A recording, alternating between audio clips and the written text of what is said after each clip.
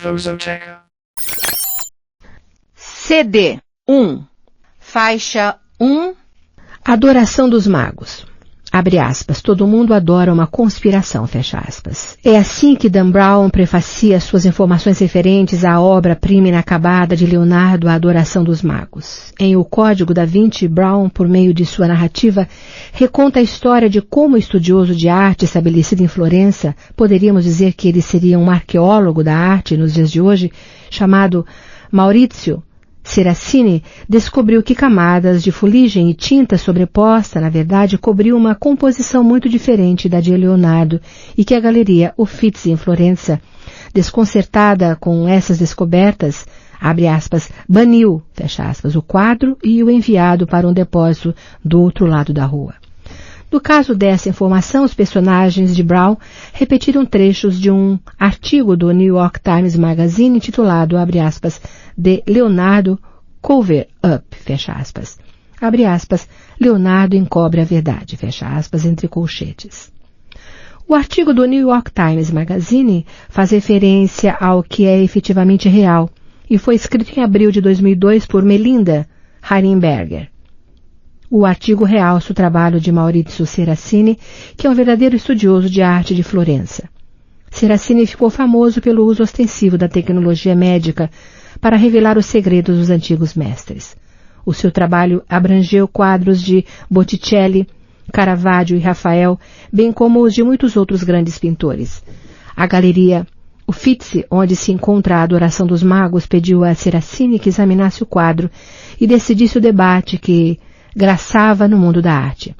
Deveria a obra ser restaurada, como fora recentemente a Última Ceia?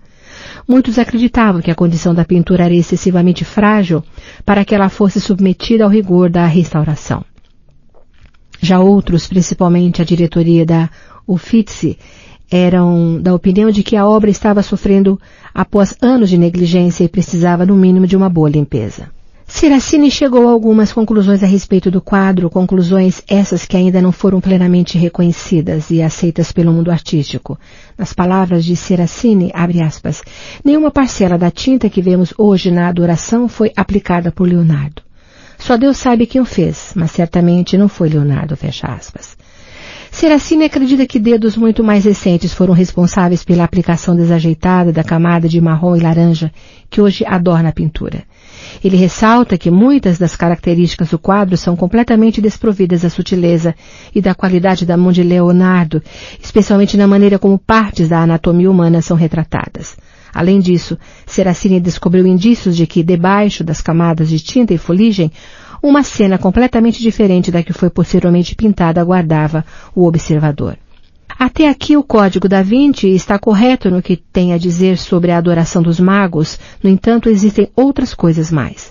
Dan Brown parece sugerir que a Uffizi teria retirado o quadro de exposição após as descobertas de Seracini a respeito da obra. Não é verdade.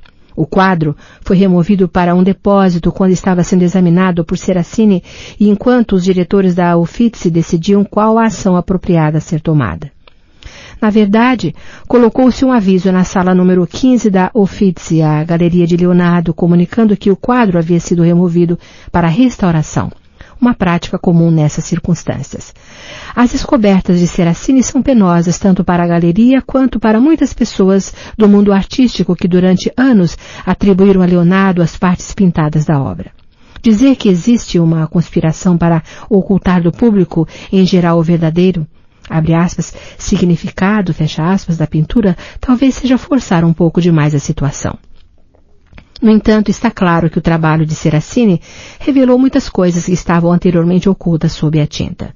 Foi possível vislumbrar as imagens debaixo das camadas de tinta e verniz por meio da reflectografia infravermelha. Essas imagens mostram uma cena bem diferente do tema geral hoje visto no quadro. Parece que Leonardo queria retratar um mundo que estava sendo reconstruído a partir de ruínas, um reflexo dos sentimentos do mestre no início da Renascença. Este tema pode ser vislumbrado nas figuras que estão construindo uma escada na versão original. Outra área da pintura primitiva mostra vários cavalos que colidem violentamente, o que torna a cena uma versão anterior da lendária Batalha de Anghiari de Da Vinci e demonstra que Leonardo havia dominado o movimento e a expressão de emoção intensa que se dizia estar contida na pintura posterior.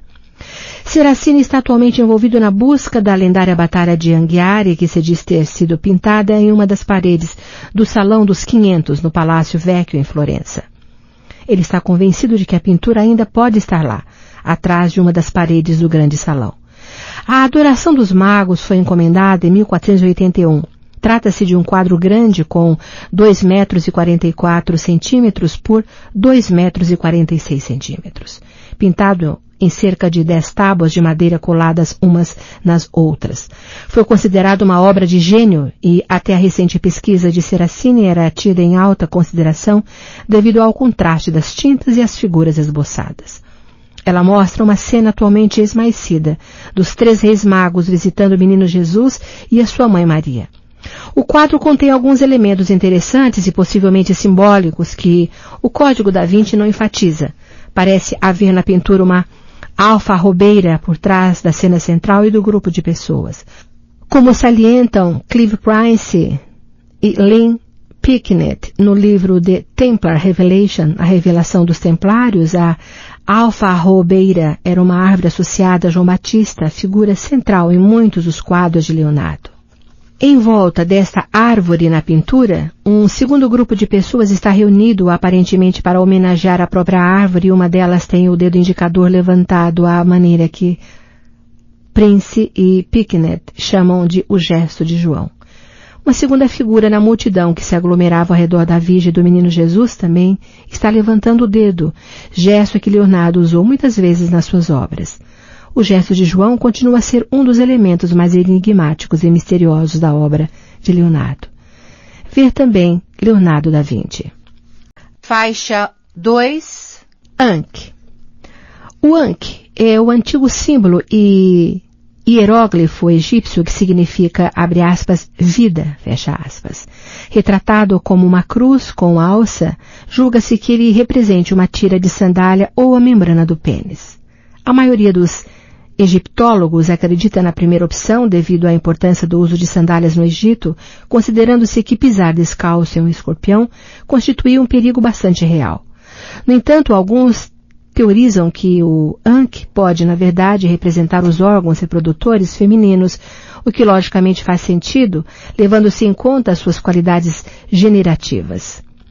Esta associação com o feminino ou a Deus é o motivo pelo qual Jacques Saunier, curador do Louvre em O Código da Vinci, acrescentou um grande número de Ankhs à coleção do museu. A qualidade generativa do Ankh estava estreitamente associada ao faraó, como era representado nas cenas dos templos no Antigo Egito. Este fato foi especialmente enfatizado nos relevos do período Amarna, nos quais os inúmeros raios do sol terminam em símbolos Ankh, que são oferecidos ao nariz do faraó Akhenaton e ao de sua esposa Nefertiti. A oferenda aos narizes reais era chamada de, abre aspas, alento de vida, fecha aspas. Como os antigos egípcios acreditavam que a palavra escrita era tão poderosa e misteriosa a ponto de ser capaz de dar vida aos objetos, acreditava-se que os sinais individuais possuíam um poder divino próprio. Devido à natureza e ao poder intrínseco do emblema, o Ankh tornou-se um ícone mágico comum, amplamente utilizado como amuleto de proteção. Quando a cor era acrescentada ao símbolo do Ankh, a energia de proteção podia ser invocada por quem o usava. Desse modo, um Ankh vermelho denotaria vida e regeneração. Um azul indicaria fertilidade. O verde estava relacionado com a cura.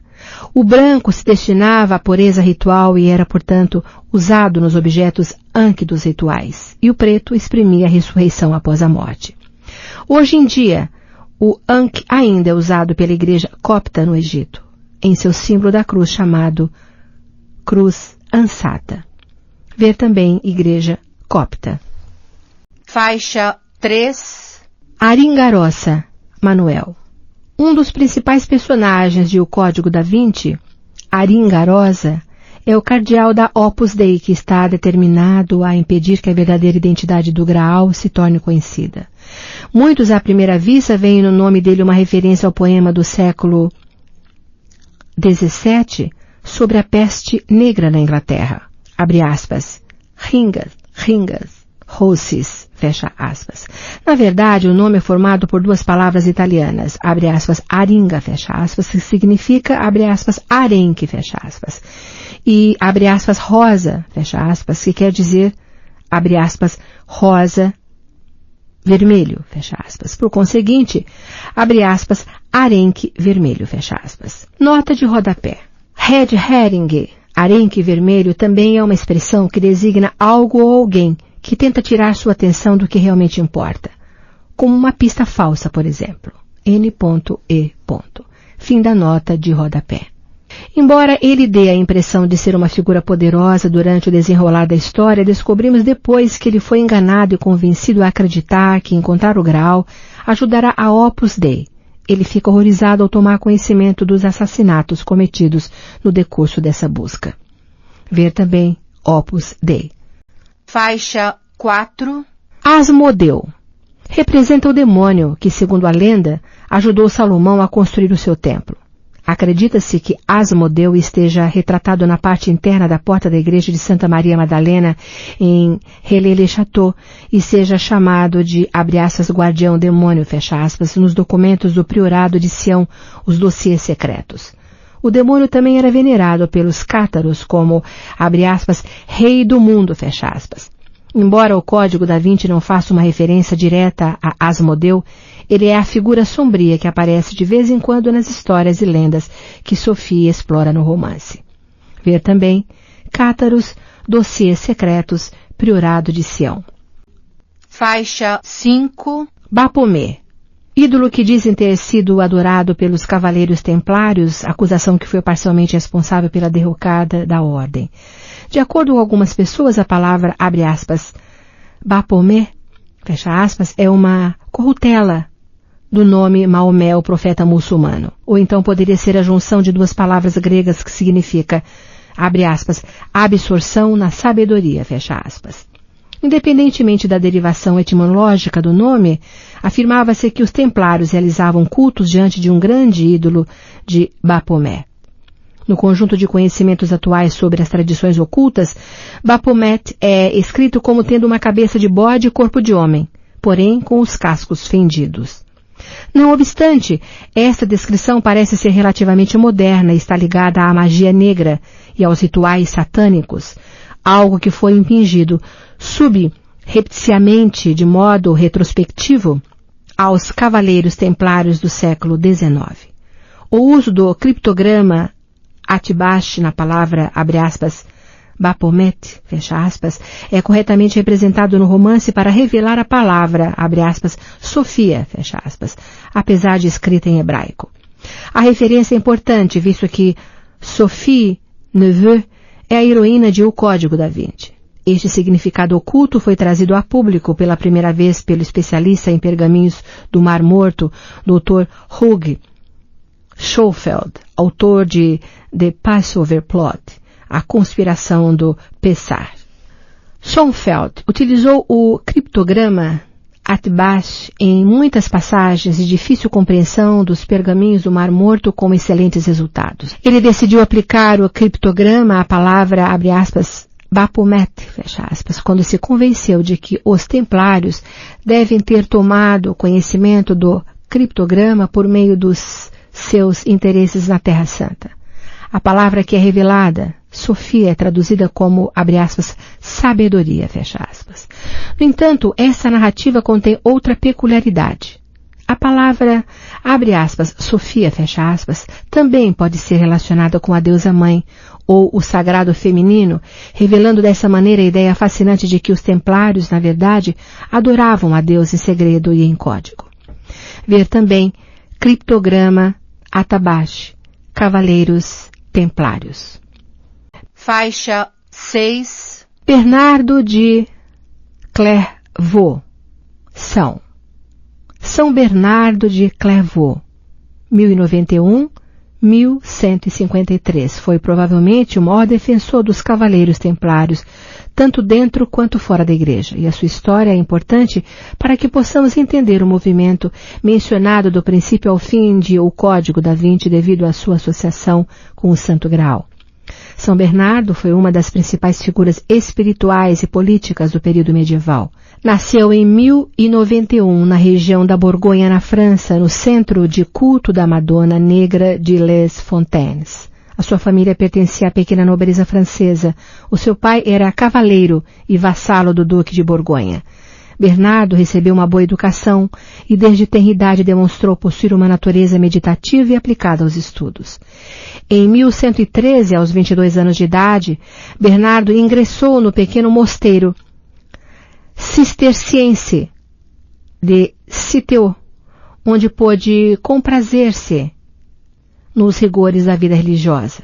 Tão apaixonados e eloquentes eram seus elogios às virtudes dessa vida, que logo 4 de seus irmãos, o seu pai viúvo e 30 parentes também entraram para o mosteiro. Naquela época dizia-se que o seu dom de pregar era tão persuasivo e fervoroso que, abre aspas, mães escondiam os filhos, mulheres, os maridos e companheiros, os amigos, fecha aspas, para que não se sentissem compelidos a se unir a ele no mosteiro. O mosteiro de Citeaux era muito pobre e a vida nele quase austera, qualidades que agradavam a Bernardo, que se esforçava por levar uma vida de simplicidade e meditação religiosa. Ele demonstrava uma grande humildade na maneira de viver, alimentando-se e dormindo o suficiente para não desmaiar. No entanto, a notícia da sua abnegação e devoção logo se espalhou, e em 1115 ele foi enviado como o chefe de uma companhia de outros monges para fundar um novo mosteiro em Clairvaux, na região de Champagne. Dentro de poucos anos, o mosteiro de Clairvaux se revelou extremamente bem-sucedido, tendo fundado 163 outros mosteiros. Bernardo começou a escrever as suas obras espirituais em Clairvaux e, quando ainda era um jovem abade, publicou uma série de sermões sobre a Anunciação. Neles expôs as virtudes da Virgem Maria, especialmente na condição de pacificadora. Os seus inúmeros sermões ressaltam a devoção que sentia por ela, que se confirmou mais ainda pela sua declaração de que, quando criança, havia recebido inspiração divina ao beber 3 gotas de leite do seio da estátua da Madonna Negra em Chantillon, uma experiência que explica a sua predileção pelo culto da Madonna Negra. São Bernardo escreveu quase 90 sermões sobre o Cântico dos Cânticos do Antigo Testamento, nos quais ele relaciona a noiva, que chama de, abre aspas, negra, porém graciosa, fecha aspas, com Maria de Betânia, outro nome usado na época para Maria Madalena. São Bernardo também tem sido relacionado com os Templários e foi o principal paladino do movimento que visava reconhecê-los oficialmente como uma ordem militar e religiosa. No entanto, os seus vínculos com os Templários eram ainda mais profundos, considerando-se que São Bernardo foi instrumental na elaboração do juramento que todos os cavaleiros templários tinham de fazer. Ele era chamado de regra dos templários, e nele ele exortava os templários a, abre aspas, obedecer Betânia, o castelo de Maria e Marta. Fecha aspas. Graças à sua reputação e copiosas obras, a influência e a autoridade de São Bernardo gradualmente se estenderam além dos limites de Clairvaux, e em 1130 a sua mediação foi procurada na tentativa de pôr fim ao cisma papal que ameaçava na época a estabilidade e a coesão da Igreja. Na ocasião da morte do Papa Honório II, papas rivais foram eleitos, Anacleto II e Inocêncio II. Coube a Bernardo avaliar o valor de cada pretendente e decidir qual o melhor candidato. Após realizar as suas considerações, decidiu favorecer Inocêncio II, que havia se refugiado na França. Com o seu empenho habitual, São Bernardo convenceu a França, a Inglaterra, a Espanha e a Alemanha a aceitar Inocêncio II como o seu Papa. Finalmente, o imperador também foi persuadido e Anacleto II expulso de Roma. São Bernardo também é lembrado por ter advertido e posteriormente arruinado Pedro Abelardo, intelectual influente cujos sermões eram com frequência considerados heréticos. A aferrada e implacável condenação de São Bernardo e Abelardo persistiu até mesmo depois de o abade Pedro, o Venerável, ter conseguido amenizar até certo ponto a desavença entre os dois. No entanto, ela deixou Abelardo alquebrado. São Bernardo detestava todas as formas de heresia e combateu longa e arduamente os hereges, particularmente os cátaros. Em nome do Papa Eugênio II, São Bernardo pregou a favor de uma segunda cruzada, convencendo muitas pessoas a preparar-se para a luta contra os infiéis. No entanto, a segunda cruzada foi um terrível fracasso. A culpa do fiasco foi atribuída a São Bernardo, considerado o instigador da guerra. São Bernardo dedicou-se de coração e com entusiasmo a tudo o que empreendeu, o que lhe conferiu a reputação de ser ofensivo, belicoso, beligerante, ardiloso e, estranhamente, considerando-se a sua devoção à Virgem Maria, misógino. Morreu em 20 de agosto de 1153 em Clairvaux e foi canonizado em 18 de janeiro de 1174 pelo Papa Alexandre III. Durante a vida, fundou 163 mosteiros na Europa, escreveu 10 tratados espirituais, mais de 300 sermões e 500 cartas que foram preservadas. Ele é o santo padroeiro das abelhas, dos apicultores, dos fabricantes e dos vendedores de velas de Gibraltar e dos que trabalham com o refinamento e o derretimento da cera. Pouco comum em um homem de Deus tão glamouroso. São Bernardo descrevia por meio de termos bastante seculares como, abre aspas, comprimento, largura, altura e profundidade, fecha aspas. Ele parece estar aludindo aqui à ideia de que Deus se encontra na divina harmonia dos números, como, por exemplo, nas misteriosas qualidades da razão de ouro. Ver também Cruzada Albigense, Madonas Negras, Cátaros, Razão de Ouro, Cavaleiros Templários, Maria Madalena. Faixa 7. Bio, Irmã Sandrine. O nome da freira guardiã que deixou Silas entrar na igreja de Saint-Sulpice no meio da noite deriva de 2 personagens da vida real na história do Priorado de Sião.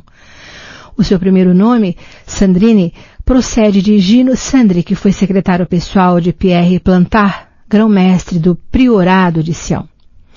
Biel é uma referência ao abade Biel, que foi diretor-geral do seminário de Saint-Sulpice no século XIX. Dizem que Berenguer Saunier, o padre da paróquia local de Rennes-le-Château, teria visitado o abade Biel, depois que este último encontrou pergaminhos secretos codificados durante os serviços de restauração da igreja da sua paróquia em 1861. Ver também Plantard, Pierre, Saunier, Jacques, Saint-Sulpice. Faixa 8. Capela Roslin. O último local da jornada de Sophie Neveu para descobrir a verdade a respeito da sua família, implícito no último poema de Jacques Saunier. Abre aspas. Abaixo da antiga Roslin está o Graal, fecha aspas. Ela e Langdon viajam para a Escócia, onde Sophie faz uma maravilhosa descoberta. Contrariando a crença popular, a capela Roslin não foi construída pelos cavaleiros templários. Os pobres cavaleiros do Templo de Salomão não têm, na verdade, nenhuma conexão com a capela Roslin. Essa foi fundada e custeada por Sir William St. Clair, conde de Roslin e Orkney, no século XV. A Ordem dos Templários foi destruída mais de 100 anos antes de a primeira pedra da capela Roslin ser assentada.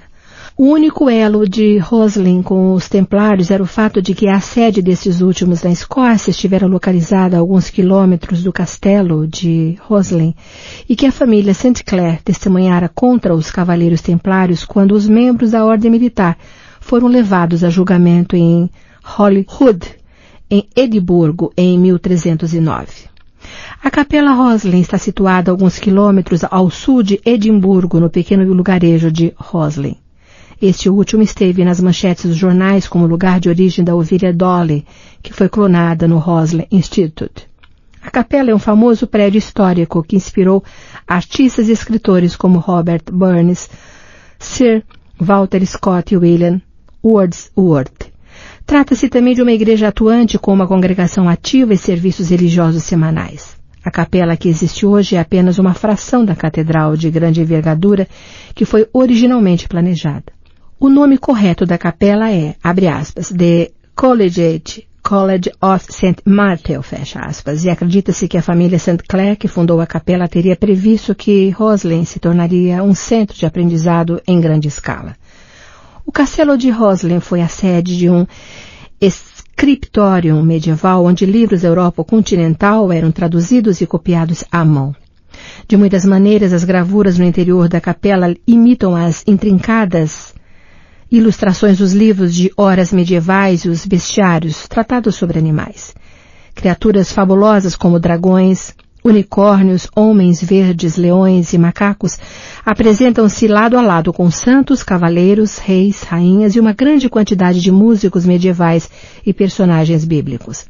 Roslin não é a grafia original de Roslin, e o nome, abre aspas, Roslin, fecha aspas, não deriva de, abre aspas, linha rosa, fecha aspas, ao contrário do que é afirmado em O Código da Vinci. Na verdade, trata-se simplesmente de um nome construído a partir de duas palavras escocesas, abre aspas, Ros, fecha aspas, que significa, abre aspas, colina, fecha aspas, e, abre aspas, Lin, fecha aspas, que quer dizer, abre aspas, água, fecha aspas.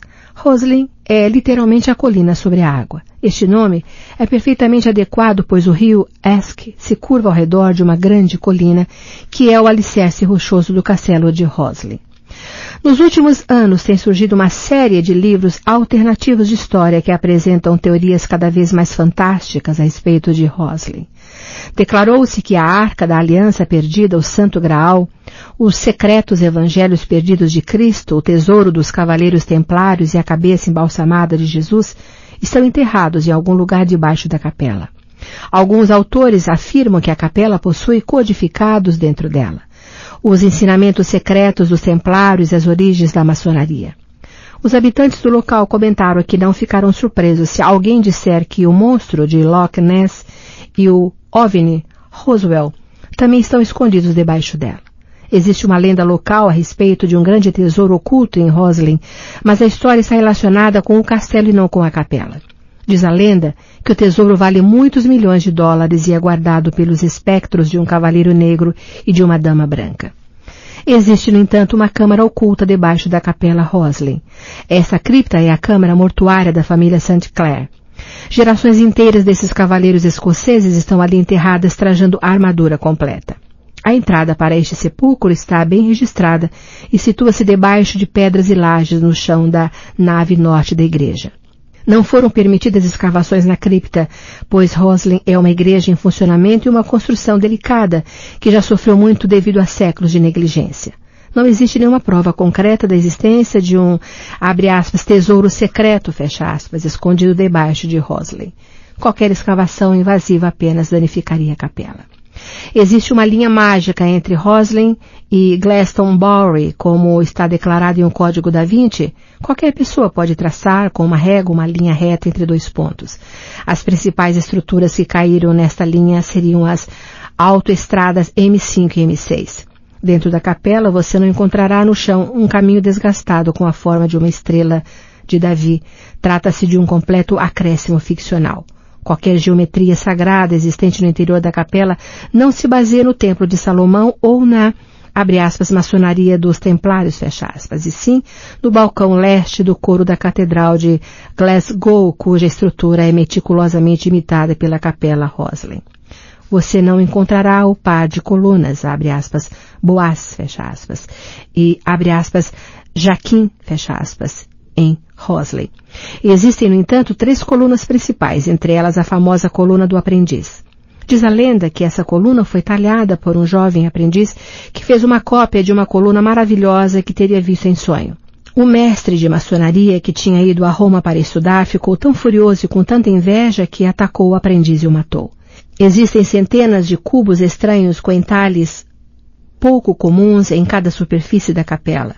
Mas somente há poucos anos os criptógrafos começaram a examiná-los.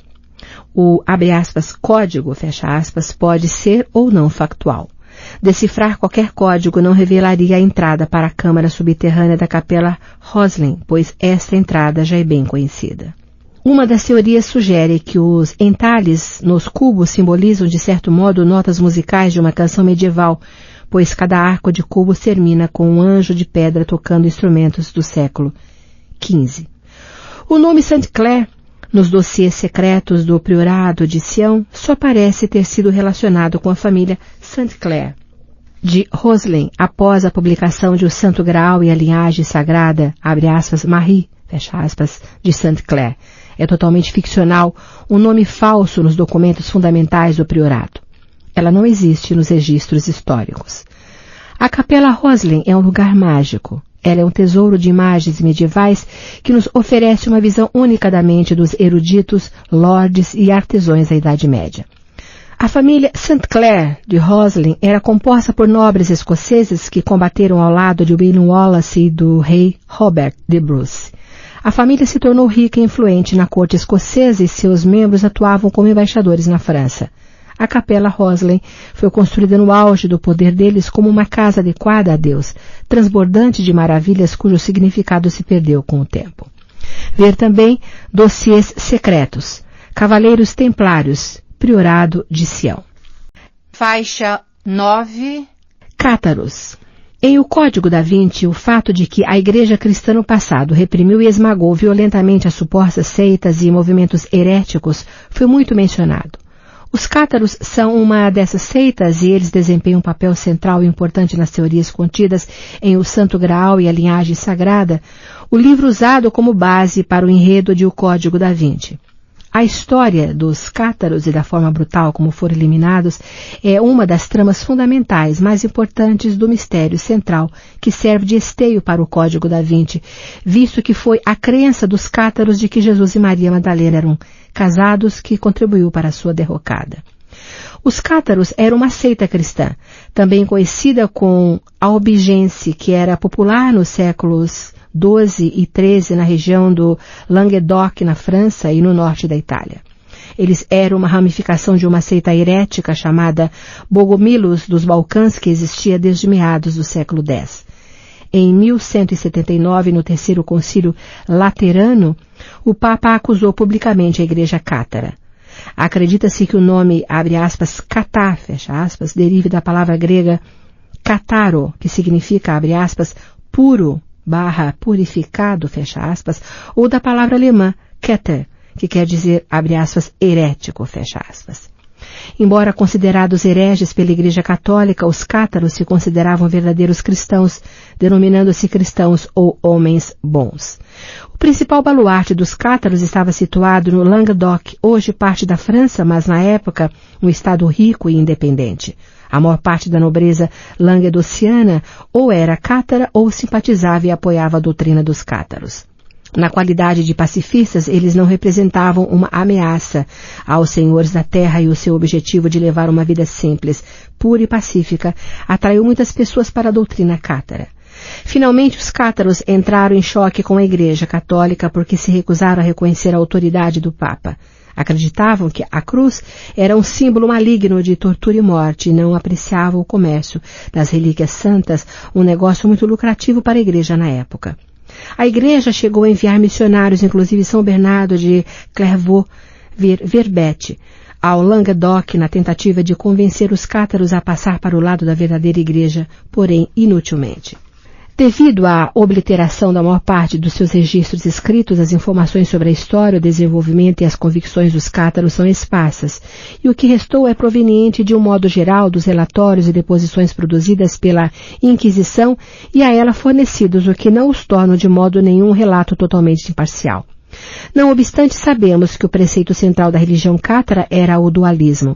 Em outras palavras, eles acreditavam na existência de dois princípios opostos e iguais de Deus e do demônio, do bem e do mal, da luz e das trevas. A esfera espiritual do céu era pura e virtuosa, ao passo que o mundo físico material era corrupto e maligno. Por conseguinte, a alma imutável e pura que pertencia a Deus estava presa dentro de um corpo depravado e mau que pertencia ao diabo. A alma pura só poderia se libertar por meio do desapego ao mundo material, a fim de devolver a alma a Deus. Isto poderia ser conseguido se a pessoa vivesse uma vida de absoluta pureza e se abstivesse dos males da carne e do mundo físico. Os cátaros deduziram então que se a carne era má e produto do demônio, então Cristo não poderia ter nascido da Virgem Maria, que apesar de imaculada, não deixava de ser uma mulher de verdade. A ideia de que Jesus nascera da Virgem era apenas uma invenção simbólica, pois Cristo era um espírito puro, não físico, que se introduziu sorrateiramente na Virgem Maria.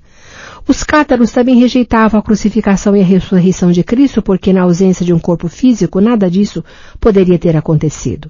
A transubstanciação do pão e do vinho, recebidos na Eucaristia no corpo e no sangue de Cristo, também era repudiada pelos cátaros, assim como a existência do purgatório e da eficácia da oração e da adoração de imagens também o era. Eles negavam a existência da Santíssima Trindade, Deus o Pai, o Filho e o Espírito Santo. Julgavam que João Batista era um instrumento do demônio que havia sido enviado à terra para usurpar a missão de salvação de Cristo e que Maria Madalena era a esposa de Cristo, visto que Cristo era um espírito puro, mas habitava um corpo depravado, podendo, portanto, se casar. Os cátaros rejeitavam os sacramentos católicos, o batismo, a comunhão, a crisma, as ordens sagradas, a penitência, a extrema-unção e o matrimônio, recebendo em vez disso o consolamentum, ou consolação, que transformava a alma, devolvendo-a a seu estado perfeito. Todos que recebiam o consolamentum eram chamados de perfecti, a pura elite, e a partir daquele momento tinham de permanecer puros, abstendo-se da depravação da carne, deixando de comer carne de boi, de frango ou ovos, não se casando e tornando-se celibatários. A austeridade da vida como perfecti era tal que os crentes comuns, credentes, não precisavam seguir essas regras. Não tinham de manter uma dieta rígida e podiam se casar e ter filhos. Os perfecti se dedicavam a alcançar a pureza, vivendo uma vida austera, monástica, e viajavam aos pares, indo de lugar em lugar, pregando e praticando a cura. Pouco antes de morrer, os credentes recebiam o consolamentum e a partir desse momento entravam no estado de enduri, no qual somente a água podia tocar os seus lábios. Como se encontravam agora em estado de graça, nenhuma mulher tinha permissão para tocá-los. As mulheres eram consideradas particularmente contaminadas devido à sua suposta participação na queda, na qual o demônio induziu as almas a descer do céu, tentando-as com uma bela mulher. Ainda assim, as mulheres podiam se tornar perfecti e o faziam, sendo então vistas como iguais. Não obstante, nenhum perfecti podia tocar em uma mulher grávida devido à depravação do ato sexual e porque o feto era considerado uma criação do diabo. A alma daqueles que morriam sem o benefício do consolamentum teria de reencarnar repetidas vezes em um animal ou em um ser humano até encontrar o corpo de um homem bom e ser capaz de alcançar a perfeição. O martírio era uma maneira de evitar ter de reencarnar, o que, ao lado da intenção de perdoar os que os perseguiam, pode explicar em parte por que muitos milhares de pessoas estavam preparadas para sacrificar a vida por suas convicções. Em vez do juízo final das almas, conceito que os cátaros não aceitavam, eles acreditavam que o mundo físico deixaria de existir quando todas as almas se libertassem dele. Ao lado do dualismo, os cátaros acreditavam na salvação pessoal e até mesmo as pessoas comuns eram estimuladas a ler a Bíblia, especialmente o Evangelho de João no Novo Testamento, pois as opiniões expressadas nesse Evangelho exerceram influência na formação das convicções dos cátaros.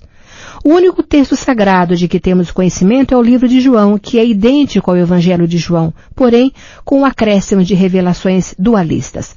A igreja cátara era organizada em dioceses com bispos, diáconos e perfecti. Os serviços religiosos eram informais e realizados ao ar livre, em grutas ou em residências. Em 1209, o Papa Inocêncio III convocou uma cruzada contra os cátaros. A cruzada, conhecida como Cruzada Albigense por causa da cidade cátara de Albi, foi particularmente sangrenta e cruel, arrebatando milhares de vidas, tanto cristãs quanto cátaras. Nessa ocasião, os cátaros começaram a fortificar muitos castelos, como Montségur, no sul da França, que originalmente tinha sido usado como local de meditação. No entanto, com a cruzada, Montségur tornou-se um lugar de refúgio. Em 1243, Montségur foi situado, mas o escarpado terreno montanhoso tornou as coisas difíceis para os cruzados. Os cátaros finalmente se renderam em 2 de março de 1244, após um assédio de 10 meses. Durante esse período, dizem que muitos soldados se converteram e ingressaram nas fileiras dos cátaros. Nos termos da rendição, foi concedido aos cátaros 15 dias para que se preparassem para a sorte que os aguardava. Na noite anterior, ao dia em que deveriam se entregar, 4 cátaros escaparam pelo lado mais íngreme da montanha, levando com eles o tesouro cátaro. Exatamente qual era esse tesouro nunca foi revelado, e o assunto tem sido um tema de debate em inúmeros livros.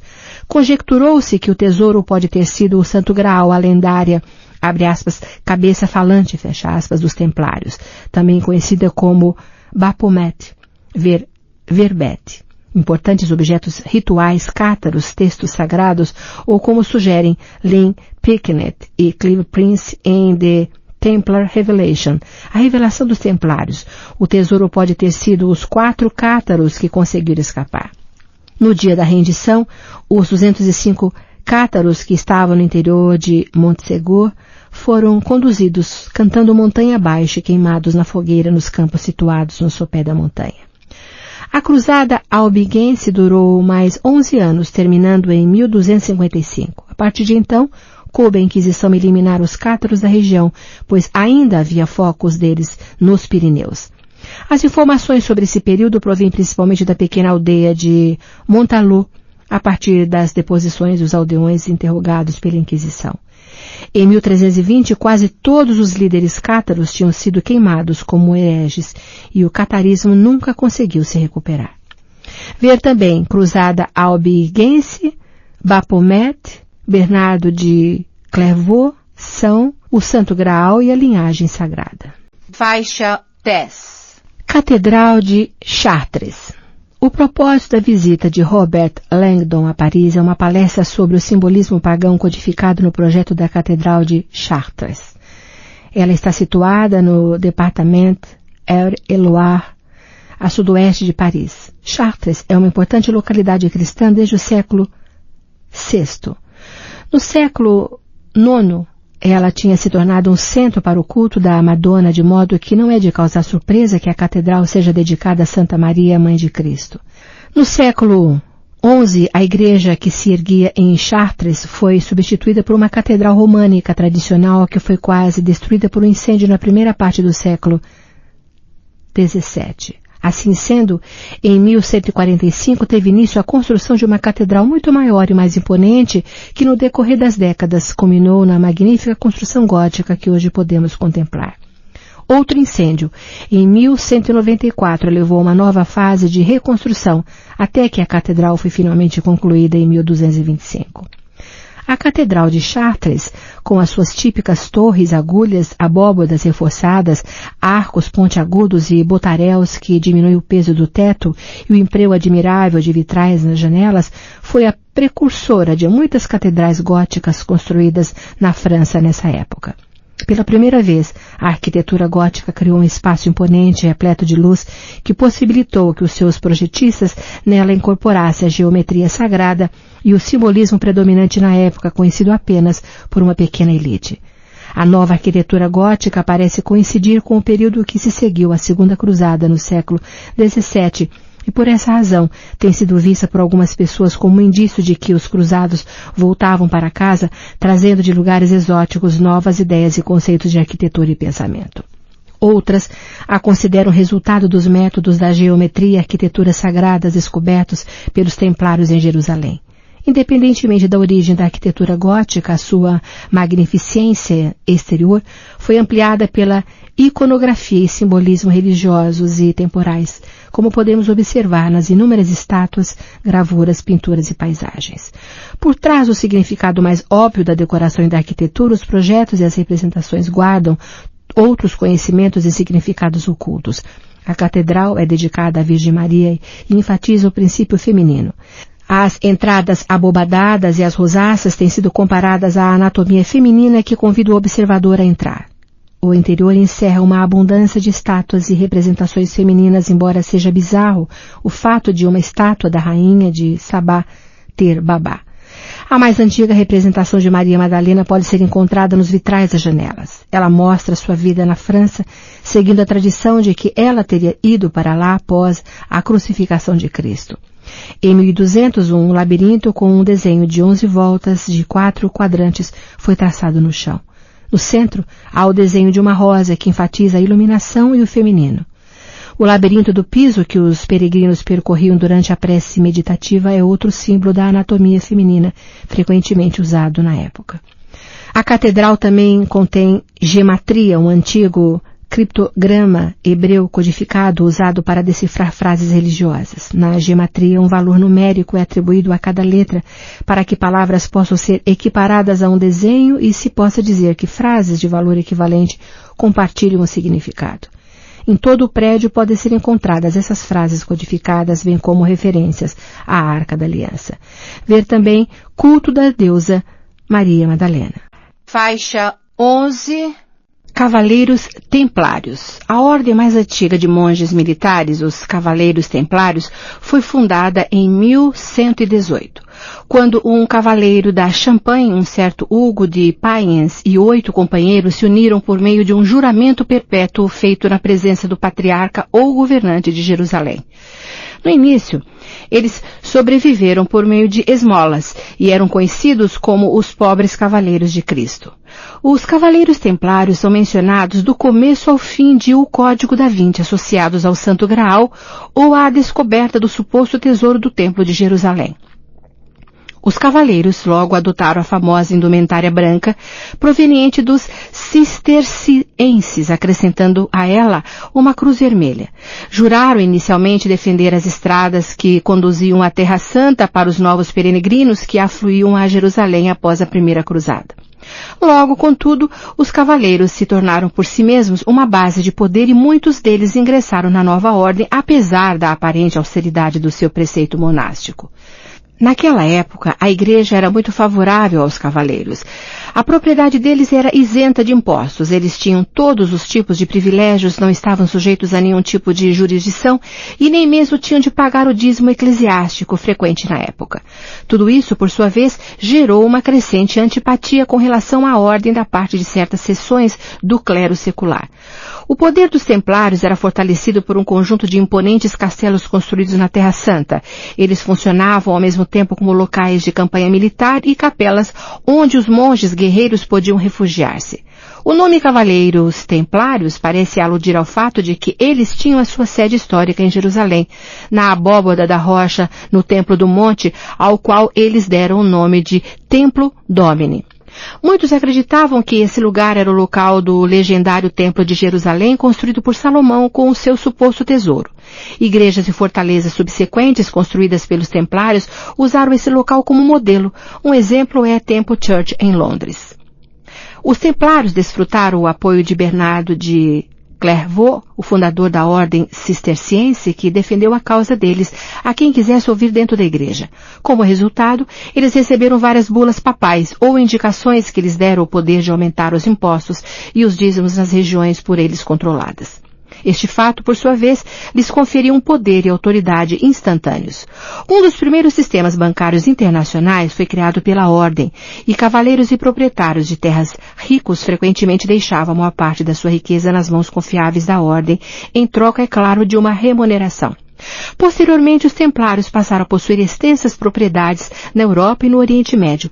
Certa ocasião, eles estavam preparados para tomar posse do reino espanhol de Aragão depois de lutar em uma campanha espanhola.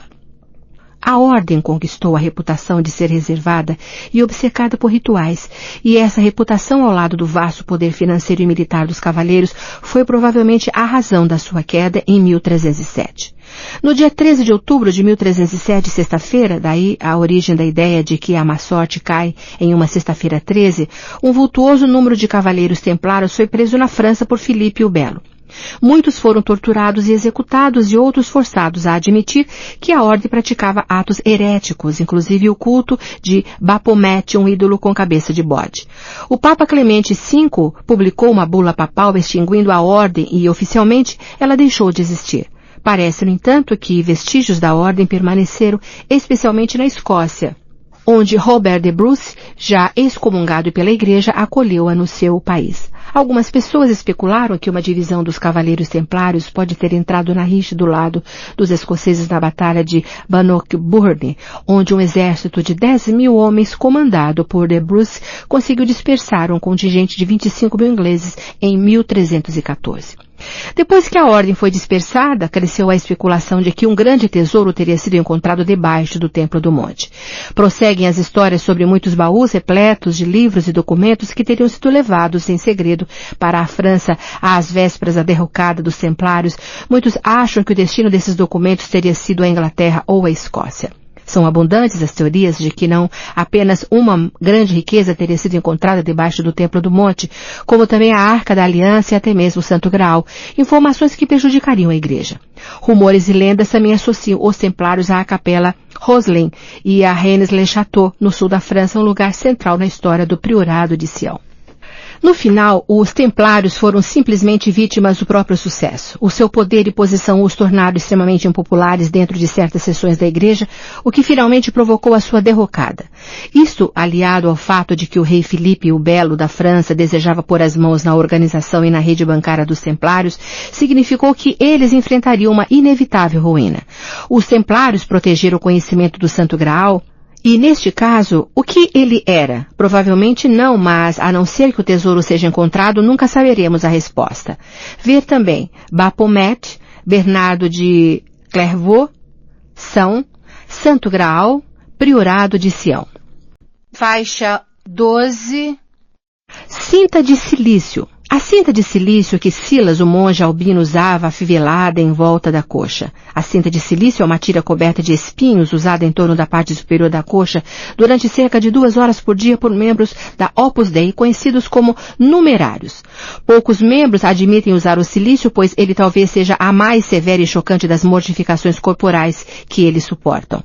O silício pode deixar pequenos orifícios na pele, mas teria de estar extremamente apertado para infligir o tipo de ferimento que Silas está destinado a sofrer. Ver também Opus Dei. Faixa 13. Clemente V, Papa. Em O Código da Vinci, o nome do Papa Clemente V aparece relacionado com a catástrofe que se abateu sobre os Cavaleiros Templários em 1307. A ordem militar havia perdido credibilidade uma vez que o reino de Outremer, na Terra Santa, partidário das Cruzadas, estava nas mãos de pessoas consideradas infiéis pela Igreja Católica. Em conversas que teve com Robert Langdon e Leigh Tibin, Sophie descobriu que o Papa condenou as práticas dos Cavaleiros Templários, que, segundo se afirmava, incluiu o culto da cabeça de Baphomet, considerado um ídolo. Coroado como Papa Clemente V, Bertrand de Göttingen nasceu em 1264 na Gasconha, na França. Tornou-se arcebispo de Bordeaux, na França, quando era capelão do Papa Bonifácio VIII, que estava em conflito com Filipe IV, rei da França. O rei havia desaprovado a bula papal de Bonifácio, Una Sanctam, que decretava que a autoridade papal era suprema. Um dos agentes de Filipe manteve Bonifácio prisioneiro durante 3 dias, o que se acreditou ter acelerado a morte do Papa. Por conseguinte, não é de causar surpresa que, após a sua consagração ao papado, em 1305, em uma coroação que contou com a presença do rei Filipe IV, Clemente V tenha adotado uma política de cooperação com relação ao soberano francês. Ele basicamente revogou a Una Sanctam, que fora considerada extremamente ofensiva por Filipe, e também concordou com o julgamento que acusava de heresia o seu predecessor Bonifácio. Clemente teve a coragem de expressar a sua opinião pessoal de que Bonifácio era inocente das acusações e arrastou o julgamento por 2 anos, tempo suficiente para que Filipe desistisse do processo.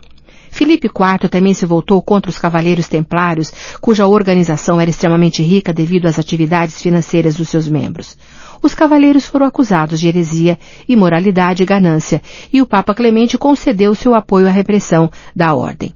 Este processo culminou em uma sexta-feira, 13 de outubro de 1307, com a prisão de todos os templários na França, inclusive do grão-mestre Jacques de Molay. Foi empregada a tortura para extrair confissões de heresia e, em 1312, Clemente aboliu a ordem dos Cavaleiros Templários com uma bula papal denominada Vox in Excelso. Os bens da ordem foram transferidos para outra seita militar, a dos Cavaleiros Hospitalários, embora na França o rei tenha conseguido controlar as propriedades até morrer. Sob tortura, Jacques de Molay confessou originalmente ser herege, mas posteriormente se retratou morrendo na fogueira em 1314. Dizem que enquanto agonizava, de Molay profetizou que iria encontrar na morte, naquele mesmo ano, tanto Filipe IV quanto Clemente V, afirmação que se revelou verdadeira. A sede do poder papal, que sempre fora Roma, foi transferida em 1309 para Avignon, na França, e este período conhecido como Papado de Avignon durou quase 70 anos. A situação política da Itália, onde facções rivais estavam em conflito, deteriorou-se durante o reinado de Clemente e os exércitos papais entraram em choque com a cidade de Veneza. Ao morrer em abril de 1314, Clemente V deixou como legado a reputação de um papa fraco e submisso que fora manipulado por Filipe IV. Ver também Baphomet, Cavaleiros Templários. Faixa 14. Codex Leicester. Um bloco de notas elaborado por Leonardo da Vinci em Milão entre 1506 e 1510. A escrita é feita em tinta sépia sobre 18 folhas soltas de papel de linho de dupla face, cada uma dobrada de maneira a formar um total de 72 páginas. Leonardo se dirige, abre aspas, ao leitor, fecha aspas, em várias partes do texto. O Codex Leicester é extraordinário em virtude das suas brilhantes anotações e deduções científicas, bem como pelo uso da escrita no espelho empregada por Leonardo, que é imitada em O Código da Vinci, no método que Jacques Sunnier utiliza para dissimular o verso que solucionaria o Cryptex número 1. Copiosos esboços acompanham o texto, o qual inclui um vasto leque de observações que vão de teorias sobre a astronomia às propriedades das rochas, da água, dos fósseis, do ar e da luz celeste. O Codex Leicester, que leva o nome da família que o adquiriu em 1717, pertence hoje a Bill Gates, cofundador da Microsoft e o homem mais rico do mundo. O Codex está atualmente exposto no Art Museum de Seattle. Ver também Leonardo da Vinci. Faixa 15. Colette Jerome. Tenente da polícia e assistente de Bezufache. Parece acompanhar os acontecimentos no território francês à medida que a ação e o Código da Vinci se intensifica. Abre aspas, Colette, fecha aspas, em francês, se refere a um colarinho ou laço, e no vernáculo a palavra é usada para descrever o ato de ser apanhado pela polícia. Ver também Fache Bezu. Faixa 16. Concílio de Nicéia. Este concílio é dominante em muitos aspectos que o Código da Vinci explora ao longo do romance. Tibin afirma no livro que foi o concílio de Nicéia que decidiu quais evangelhos seriam incluídos no Novo Testamento e quais seriam deixados de fora.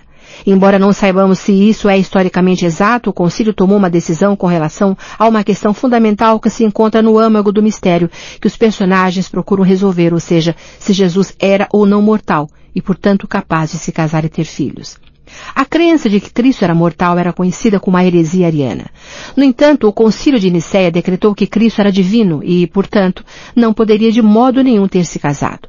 O imperador Constantino convocou o primeiro concílio ecumênico da Igreja em 325, basicamente para acabar com a divisão e a desarmonia dentro da Igreja causadas pela heresia ariana. O seu outro objetivo era estabelecer uma data comum para a Páscoa. Ao discutir e resolver a questão da heresia ariana, o Concílio de Nicéia formulou uma das mais importantes doutrinas da fé cristã, a saber, a da Santíssima Trindade de Deus, o Pai, Deus o Filho e Deus o Espírito Santo.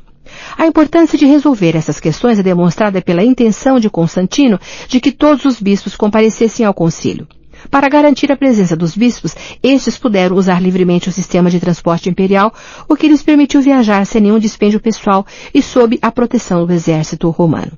Originalmente, um concílio iria se reunir em Ankara, mas Constantino transferiu o local para Nicéia, conhecida hoje como Iznik, na Turquia, mais para o oeste, para tornar mais fácil o comparecimento dos bispos da Itália e da Europa e para que ele pudesse observar os acontecimentos e participar deles. O concílio teve início no dia 19 de junho de 325, reunindo-se durante 2 meses, e vários relatórios declararam que ele contou com a presença de 250 a 320 bispos. O imperador Constantino chegou no início de julho e fez um discurso sobre a importância da harmonia. 3 documentos sobreviveram ao concílio: o Credo de Nicéia, os cânones e uma carta dirigida à Igreja egípcia. A heresia ariana havia permeado todos os níveis do cristianismo em todo o Império Romano.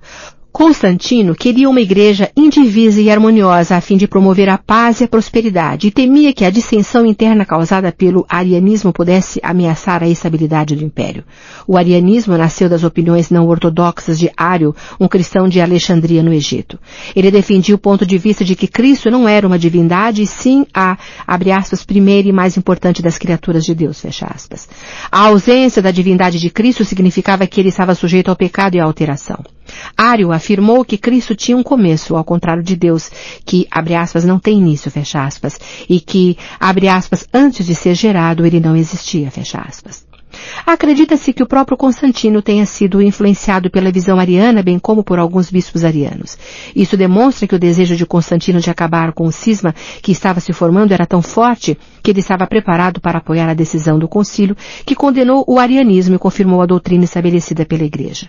Os bispos produziram um credo para enfatizar a divindade de Cristo e o relacionamento de Deus, Cristo e do Espírito Santo. O credo de Nicéia dizia o seguinte: cremos em um só Deus, Pai Todo-Poderoso, Criador de todas as coisas, visíveis e invisíveis, e em um só Senhor Jesus Cristo, Filho de Deus, unigênito do Pai, da substância do Pai, Deus de Deus, luz de luz, Deus verdadeiro de Deus verdadeiro, gerado, não criado, consubstancial ao Pai, por quem foram criadas todas as coisas que estão no céu ou na terra.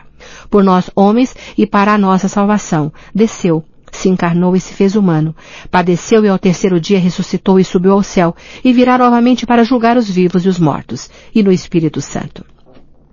Neste credo, os bispos confirmaram que Cristo não foi criado por Deus o Pai, e sim que era da mesma substância dele.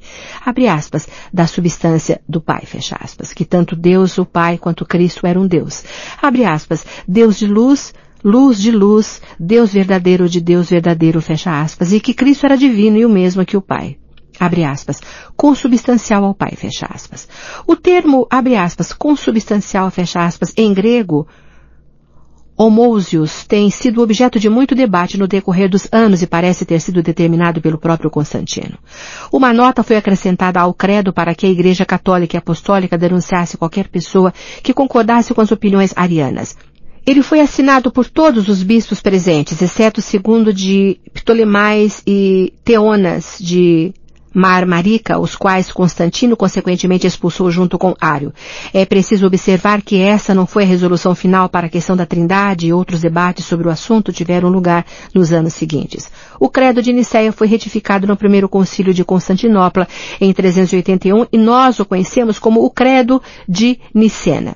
A outra questão importante, a da Páscoa, também foi resolvida pelo concílio que decidiu que a Páscoa cairia no domingo após a primeira lua cheia do equinócio da primavera, embora a data deste equinócio tenha permanecido um ponto de controvérsia durante muitos anos. O objeto dos 20 cânones era criar uma igreja universal com observâncias e práticas comuns em todos os lugares. Por conseguinte, as áreas geográficas de autoridade e jurisdição para Roma, Alexandria, Antioquia e Jerusalém foram estabelecidas e outras questões menores resolvidas. Essas incluíam não permitir às pessoas que tivessem deliberadamente cadastrado a si mesmas se tornassem padres e que as que tivessem sido excomungadas ingressassem em uma igreja de outra diocese. O concílio também determinou que qualquer clérigo cobrando juros sobre empréstimos concedidos fosse expulso do clero e debateu também quem poderia ou não dar e receber a comunhão. Ver também Constantino o Grande. Faixa 17. Constantino o Grande. Em O Código da Vinci, Langdon e Tibin precisam passar informações a Sophie para ajudá-la a entender as convicções e ações do avô. Eles explicam a ela que muitas crenças doutrinárias da Igreja moderna, bem como a exclusão de alguns evangelhos da Bíblia, foram instigados por Constantino o Grande.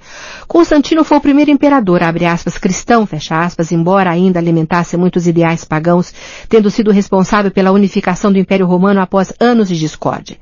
Em 325 d.C., organizou o primeiro concílio da Igreja Cristã em Nicéia, o qual unificou a Igreja e resultou na criação do conceito da Santíssima Trindade, uma das mais importantes doutrinas da fé cristã.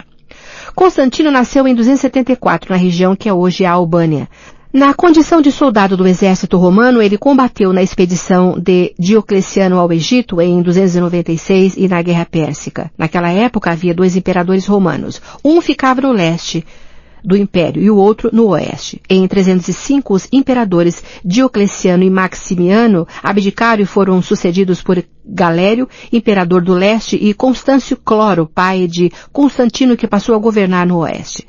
No entanto, Constâncio Cloro morreu um ano depois e Constantino, que ele nomeara o seu sucessor, passou a reinar com o imperador Galério. Os problemas políticos e o tumulto no Império Romano nessa época provocaram uma enorme luta interna. E, em 308, 6 imperadores governavam simultaneamente. 3 no leste, Galério, Licínio e Maximino, e 3 no oeste, Constantino, Maximiniano e o seu filho Maxêncio. No entanto, em 309, Maxêncio depôs o próprio pai, Maximiano, que posteriormente cometeu suicídio. Restaram então Constantino e Maxêncio, que combateram pelo domínio do Império Romano Ocidental. Foi em 312, antes da batalha contra Maxêncio, nas cercanias de Roma, que Constantino teve a visão de uma cruz flamejante no céu com as palavras, abre aspas, com este signo vencerás, fecha aspas. Ele venceu a batalha. Maxêncio morreu afogado e, posteriormente, devido à visão que tivera, Constantino se converteu ao cristianismo. Constantino era agora o único imperador da região ocidental, e com a morte de Galério em 311 e de Maximino em 313, Licínio tornou-se o único imperador da região oriental. Apesar de os dois imperadores exibirem um certo grau de união, publicando inclusive em conjunto o Édito de Milão 313, que concedeu a liberdade religiosa e os direitos civis aos cristãos em todo o Império Romano, Constantino e Licínio travaram uma batalha em 314. Licínio, derrotado, cedeu a Ilíria, a Panônia e a Grécia a Constantino. Este último concentrava-se agora em fortalecer as suas fronteiras e em 323, 324 ele novamente derrotou Licínio, que dessa feita foi executado. Constantino era agora o único imperador romano. Para situar-se em uma posição mais central, ele mudou a capital para Bizâncio, que em 330 ele passou a chamar de Constantinopla. Constantino se revelou um governante benévolo, corrigindo a corrupção e permitindo a prática de outras religiões. No entanto, em 325 ele julgou necessário convocar um concílio da igreja em Niceia, ao qual todos os bispos cristãos deveriam comparecer, devido às crescentes tensões e diferenças dentro da igreja cristã que estavam ameaçando a estabilidade do império que Constantino havia lutado arduamente para conquistar. Como foi indicado no discurso que dirigiu ao concílio, o desejo de harmonia de Constantino era a sua principal preocupação, pois isso asseguraria a paz e a prosperidade do império. Havia duas importantes questões que precisavam de atenção. A principal era a heresia ariana e a outra as diferentes datas da Páscoa, pois ambas estavam causando discórdia. A heresia ariana negava a divindade de Jesus Cristo e, depois de muito discutir, os bispos elaboraram o credo de Niceia, que declarava a fé cristã em Deus o Pai, em Deus o Filho e em Deus o Espírito Santo, confirmando assim a divindade de Cristo. A data da Páscoa foi estabelecida no domingo após a primeira lua cheia do equinócio da primavera, embora a data deste equinócio tenha permanecido um ponto controverso durante muitos anos. Conjectura-se que muitos dos livros do que hoje conhecemos como o Novo Testamento foram escolhidos no Concílio de Niceia. Apesar da inclinação de Constantino para o cristianismo, ele só foi batizado em 326. Foi sugerido que Constantino teria escolhido o cristianismo como a religião oficial do Império Romano como uma maneira de usar a força do Deus cristão para favorecer o Império. Independentemente das razões de Constantino, o seu apoio ao cristianismo assegurou o crescimento, o poder e a opulência deste último e, embora o imperador permitisse a continuidade dos templos pagãos, a riqueza destes era redistribuída para as igrejas cristãs. Lamentavelmente, o desejo de harmonia de Constantino não se refletia na sua vida pessoal e, em 326, o seu filho Crispo foi executado por traição e Fausta, sua segunda mulher, teve a mesma sorte em 327. Constantino morreu no dia 22 de maio de 337. Depois de ter conseguido controlar o Império Unido, ele o transmitiu aos seus 3 filhos, Constâncio, Constantino e Constans, dividindo assim, uma vez mais, o Império Romano. Ver também Concílio de Niceia. Faixa 19. Cruzada Albigense. Uma das cruzadas antiheréticas empreendida pela Igreja Cristã no século XVIII contra os cátaros, também conhecidos como albigenses por causa da fortaleza de Catar em Albi, uma cidade na região de Languedoc, na França. A história dos cátaros é fundamental para os temas apresentados em O Código da Vinci. O principal abre aspas, segredo, fecha aspas, na essência do romance, ou seja, a teoria de que Jesus e Maria Madalena eram casados, é uma crença dos cátaros. Foi a supressão dessas teorias heréticas pela igreja que forma a base da trama de Dan Brown. A cruzada albigense foi particularmente sangrenta e implacável. Estima-se que entre 1209, quando ela começou, e 1255, mais de 100 mil cátaros e languedonces tenham sido massacrados. O monge cisterciense Pierre de Vaux de Cernay narrou as campanhas no livro História Albigenses. No Languedoc, a influência e a autoridade dos cátaros estavam delimitando seriamente a Igreja Católica. O Papa Inocêncio III estava particularmente preocupado e exasperado com a atitude da nobreza languedocense, que pouco se empenhava em impedir os cátaros de praticar a sua fé ou em lidar com essa crescente ameaça. Em 1206, o conde Raimundo VI de Toulouse recusou-se a ingressar em uma liga de cavaleiros que o legado papal, o abade Arnaud Amaury, procurara formar a fim de expulsar os cátaros da região. Raimundo VI não tinha nenhum desejo de travar uma guerra contra os próprios súditos, de modo que em maio de 1207 foi excomungado por ordem do assistente de Amaury, Pierre de Castelnau. Em janeiro de 1208, quando visitava Raimundo VI, Castelnau foi assassinado por um dos cavaleiros do conde. Este flagrante ataque à autoridade papal enfureceu a tal ponto Inocêncio III que este convocou uma cruzada contra o Languedoc e os cátaros em particular. A convocação foi aceita pelos barões do norte, provavelmente tentados pela riqueza do Languedoc e pela autoridade papal de tomar impunemente as terras dos cátaros. Um desses cavaleiros foi Simão de Montfort, que representou um papel fundamental na cruzada albigense e cujo nome disseminou o medo e o ódio nos habitantes da região. A primeira perda importante da cruzada foi a cidade de Béziers, onde as forças de Montfort chegaram em 21 de julho de 1209. Os cruzados ordenaram aos habitantes católicos que entregassem aos cátaros que ali residiam, mas eles se recusaram a fazê-lo. Foi dito então a eles que poderiam sair da cidade sem medo para que os cruzados pudessem entrar no local e prender os cátaros. Os habitantes da cidade foram ameaçados de excomunhão, um poderoso e efetivo meio de intimidação daquela época, caso não fizessem o que estava sendo determinado. Apesar do aviso, os habitantes da cidade recusaram-se a deixar os cátaros e até mesmo fizeram o juramento de defendê-los. Por conseguinte, as forças de Montfort sitiaram a cidade e Amaury, o legado papal, disse-lhes que não, abre aspas, tivesse misericórdia com a ordem, a idade ou o sexo. Matem todos, cátaros ou católicos. Deus reconhecerá os seus, fecha aspas. O massacre que se seguiu resultou na chacina de aproximadamente 15 mil pessoas, entre homens, mulheres e crianças, das quais apenas 222 eram cátaros. A cidade seguinte foi Narbonne, que se rendeu às forças de Montfort, e em agosto de 1209, Carcassonne também se entregou após um breve, porém violento assédio, depois do que os habitantes da cidade tiveram permissão para partir, levando, abre aspas, com eles apenas os seus pecados, fecha aspas. As terras conquistadas foram doadas a de Montfort e a maior parte do exército foi dispersada. Não obstante, na ausência dele, as cidades e os castelos recém-derrotados se uniram a Raimundo VI de Toulouse, mas foram posteriormente reconquistados por de Montfort. Quando a cruzada recomeçou, um grande número de cidades e castelos foram tomados e em 1213 todas as terras de Trencavel tinham sido conquistadas e Toulouse tomada. O único poder naquela ocasião capaz de derrotar os cruzados pertencia a Pedro, rei de Aragão, que era o sucerano de algumas terras na França e procurava manter e aumentar a sua influência naquele lugar. Em setembro de 1213, ele atacou Muret, em Toulouse, mas foi derrotado e morto pelo exército de Montfort. Em 1215, de Montfort fez campanha ao longo de Dordogne, tomando muitos castelos abandonados dos cátaros, inclusive o Dôme e o Castelnaudary. Naquela ocasião, o príncipe Luís de Espanha e suas forças se uniram ao exército de Montfort no cerco de Toulouse.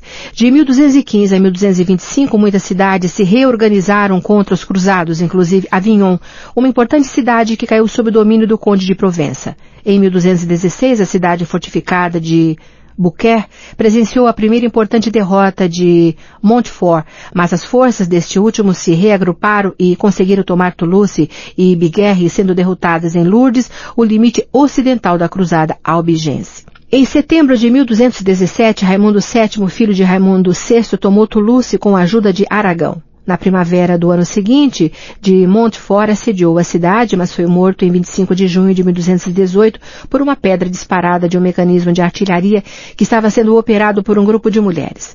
A partir da morte de Montfort, a cruzada assumiu uma perspectiva diferente, visto que não havia mais um homem com a sua capacidade e energia para comandar os cruzados.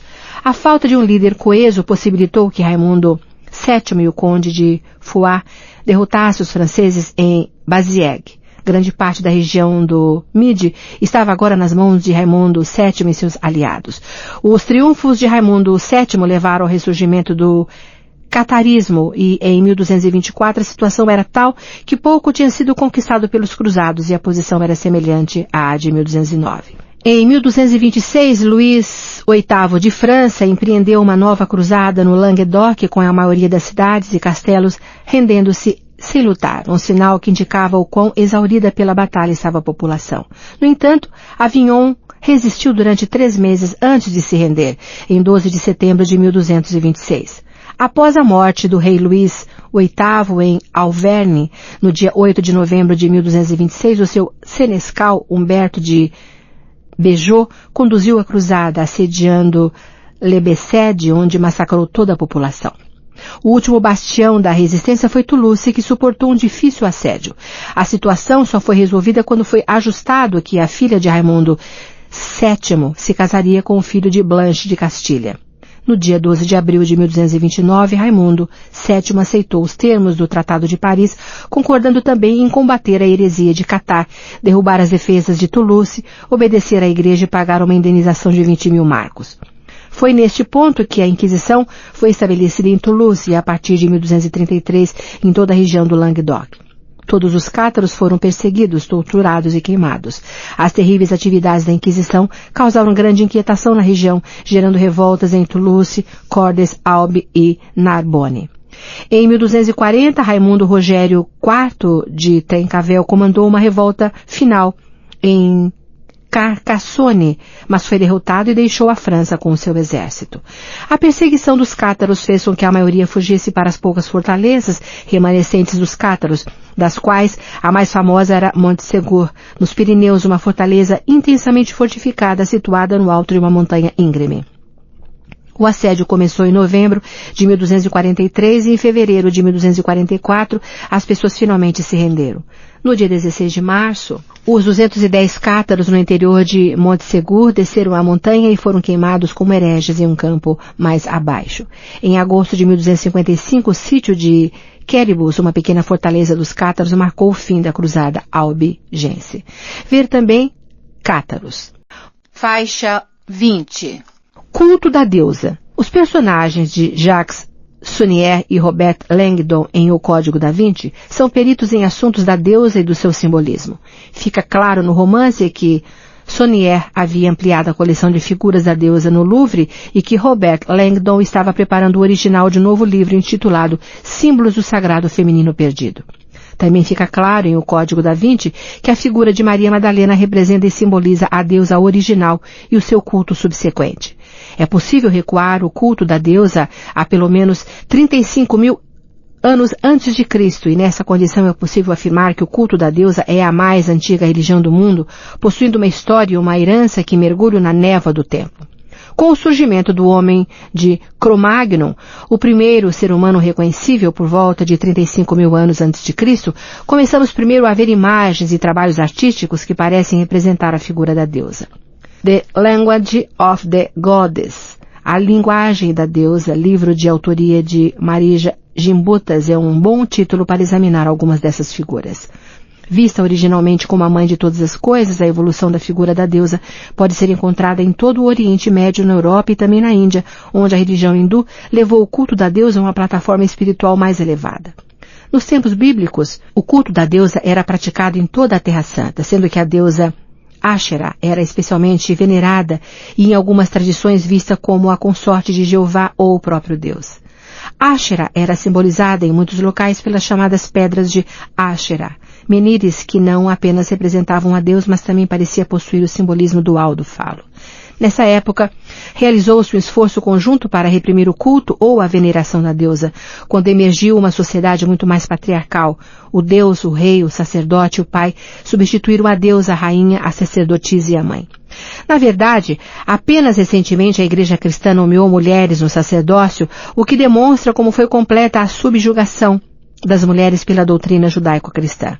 No Islã também parece ter tido lugar a repressão do feminino e alguns pesquisadores teorizam que as origens da suprema divindade islâmica, Alá, se situam na deusa Al-Lat, que era associada a Kaaba em Meca, um santuário pré-muçulmano que foi usurpado pelo próprio Maomé e transferido para a fé islâmica. No Egito, Ísis era vista como a suprema personificação do feminino, com várias outras deusas também formando a litania das divindades superiores, se bem que no Egito a deusa era considerada o útero que possibilitava o nascimento do deus. Nesse caso, Horus, o mais jovem, e o nome da deusa Hathor significava literalmente, abre aspas, casa de Horus, fecha aspas.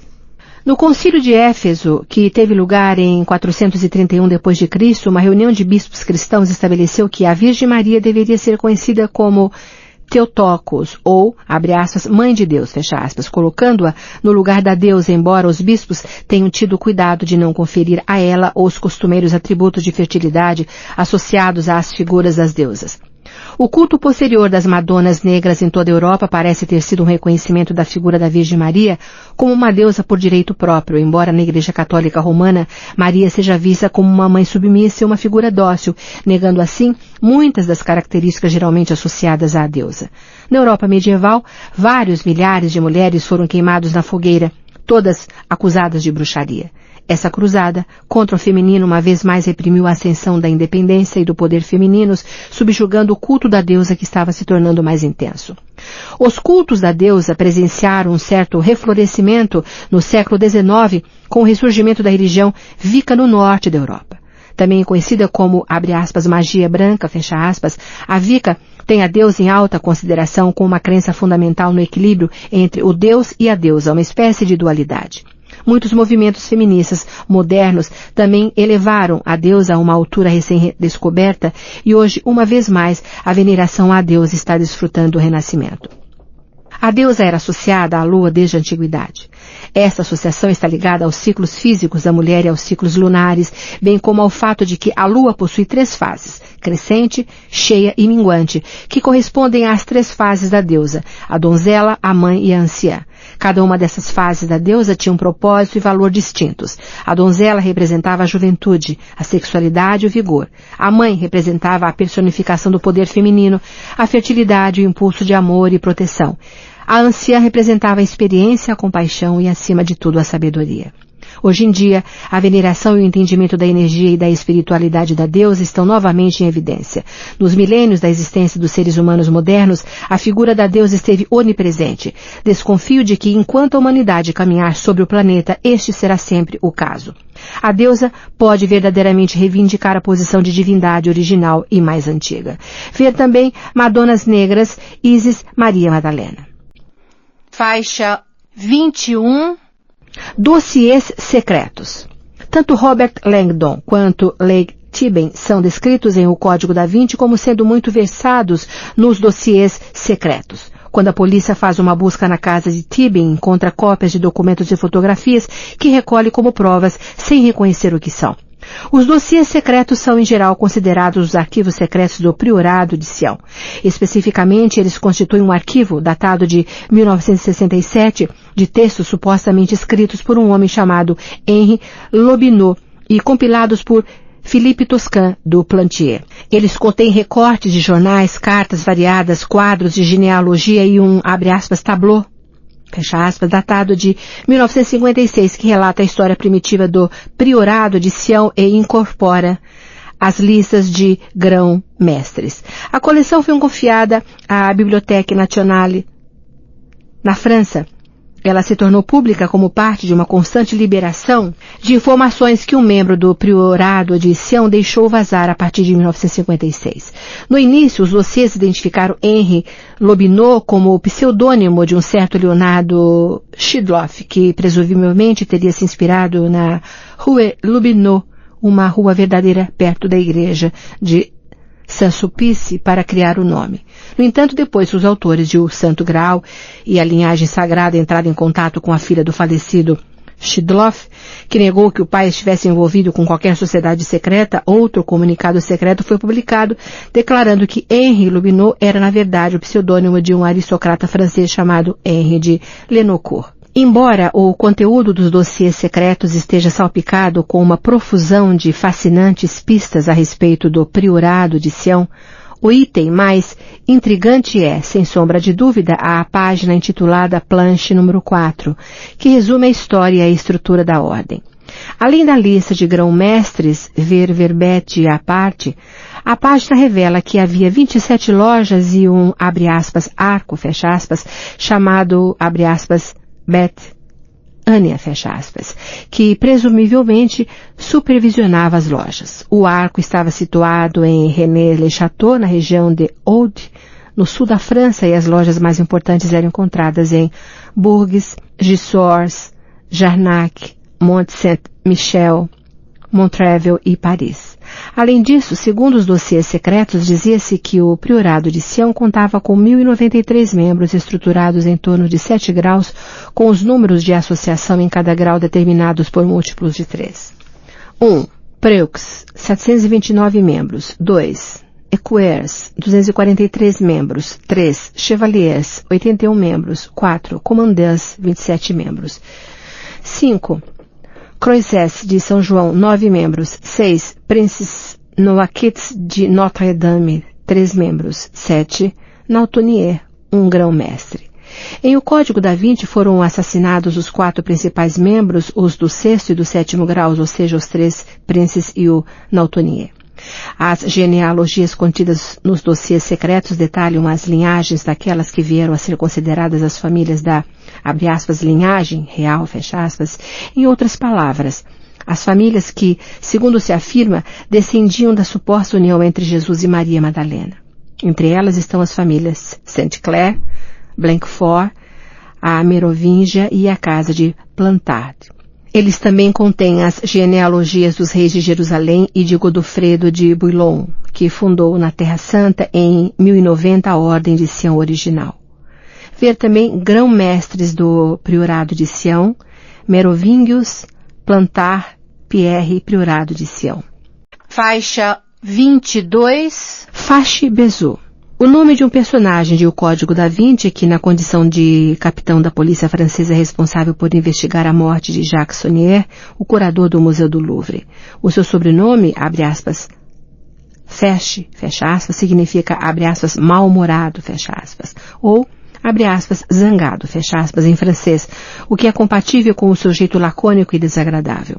Quando Robert Langdon conhece Fache, percebe que o policial está usando uma cruz gemata, um crucifixo ou cruz que representa Cristo e os seus discípulos. O seu primeiro nome, Bezou, é uma localidade no sul da França estreitamente associada a 2 organizações repetidamente discutidas no livro. Os Cavaleiros Templários possuíam uma fortaleza na montanha em Bezou, onde se acreditava que guardasse um tesouro. O pico em Bezou está a sudeste de Rennes-le-Château, a localidade a qual o padre Berenguer Saunier chegou em 1885. As atividades desse padre, bem como o mistério que as cercam, são discutidas no livro Santo Graal e a Linhagem Sagrada. Tibin descreve a obra como, abre aspas, o livro mais conhecido, fecha aspas, na linhagem real de Cristo, quando ele e Langdon estão fornecendo informações a Sophie sobre o mistério do Santo Graal. Ver também o Santo Graal e a Linhagem Sagrada, Cavaleiros Templários, Priorado de Sião. Faixa 23. Geometria Sagrada. A arte de transmitir a sabedoria divina usando formas geométricas como símbolos. A geometria sagrada é uma forma de arte que tem sido utilizada ao longo dos séculos, quase como uma linguagem privada entre os iniciados e os possuidores das informações secretas. A geometria sagrada era considerada como estando além da compreensão do homem mortal, sendo uma aproximação do sagrado e do profano. Essa linguagem secreta é usada há milênios e era especialmente apreciada pelos filósofos e matemáticos gregos, particularmente por Platão e Pitágoras. A maior parte do diálogo de Platão, o Timeu, é dedicada a um tratado sobre geometria sagrada, e a descrição que ele faz da ilha mítica de Atlântida parece mostrar o uso de uma geometria e um simbolismo sagrados que é inerente à história. Os antigos gregos efetivamente atribuíam valores e atributos aos chamados sólidos platônicos, investindo-os de significado e definindo dentro deste significado o relacionamento deles com o divino e com o outro mundo. Um exemplo clássico da utilização da geometria sagrada é a Cabala, um sistema religioso e filosófico que afirma discernir o divino. Cabala é uma palavra hebraica que significa, abre aspas, receber, fecha aspas. E dizia-se originalmente que ela foi, abre aspas, recebida, fecha aspas, por uns poucos escolhidos, uma espécie de linguagem oculta ou secreta conhecida apenas pelos iniciados. A ideia da geometria sagrada aparece do começo ao fim de O Código da Vinci, seja no contexto de Langdon dando detalhes a Sophie sobre o Templo de Salomão, que foi construído com a ajuda do conhecimento da geometria sagrada, seja quando Jacques Sunier dá a seu corpo moribundo a forma de um pentagrama, o antigo símbolo divino. Na qualidade de, abre aspas, simbologista, fecha aspas, Langdon é um especialista no assunto. Ver também sequência Fibonacci, razão de ouro, retângulo de ouro, pentagrama.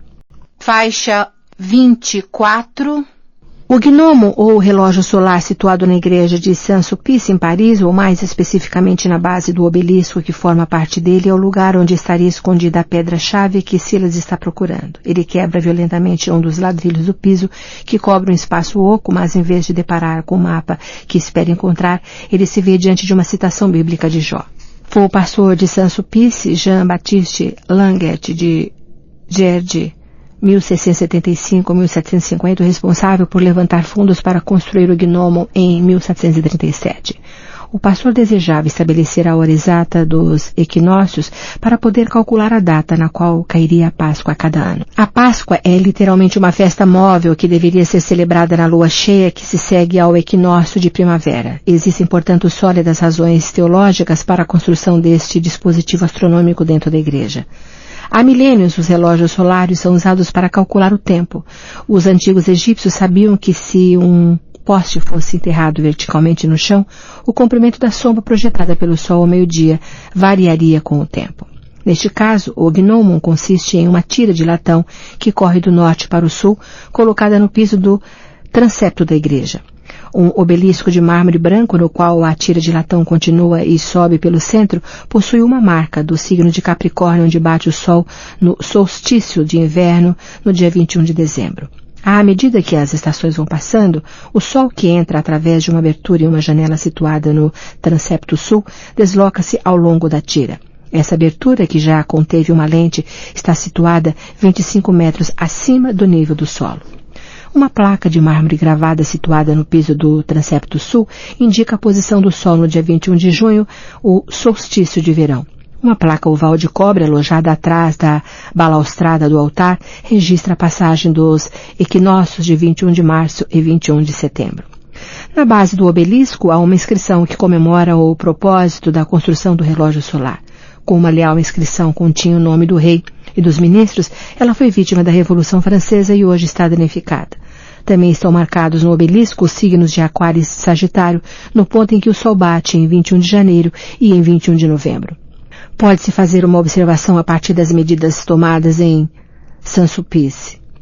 Astrônomos do Observatório de Paris, especialmente Giovanni Cassini, usaram as medidas para estudar a rotação da Terra. À medida que o nosso planeta gira na sua órbita ao redor do Sol, o eixo sobre o qual ele resolve se curva lentamente com o tempo. A partir de resultados obtidos por Cassini, os astrônomos calcularam que a inclinação do eixo da Terra diminui em 45 segundos de cada grau a cada 100 anos. Este número está muito próximo do valor aceito hoje de 46,85 segundos obtidos de modernos instrumentos de precisão. Ver também Biel, Irmã Sandrine, Saint-Sulpice. Faixa 25. Gnósticos. Gnosticismo é o termo usado para fazer referência a um sistema de crença herético que era predominante por volta do século II depois de Cristo e que foi atacado pela Igreja Cristã dos primeiros dias. O termo deriva da palavra grega gnosis, que significa, abre aspas, conhecimento, fecha aspas. E o conceito de que os seus membros possuíam um conhecimento secreto faz parte de várias seitas gnósticas. Até o século XX, a maior parte das informações relacionadas com as seitas gnósticas era proveniente dos escritores cristãos que as acusavam, o que deixa dúvidas com relação à validade dessas fontes.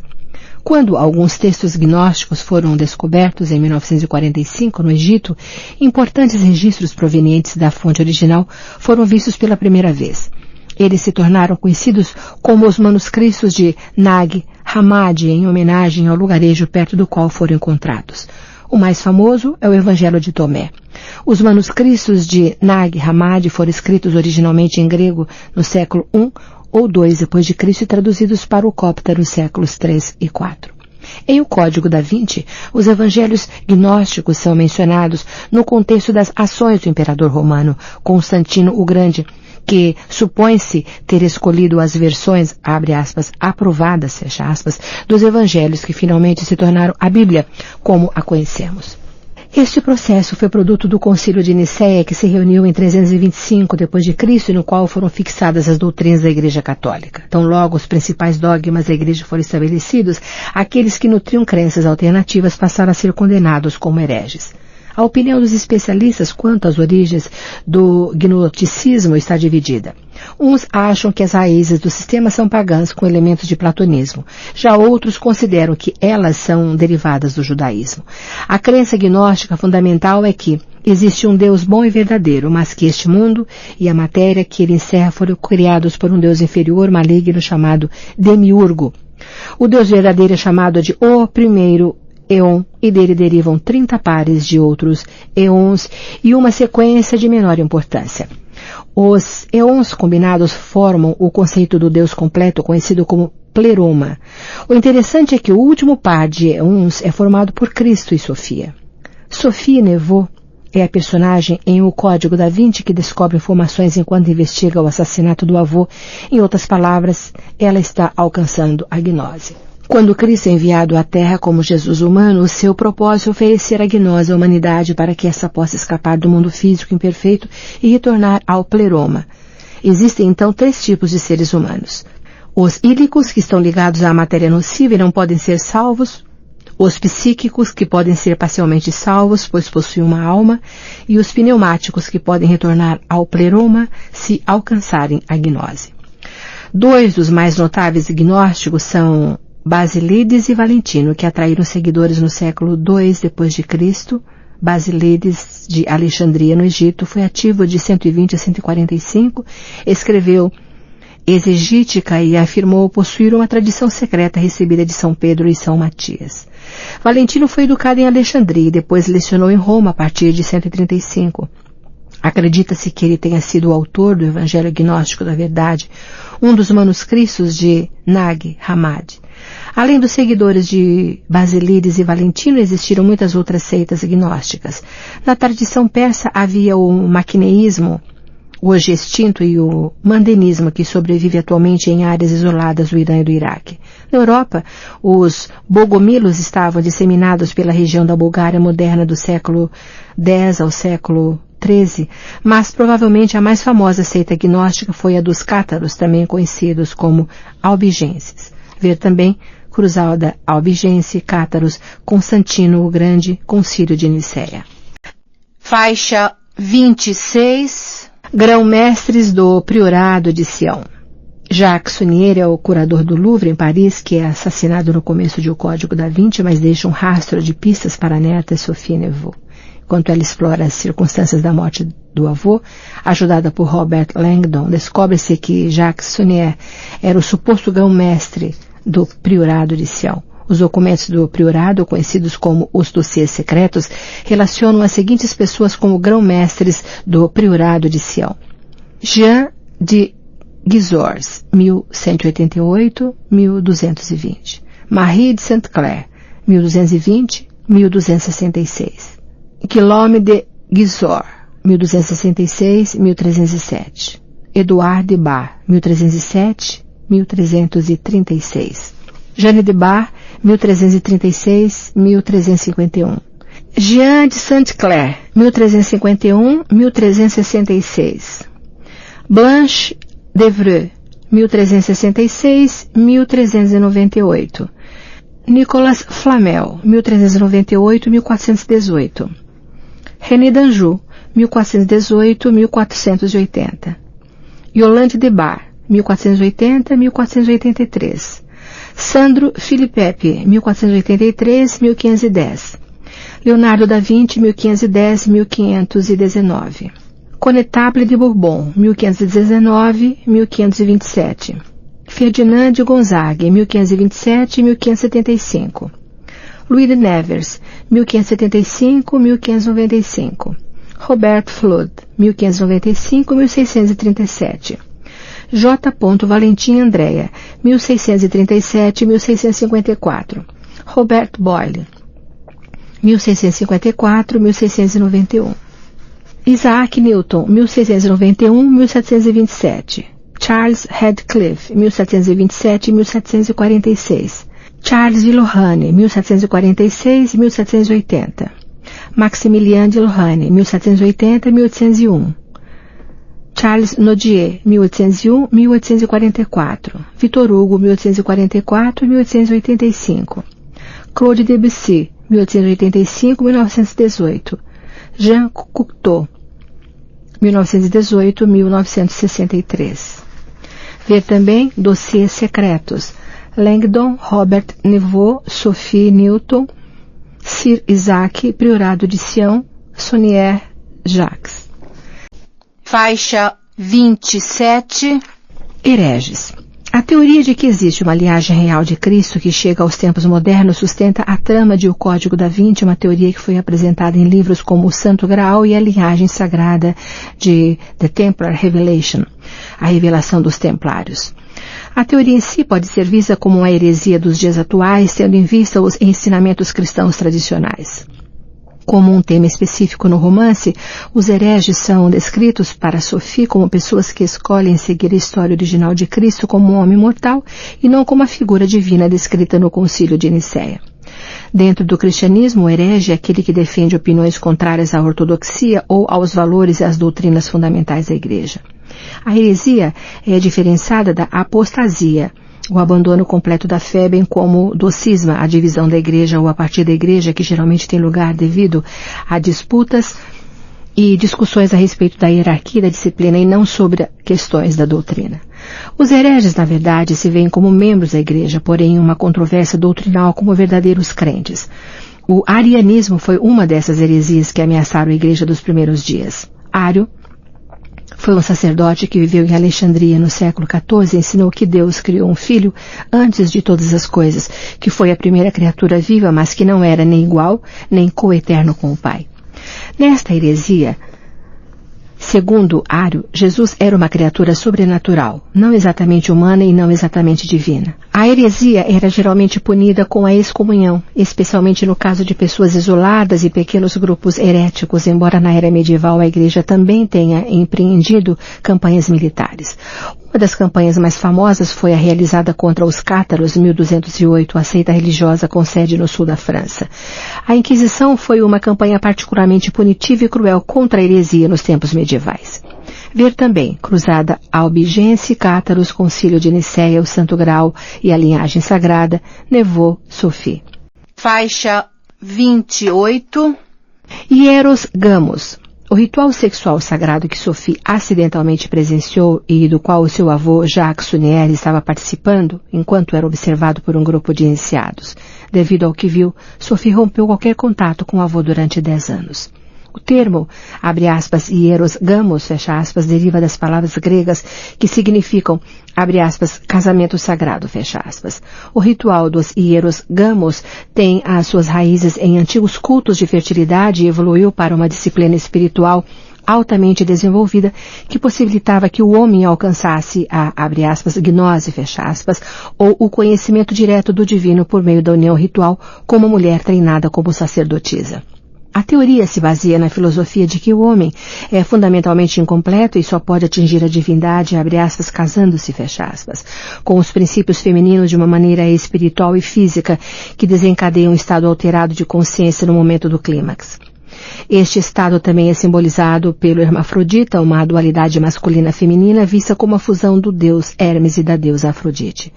Além disso, alguns afirmam que as referências crípticas inseridas nos textos medievais e que dizem respeito à alquimia, à arte da transformação, na verdade, estão relacionadas com o ritual sexual em um nível mais elevado.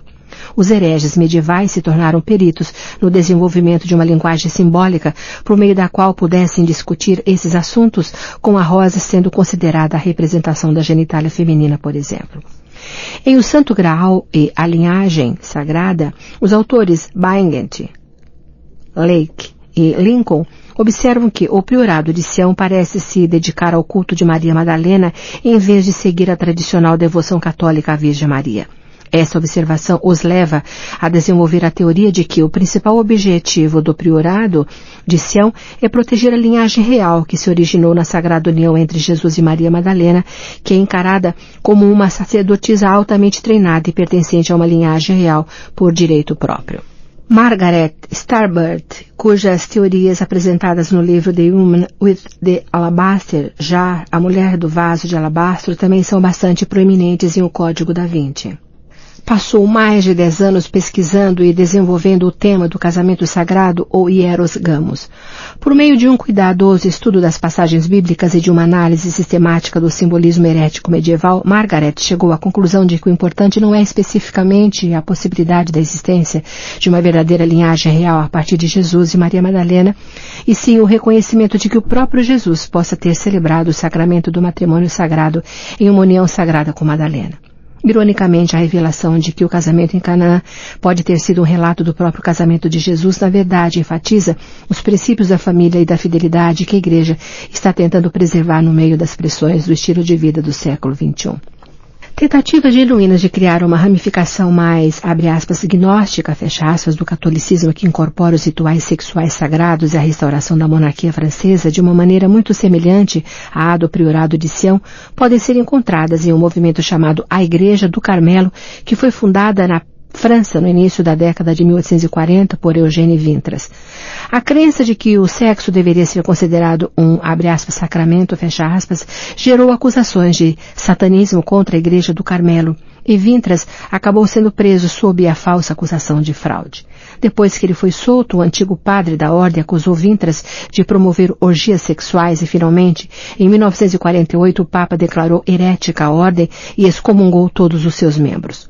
Uma ligação ainda mais direta com os rituais dos hieros gamos com o priorado de Sião pode ser encontrada em um movimento conhecido como Irmãos da Doutrina Cristã, fundado em 1838 por 3 padres, que também eram irmãos de sobrenome Bailard. Os irmãos fundaram um importante centro em um antigo local pagão em Sion-Valdemont, em Lorraine, onde Rosmerta, a deusa pagã do amor, fora cristianizada como uma Madonna Negra em 994. Também conhecido como Irmãos de Notre-Dame de Sião, este moderno movimento parece ter se inspirado em uma genuína ordem cavalheiresca, a Ordem de Notre-Dame de Sião, fundada em 1393 por Ferry I de Vaudémont. O filho de Ferry II casou-se com Yolande de Bar, filha do bom rei René d'Anjou, ambos citados como grão-mestres do priorado de Sião nos dossiês secretos. Acredita-se que o priorado de Sião e a ordem de Notre-Dame de Sião tenham se fundido por ocasião desse casamento. 500 anos mais tarde, a versão do catolicismo dos irmãos Bailard, que enfatiza o Espírito Santo e a sexualidade sagrada, recebeu um grande apoio, especialmente da parte da aristocracia, mas também foi reprimida em 1852 devido a acusações previsíveis de que o movimento estaria celebrando missas negras. A partir de então, quaisquer tentativas de incorporar a sexualidade sagrada dentro do catolicismo passaram a ser secretas, ocorrendo uma proliferação de ordens esotéricas genuínas e de outras não tão genuínas. Hoje em dia, estão sendo feitas pesquisas para verificar se Jesus foi realmente casado com Maria Madalena. Resta ainda ser visto se é possível provar que o casamento de Jesus foi um fato histórico, verdadeiro, ou se essas pesquisas se inspiram na profunda necessidade humana de restaurar o feminino divino em uma das mais antigas religiões patriarcais do mundo. Ver também Madonas Negras, dossiês secretos, priorado de Sião. Faixa 29. Homem vitruviano. O arquiteto Vitrúvio diz em sua obra sobre arquitetura que a natureza distribui as medidas do corpo humano da seguinte maneira: 4 dedos equivalem à palma da mão. 4 palmas equivalem a um pé. 6 palmas equivalem a um cúbito e 4 cúbitos equivalem à altura do homem. Disse ainda que 4 cúbitos equivalem a um passo e 24 palmas equivalem a um homem, e foram essas medidas que ele usou em suas construções. Se abrirmos as pernas de maneira a reduzir a sua altura em 1/14 e elevar os braços até que os seus dedos médios atinjam o nível do alto de nossa cabeça, saberemos que o centro dos membros estendidos se situará no umbigo e o espaço entre as pernas será um triângulo equilátero. A extensão dos braços abertos de um homem é igual à sua altura. A distância entre a raiz dos cabelos e a base do queixo equivale a 1/10 da altura do homem.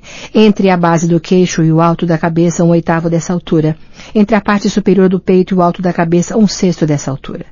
A distância entre a parte superior do peito e a raiz dos cabelos equivale à 7ª parte do homem inteiro. Entre os mamilos e o alto da cabeça, 1/4 parte. A maior largura dos ombros contém a 4ª parte do homem. A distância entre o cotovelo e a extremidade da mão equivale à 5ª parte do homem. E entre o cotovelo e o ângulo da axila, 1/8 parte. A mão direita equivale à 10ª parte do homem. O início da genitália marca o meio do homem. O pé é a 7ª parte do homem. A distância entre a sola do pé e a base do joelho equivale à 4ª parte do homem. E a distância entre a base do joelho e o início da genitália também a 1/4 parte. A distância entre a base do queixo e o nariz e o da raiz dos cabelos às sobrancelhas é, em cada caso, a mesma, bem como a orelha, 1/3 da face.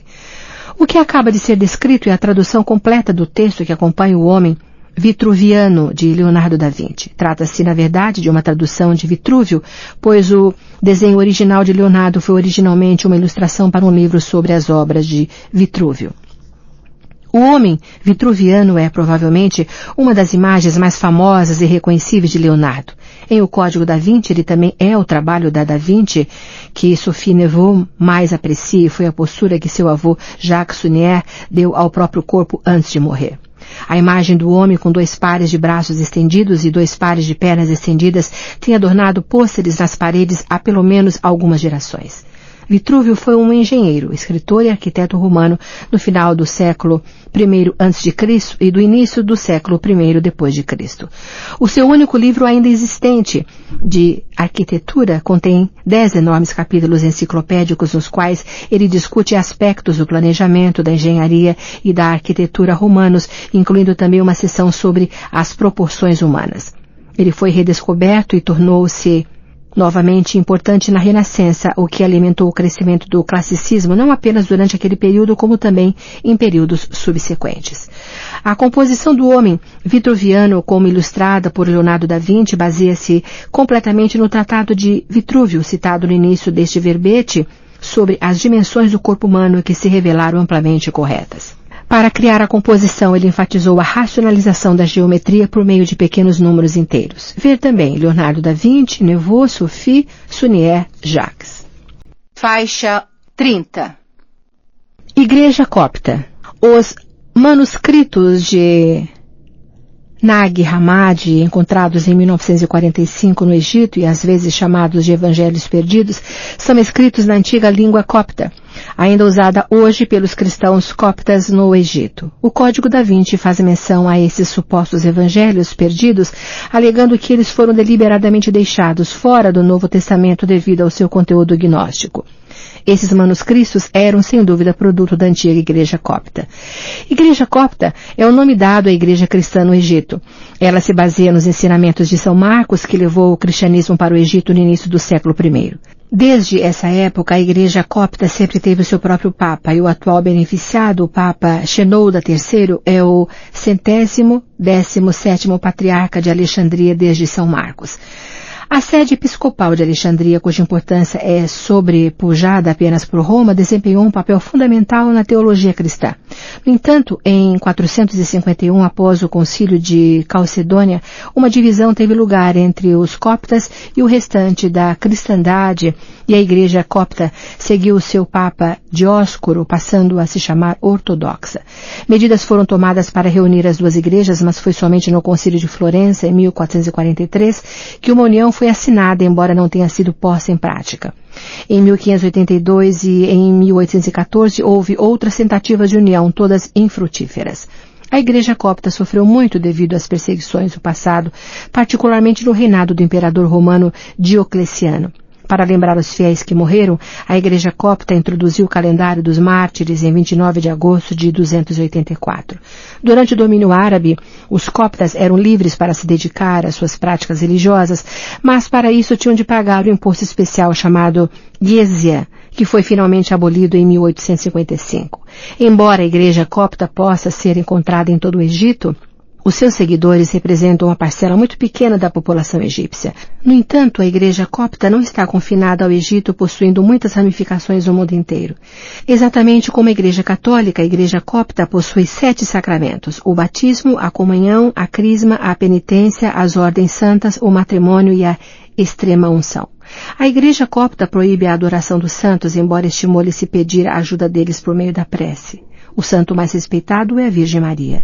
A Igreja Copta observa 7 festas principais: a Anunciação, o Natal, o Batismo de Cristo, o Domingo de Ramos, a Páscoa, a Ascensão e o Pentecostes. E 7 festas secundárias: a Circuncisão de Cristo, a entrada de Cristo no Templo, a fuga da Santa Família para o Egito, o Milagre de Canaã, a Transfiguração de Cristo, a Quinta-feira Santa e o Domingo de São Tomé. Além disso, há também festas mensais, festas semanais e as festas dos santos que geralmente comemoram o martírio deles. Além dos dias de festa, o jejum é parte integrante da Igreja Copta, com 210 dias do ano guardados para essa prática. Nesses dias, é proibido comer produtos animais e nada deve ser ingerido entre o nascer e o pôr do sol. O chefe da Igreja Copta é um Papa, e abaixo deste há mais de 60 bispos. O Papa e os bispos precisam ser monges. O Papa Copta não é considerado infalível e as questões relacionadas com a fé. Outros assuntos são discutidos pelo Papa e os seus bispos no Santo Sínodo Copta Ortodoxo. Os padres coptas são responsáveis por assuntos da congregação e, ao contrário do que ocorre na Igreja Católica, espera-se que os padres se casem. Os mosteiros coptas de Santo Antônio, Santa Catarina e São Samuel são as mais antigas instituições da cristandade. Ver também Constantino o Grande, Concílio de Nicéia. Faixa 31. Ísis. Jacques Sunier, o personagem de O Código da Vinci, que é curador do Museu do Louvre, em Paris, é retratado como um especialista no culto da deusa. Nessa qualidade, ele adicionou muitas estátuas de Ísis com o filho Horus à coleção do museu. Durante a descrição da casa de Tibin, ficamos sabendo que há uma estátua de Ísis sobre o consolo da lareira. Ísis é a mais poderosa deusa do Antigo Egito, a deusa universal. Ela é mãe do deus Horus e, portanto, mais simbólica do rei e esposa e irmã de Osíris, o deus do mundo subterrâneo. Ela é chamada de, abre aspas, grande em magia, fecha aspas, e é louvada pela sua capacidade de curar e promover a fertilidade. A sua condição elevada e o seu papel como mãe do rei são enfatizados pelo hieroglifo do trono usado para denotar o seu nome, e ela é frequentemente representada usando-o na cabeça. Ísis era apresentada em várias manifestações nos seus diversos papéis. Na condição de mãe, ela era às vezes representada como a, abre aspas, grande porca de Heliópolis, fecha aspas, ou como a Ísis Vaca, a mãe de Apis, o touro sagrado de Mênfis. Como Hathor, que significa, abre aspas, casa de Horus, fecha aspas, e o útero de Ísis, ela é mostrada usando um disco solar que descansa entre um par de grandes chifres de vaca. O símbolo de Ísis é o Tait, ou, abre aspas, nó de Ísis, fecha aspas, que lembra o signo de Ankh, porém com a barra transversal virada para baixo em vez de se projetar na horizontal.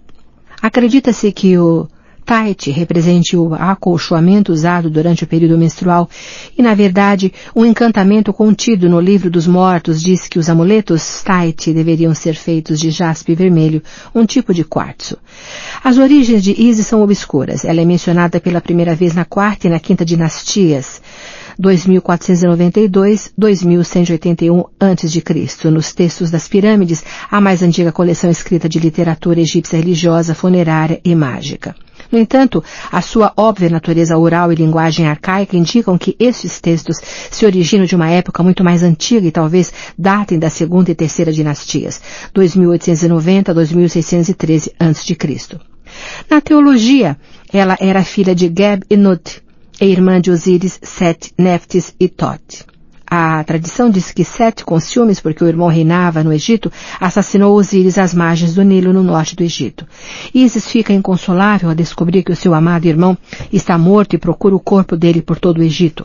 Finalmente, Ísis consegue recuperá-lo e, por meio das suas excelentes habilidades mágicas e de cura, é capaz de reviver suficientemente o irmão para ter relações sexuais com ele e conceber um filho, Horus.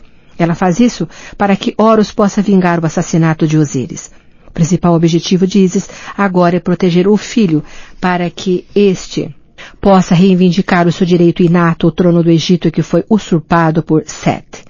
Ísis alcança o seu objetivo por meio de ações legais apropriadas, levando o caso do filho aos tribunais dos deuses, o amplo salão de Geb, onde ela defende habilmente a causa do filho. Para que o próprio Sete pronuncie-se a favor de Horus, Ísis dá um jeito de enganar o irmão. Com o disfarce de uma bela desconhecida, Ísis se encontra com Sete e conta a ele que seu marido foi assassinado e a sua terra e o seu gado roubados, deixando o filho sem pai, sem lar e sem um meio de subsistência. Ela pede a Sete que a ajude a recuperar a legítima propriedade do filho. Sete fica revoltado com a maneira injusta pela qual o filho de Ísis foi tratado, e quando ela revela a Sete sua verdadeira identidade, este é humilhado diante dos deuses.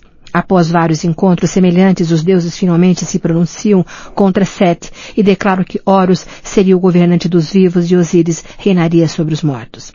Deste modo, Ísis foi instrumental para assegurar que Horus se tornasse o legítimo governante do Egito e, neste papel, ela é considerada a protetora da realeza e cada faraó é descrito como Horus vivo. A proteção de Ísis proporcionou ao filho Horus durante a sua fase de crescimento é a razão pela qual ela é considerada a protetora das crianças. Por conseguinte, existem muitos encantamentos medicinais e mágicos no seu nome que podem ser usados para curar e proteger as crianças de coisas como queimaduras ou picadas de escorpião ou de cobra. Ísis é famosa pela sua sabedoria e astúcia e era considerada, abre aspas, mais esperta do que 1 milhão de deuses, fecha aspas. Por meio da sua habilidade e sagacidade, ela consegue obter não apenas o nome secreto do deus Re, como também a permissão dele para passar este conhecimento a Horus e, por conseguinte, para os faraós vivos. Descobrir o nome secreto de qualquer pessoa era uma ferramenta poderosa para o antigo egípcio, pois significava ter poderes mágicos sobre ela. Saber o nome secreto de um deus denotava um poder indescritível. Existem muitas histórias ligadas a Ísis que enfatizam seu poder de cura, fertilidade, sabedoria e proteção. E esses fatores, ao lado da sua estreita associação com a realeza egípcia, significavam que os seus centros de culto e templos podem ser encontrados por todo o Egito. O mais famoso templo de Ísis está situado na ilha de Philae, no sul do Egito, e data principalmente do período greco-romano, 380 anos antes de Cristo a 30 depois de Cristo.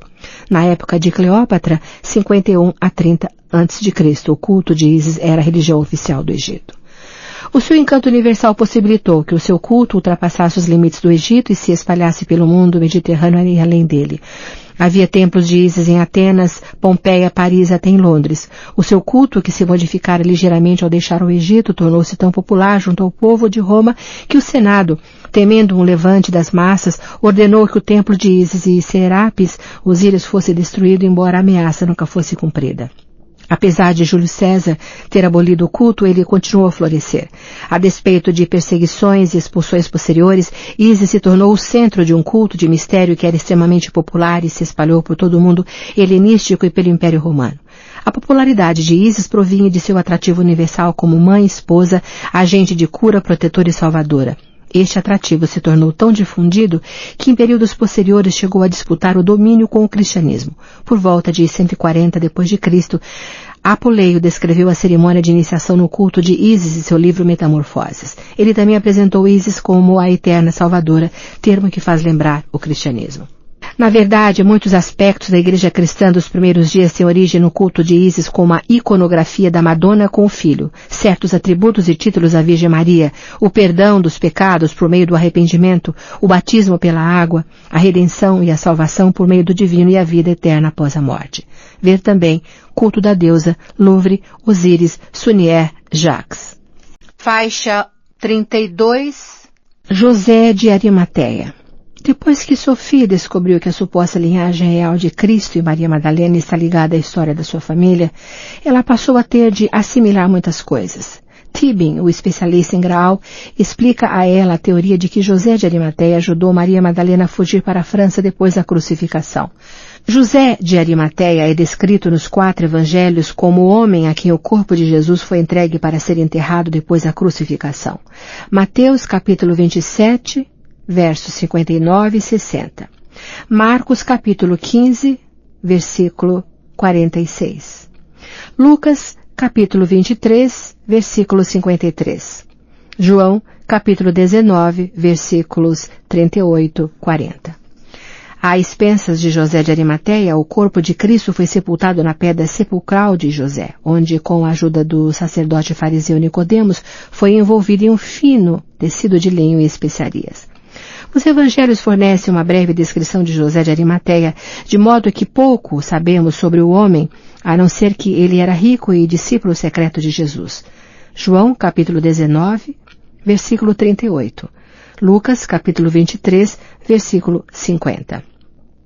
Acrescenta que José de Arimateia era membro do conselho dirigente de Sanedrim, o que sugere que a sua posição encerrava uma certa autoridade. Parece que José de Arimateia, que era considerado um, abre aspas, homem bom e honrado, fecha aspas, Lucas capítulo 23, versículo 50, não teria concordado com o veredito de Sanedrim a respeito de Jesus. Segundo Mateus, capítulo 27, versículos 57 e 60, e Marcos, capítulo 15, versículos 43 e 45, José de Arimateia pediu pessoalmente a Pôncio Pilatos que o cadáver de Jesus lhe fosse entregue, insinuando que José era suficientemente poderoso para conseguir uma audiência com o governador romano da Judéia. De acordo com o costume judeu, cabia ao parente mais próximo do sexo masculino organizar o enterro, de modo que tem sido sugerido que José de Arimateia era irmão de Jesus. Ver The Marian Conspiracy, a conspiração mariana de Graham Phillips, embora a tradição oriental seja de opinião que ele é tio da Virgem Maria. Alguns textos não canônicos fornecem mais informações sobre José. O Evangelho de Pedro menciona que ele era, na verdade, um amigo pessoal de Pôncio Pilatos, e o Evangelho de Nicodemos faz referência ao sepultamento de Jesus, afirmando que, posteriormente, os anciãos judeus aprisionaram José de Arimateia. Enquanto este estava na prisão, Jesus, o ascendido, apareceu para ele e, milagrosamente, o levou de volta para casa, onde Jesus lhe disse que permanecesse durante 40 dias. Os anciãos judeus ficaram impressionados ao descobrir que José havia escapado e que as trancas e os fechos da cela estavam intactos. Ao perceber que estavam lidando com uma pessoa sublime, escreveram para José uma carta de desculpas e lhe pediram que fosse se encontrar com eles em Jerusalém. No encontro, José explicou exatamente o que havia ocorrido e informou aos anciãos judeus que outros tinham ascendido ao mesmo tempo que Jesus. A narrativa de José também confirma a história da sua própria prisão. Supõe-se que a passagem ou o trânsito de Maria seja um evangelho escrito pelo próprio José de Arimateia, que depois da crucificação cuidou da Virgem Maria. Ao contrário da escassez de informações encontrada nos evangelhos sobre José de Arimateia, este é tratado com destaque especial nos textos apócrifos, nas lendas posteriores e nos romances arturianos.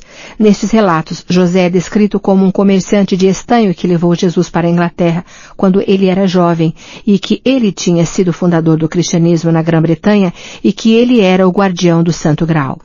O fato de que José de Arimateia, cuja participação no Novo Testamento é insignificante, seja relacionado com a Grã-Bretanha é, de certa forma, surpreendente, mas uma longa tradição o associa a Cornualha e a Somerset.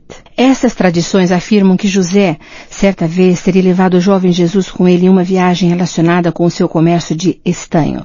Se José conhecia a Grã-Bretanha naquela época, é possível compreender o motivo pelo qual o apóstolo Filipe o teria enviado da Gália para lá.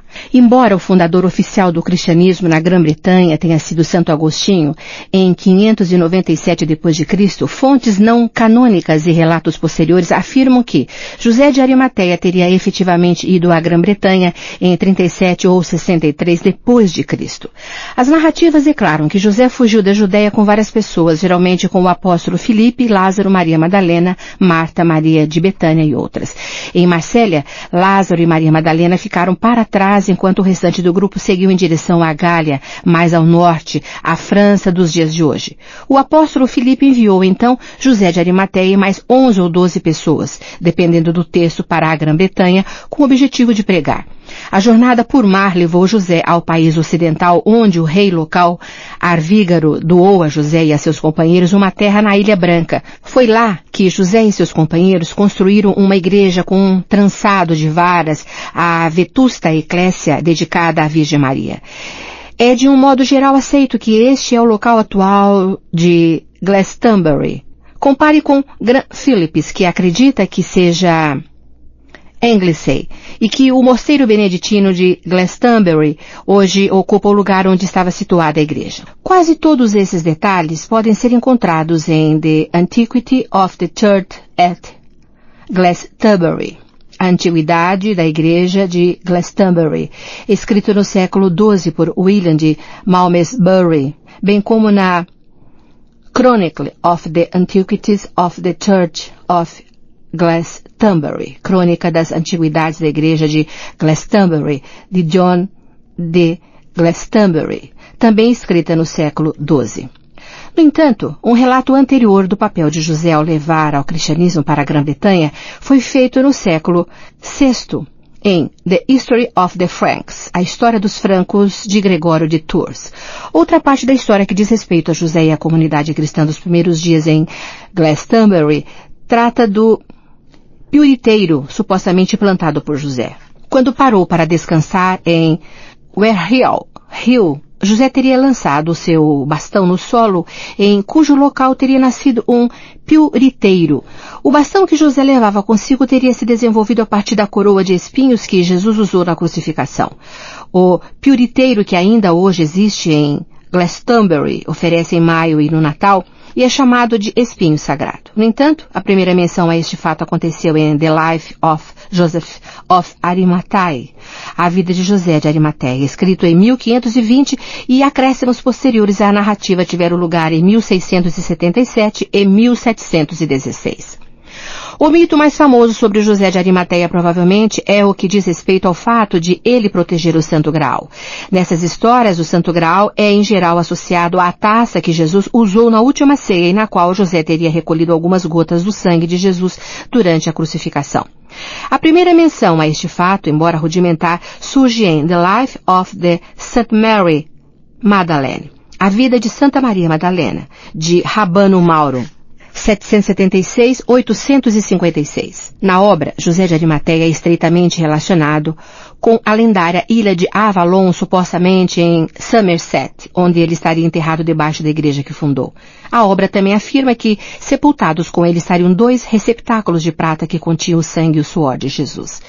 Muitas histórias sobre o Graal estavam em circulação no período medieval, em particular, Joseph d'Arimathie, José de Arimateia de Robert de Boron. Nela, Robert de Boron relata como uma lança atravessou o lado do corpo de Jesus quando este estava na cruz e que José recolheu um pouco do sangue na taça usada na última ceia.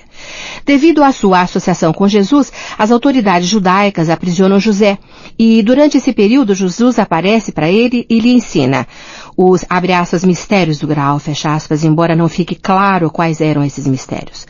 Após passar 42 anos na prisão, José é libertado e, junto com um grupo de cristãos, viaja para um país estrangeiro, onde uma tábua redonda é construída para simbolizar a última ceia.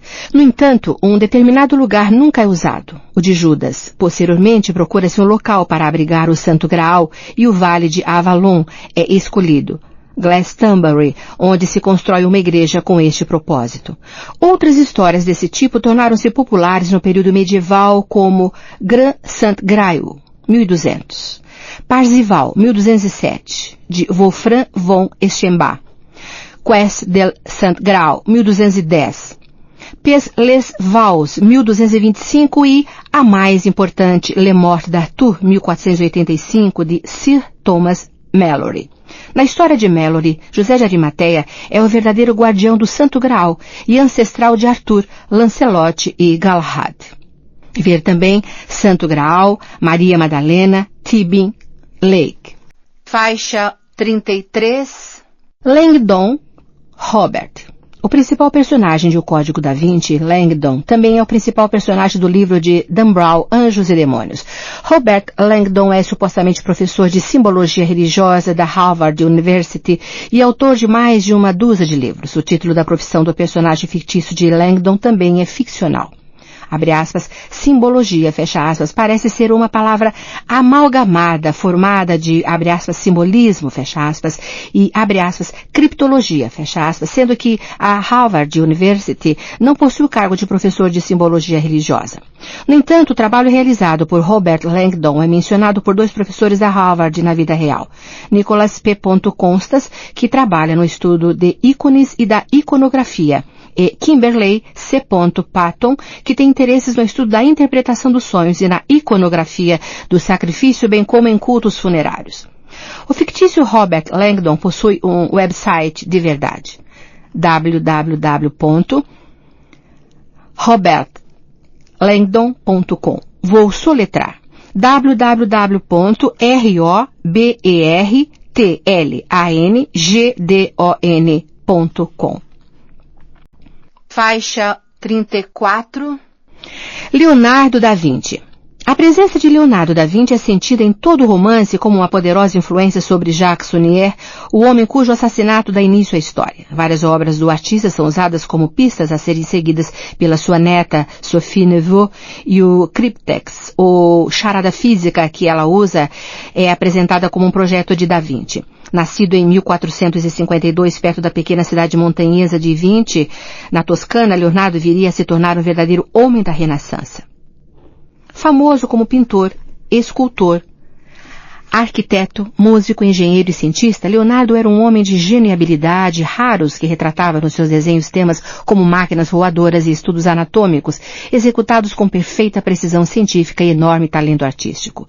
Na qualidade de filho legítimo de um tabelião florentino e uma camponesa, imagina-se que Leonardo tenha passado a maior parte da infância em Vinci com a família do pai. Foi lá que se acredita ter tido início seu permanente interesse e fascinação pela natureza e pelo mundo natural.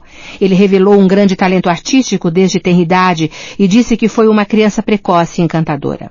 Em 1466, Leonardo se mudou para Florença e ingressou na oficina de Verrocchio, escultor e pintor florentino, cujo nome verdadeiro era Andrea di Michele di Francesco Cione, que foi uma das principais figuras do início da Renascença. A sua oficina era um imã para os jovens e ambiciosos artistas e escultores de Florença. Enquanto frequentava a oficina de Verrocchio, Leonardo entrou em contato com artistas como Ghirlandaio e Botticelli. O primeiro possuía uma excelente habilidade técnica e tinha a tendência de retratar importantes personalidades florentinas dentro de um contexto religioso, e o último foi um pintor que se tornou um dos maiores coloristas de Florença, bem como um dos pintores favoritos da família Médici, tendo posteriormente ajudado a decorar a Capela Sistina no Vaticano, no pontificado do Papa Sisto IV.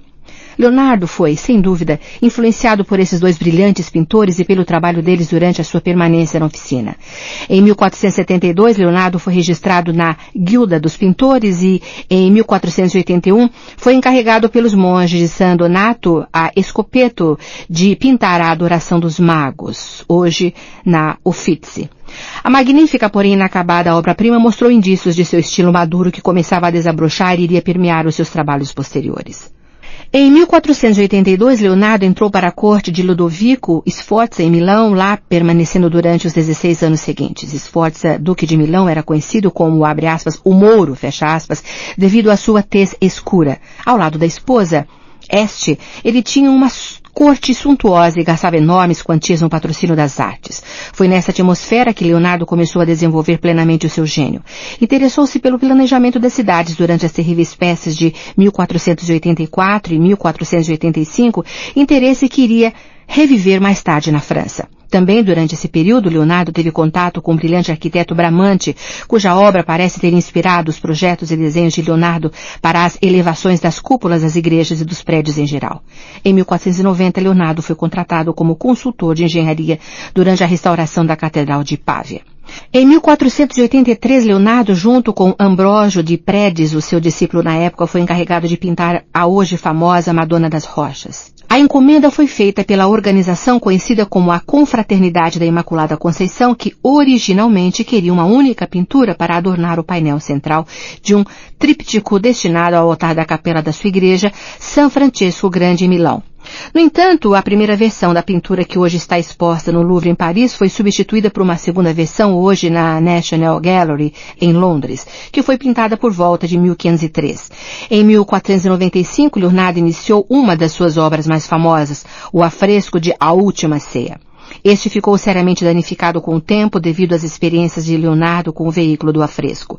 No entanto, bem recentemente, em 1999, em meio a muitas controvérsias, o afresco foi finalmente restaurado e conseguiu se aproximar da glória original. Após a queda de Sforza, Leonardo deixou Milão por curtos períodos e foi a Mantua e a Veneza antes de voltar para a Florença em 1500. Lá, ele se envolveu em estudos matemáticos e da teoria anatômica no Hospital de Santa Maria Nuova.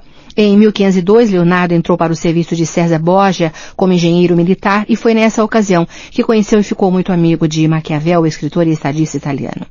Por volta de 1503, Leonardo pintou a sua célere obra e talvez mais famosa, a Mona Lisa, que hoje está exposta no Louvre em Paris. Ao voltar para Milão, em 1506, Leonardo foi contratado por Charles d'Amboise em nome de Luís XII, rei da França, como arquiteto e engenheiro. Nessa ocasião, Leonardo estava muito interessado em botânica, mecânica, hidráulica e geologia. Leonardo tinha muitos discípulos nessa época, encontrava-se muito ativo como pintor e escultor e estava pintando Santa Ana, a Virgem e o Menino, que hoje está exposta no Louvre. Em 1513, Leonardo viajou para Roma, sob o patrocínio do recém-eleito Papa Médici Leão X. Nessa ocasião, Leonardo já estava com 61 anos e dividia a notoriedade com Michelangelo e Rafael, os dois jovens mestres que agora dominavam o cenário artístico. Durante a sua estada em Roma, Leonardo empreendeu vários projetos de engenharia e arquitetura no Vaticano, além de receber várias encomendas de pinturas. Foi nesse período que o maravilhoso e enigmático São João Batista foi pintado, que hoje está exposto no Louvre. Em 1515, Giuliano de Médici, o irmão do Papa, deixou Roma e conjectura-se que Leonardo tenha partido com ele na ocasião. Ao aceitar um convite de Francisco I da França, Leonardo passou os seus últimos anos de vida no castelo de Clos, perto de Amboise, onde deu continuidade ao seu grande interesse pela filosofia e pela ciência até sua morte em 1519. Além das suas inúmeras outras realizações e atividades, segundo os dossiês secretos, Leonardo também foi um dos grão-mestres do Priorado de Sião. A sua indubitável utilização do simbolismo em suas pinturas e grandes obras é uma área que necessita de muito mais pesquisa e atenção. Alguns pesquisadores afirmam que Leonardo tinha um grande interesse pela alquimia, especialmente pela ideia alquímica de que a fusão entre o feminino e o masculino seria o estado perfeito. Este fato pode muito bem explicar a razão de ele ter usado figuras andrógenas em muitas de suas pinturas, e um bom exemplo disso é a pintura do João Batista, na qual a figura de João exibe uma natureza estranhamente hermafrodita. Em 1965, 2 blocos de notas de Leonardo anteriormente perdidos foram encontrados na Biblioteca Nacional de Madrid. Esses blocos continham um diário e um vasto trabalho sobre princípios tecnológicos e foram publicados em 1974 com o nome de Madrid Códices, os Códices de Madrid. Vê também Grão-Mestres do Priorado de Sião, A Última Ceia, Madonna das Rochas, Mona Lisa, Homem Vitruviano. Faixa 35. Linha rosa. O termo místico para um meridiano solar, em oposição ao científico e oficialmente reconhecido, abre aspas, meridiano origem, fecha aspas. O termo também tem sido usado para fazer referência à suposta linhagem real de Jesus e Maria Madalena. Este termo foi explicado a Sophie Neveu por Leigh Tibin e Robert Langdon durante o tempo que passaram no Chateau Villette. Locais visitados no romance situam-se sobre 2 linhas rosas distintas, sendo uma na Inglaterra e outra na França. Em Paris, a linha passa através do Louvre e depois do Gnomon na igreja de Saint-Sulpice. Quando Robert Langdon e Sophie se dirigem à capela Roslin, eles acreditam estar sobre outra linha e que o nome da capela é uma abreviação de linha rosa. Nos códigos do Priorado de Sião, somos levados a imaginar a Terra como um ponto central rodeado pelos 12 signos do zodíaco, da mesma maneira como as casas do zodíaco circundam a eclíptica da Terra no espaço. Segue-se uma série bastante complexa de instruções ou códigos, finalmente revelando que uma linha fixa norte-sul é construída, chamada a linha rosa, com este padrão fixo sendo ao mesmo tempo um mapa de navegação e um calendário solar. É este princípio que fundamenta o famoso meridiano solar, ou Gnomon, de Saint-Sulpice, em Paris, onde Silas foi enviado para procurar a pedra-chave. Em Saint-Sulpice, um feixe de luz solar é focalizado ao meio-dia através de uma lente na janela do transepto sul da igreja, e o movimento da Terra ao redor do Sol é rastreado no decorrer do ano à medida que o raio de Sol se desloca ao longo de uma tira de latão pontuada por placas através do piso da igreja, até culminar em um obelisco de mármore no transepto norte do solstício de inverno. Vê Saint-Sulpice. A ideia de uma rosa bússola ou rosa dos ventos foi desenvolvida como um auxílio à navegação, com os principais braços dessa rosa assinalando os pontos cardeais norte, sul, leste e oeste, com os braços menores marcando as direções incrementais intermediárias. A posição norte da rosa dos ventos é tradicionalmente designada pelo símbolo da flor de lis, que também é usada como um símbolo heráldico que denota a realeza. Na época medieval, a direção norte também era conhecida como Septentriones, em atenção às 7 estrelas da Ursa Maior, que atua como um ponteiro para a estrela polar. Por conseguinte, o simbolismo do urso é utilizado tanto na mitologia arturiana do Graal, quanto nos códigos do Priorado de Sião como um símbolo, abre aspas, protetor, fecha aspas, e um dos nomes da estrela polar, Stella Maris ou Estrela do Mar, é atribuída a Nossa Senhora ou Notre Dame. Por conseguinte, talvez não seja coincidência o fato de que o trajeto da linha rosa, que divide a França ao meio a partir de Dorking ao norte, passando por Amiens, Saint-Sulpice em Paris, Bourges no epicentro, a seguir por Carcassonne e terminando em Barcelona, na Espanha, ao sul, esteja marcado por uma intrigante mistura de catedrais e igrejas de Notre Dame que possuem relógios de sol.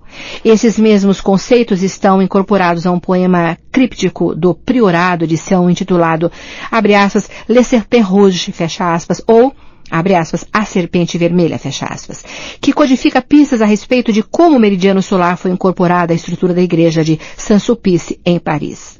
No final do século XVII, a invenção de novas técnicas e instrumentos científicos possibilitou que os astrônomos calculassem o meridiano origem muito mais preciso e os antigos métodos, abre aspas, orgânicos, fecha aspas, foram abandonados. Com esse objetivo, o Observatório de Paris foi concluído em 1672 para marcar a localização do novo meridiano zero de Paris, que tornou redundante o gnomo solar de Saint-Sulpice. Finalmente, em 1884, as potências mundiais decidiram transferir o meridiano origem para Greenwich, na Inglaterra, mas a linha rosa continua viva no coração dos seguidores das curiosidades esotéricas. Ver também Gnomo de Saint-Sulpice, Priorado de Sião, Saint-Sulpice. Faixa 36. Louvre. Nos primeiros capítulos de O Código da Vinci, o Museu do Louvre, em Paris, se destaca proeminentemente como o cenário de grande parte da ação. Ele foi o cenário da cena do assassinato de Jacques Sonnier, o ponto de encontro de Robert Langdon e Sophie Neveu, e devido às suspeitas de Vesuvius, o ponto de partida da perseguição que finalmente os conduz a Londres e à Escócia. Embora seja hoje o lar de algumas das mais admiráveis obras de arte do mundo, o Louvre começou a sua existência em uma fortaleza construída para defender o acesso ocidental a Paris. O rei Filipe Augusto, que reinou de 1180 a 1223, mandou erguer torres em cada canto da fortaleza que ficava fora dos muros defensivos da cidade. O Palácio Real, nessa ocasião, ficava na Ile de la Cité, e é difícil imaginar que o local do Louvre já tenha estado fora dos limites da cidade. Dessa estrutura original, iniciada por volta de 1190, somente as fundações permanecem, tendo sido descobertas em 1985 durante as obras de restauração do Cours Carré. Com o tempo, o prédio foi ampliado, particularmente por Carlos V, que acrescentou 2 novas alas e fez com que muitos artistas modernizassem o Louvre. Os muros da cidade de Paris tinham avançado para fora e agora estavam além do Louvre, de modo que este perdeu a sua importância militar e era usado como residência real, prisão e arsenal. Em 1415, os ingleses, que ocuparam grandes partes da França, saquearam o Louvre e os tesouros originais foram dispersados. O prédio se deteriorou e foi negligenciado até que, em 1528, Francisco I ordenou a demolição da estrutura remanescente. Em 1546, sob a supervisão de Pierre Lescot, teve início a construção de um palácio substituto projetado para refletir a riqueza e a cultura da corte, que tinha uma coleção de arte real que foi ampliada com a aquisição da Mona Lisa. Com a morte de Francisco I, seu filho Henrique II, entusiasmado, deu seguimento ao trabalho e monarcas subsequentes adicionaram as suas contribuições. Um palácio construído na vizinhança Tulérias por Catarina de Médici foi ligado ao Louvre pela Grande Galerie. construída em 1606, no reinado de Henrique IV. O cardeal Richelieu deu seguimento à coleção de arte, ao passo que o trabalho nos prédios continuou nos reinados de Luís XIII e Luís XIV. Paris, entretanto, estava perdendo seu atrativo como residência real e, em 1678, a corte se mudou para Versalhes e o Louvre perdeu a posição de centro da vida política. Apenas os membros da corte desfrutavam a vasta coleção de arte e de outros objetos, cujo total era de aproximadamente 2.500 em 1715, quando Luís XIV morreu. Alguns itens foram colocados em exibição no Palácio de Luxemburgo em 1750, mas a Revolução Francesa marcaria a fase seguinte da história do Louvre. Em 1793, o Louvre se tornou um museu público e a Grande Galerie foi aberta ao público, que pôde então desfrutar a coleção de arte. Napoleão Bonaparte aumentou a coleção durante a sua campanha de conquista da Europa, embora muitos objetos tenham sido devolvidos depois da sua derrota em Waterloo. Um de seus sucessores, Napoleão III, que realizou muitas mudanças na arquitetura de Paris, também deixou a sua marca no Louvre com a construção da ala Richelieu entre 1852 e 1857. Hoje o museu abriga quadros de Leonardo da Vinci, Rembrandt, Tiziano e Rubens, bem como esculturas como a Vênus de Milo. Há uma coleção de antiguidades romanas e gregas e um departamento egípcio criado em 1826 sob a direção de Jean-François Champollion, na mesma década em que os hieróglifos foram decifrados. Na ocasião de sua morte, em 1832, o departamento tinha 9.000 objetos e as coleções continuaram a crescer por meio de aquisições e legados. No século XX, o presidente Mitterrand empreendeu um ambicioso projeto destinado a expandir o museu, criar instalações modernas e melhorar o nível das áreas públicas. A primeira fase do Grand Louvre, que foi concluída em 1989, inclui a famosa entrada da pirâmide de vidro e uma área de lazer subterrânea. A segunda fase foi concluída em 1993 e envolveu a remoção do Ministério das Finanças da ala Richelieu e a subsequente conversão da ala em uma área de exposição. Foi criado o Carrossel do Louvre, um conjunto de lojas e instalações subterrâneas iluminadas pela pirâmide invertida, uma estrutura de vidro que funciona como uma clarabóia. É essa estrutura que aparece no clímax de O Código da Vinci. No seu aniversário de 200 anos como museu público, o Louvre emergiu como uma estrutura moderna projetada para exibir os maravilhosos objetos da sua coleção de mais de 300.000 peças. Ver também Leonardo da Vinci, Pirâmide Invertida, Sunier, Jacques. Faixa 37. Madonna das Rochas. Abre aspas. So dark the con of men, fecha aspas. Tão sombria a traição dos homens. É uma pista enigmática que Jacques Sunier deixou na Mona Lisa para a neta Sophie Neveu. Trata-se de um anagrama, o qual, quando solucionado, a conduz ao quadro Madonna das Rochas. Atrás da pintura, ela descobre uma chave que mais tarde se revela a chave de um cofre de banco, um importante legado deixado para ela recolher. A Madonna das Rosas foi o nome dado a duas versões de uma pintura religiosa de autoria de Leonardo da Vinci, que retratam a Virgem Maria sentada com os meninos Jesus e João Batista, acompanhada por um anjo que se acredita ser o arcanjo Uriel. A composição é de formato triangular, com a Virgem Maria no ápice. A versão mais antiga e mais desconcertante das duas foi encomendada em 25 de abril de 1483 pela Igreja de San Francesco Grande em Milão. Trata-se de uma pintura a óleo sobre um painel arqueado com 198 por 122 centímetros que se destinava a formar a parte central de um painel de madeira de altar dentro da Capela da Imaculada Conceição. Este painel central foi encomendado para retratar a lenda cristã que descreve a Sagrada Família abrigada no Egito em uma caverna no deserto quando fugia de Herodes e o seu encontro naquele local com o menino João Batista e Uriel, o arcanjo encarregado de protegê-lo. Embora este fato não seja mencionado na Bíblia, a cena faz parte da lenda cristã ortodoxa. A pintura representa uma gruta rochosa com a Virgem Maria sentada no centro. Ao lado dela estão sentadas duas crianças, Jesus e João Batista, enquanto Uriel se ajoelha à esquerda dela, levemente atrás dos meninos. A criança, atrás da Virgem Maria, que se acredita ser João Batista, ajoelha-se ao lado dela, as mãos unidas como se rezasse, enquanto a mão direita da Virgem Maria abraça o ombro dele.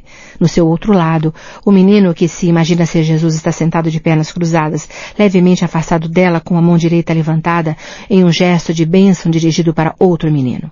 Um pouco acima, a mão abaixada da Virgem Maria paira sobre a cabeça dele e sobre o dedo apontado do arcanjo Uriel, que está sentado atrás dele, porém, apontando para o outro menino que está sentado do lado direito da Virgem.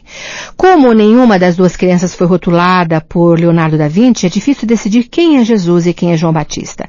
Acredita-se, de modo geral, que o menino que está administrando a bênção é Jesus, ficando João Batista com o papel mais subserviente. Essa perspectiva é incentivada pela segunda versão da pintura, na qual a criança do lado direito de Maria segura a longa cruz de junco associada a João Batista. No entanto, a cruz parece ter sido acrescentada posteriormente por outro pintor e pode não ter sido a intenção de Leonardo da Vinci. Se observarmos objetivamente a pintura, seria mais provável que o menino que está risando fosse Jesus e não João Batista, visto que o primeiro está sentado mais perto da Virgem Maria e está, na verdade, sendo acariciado e protegido por ela.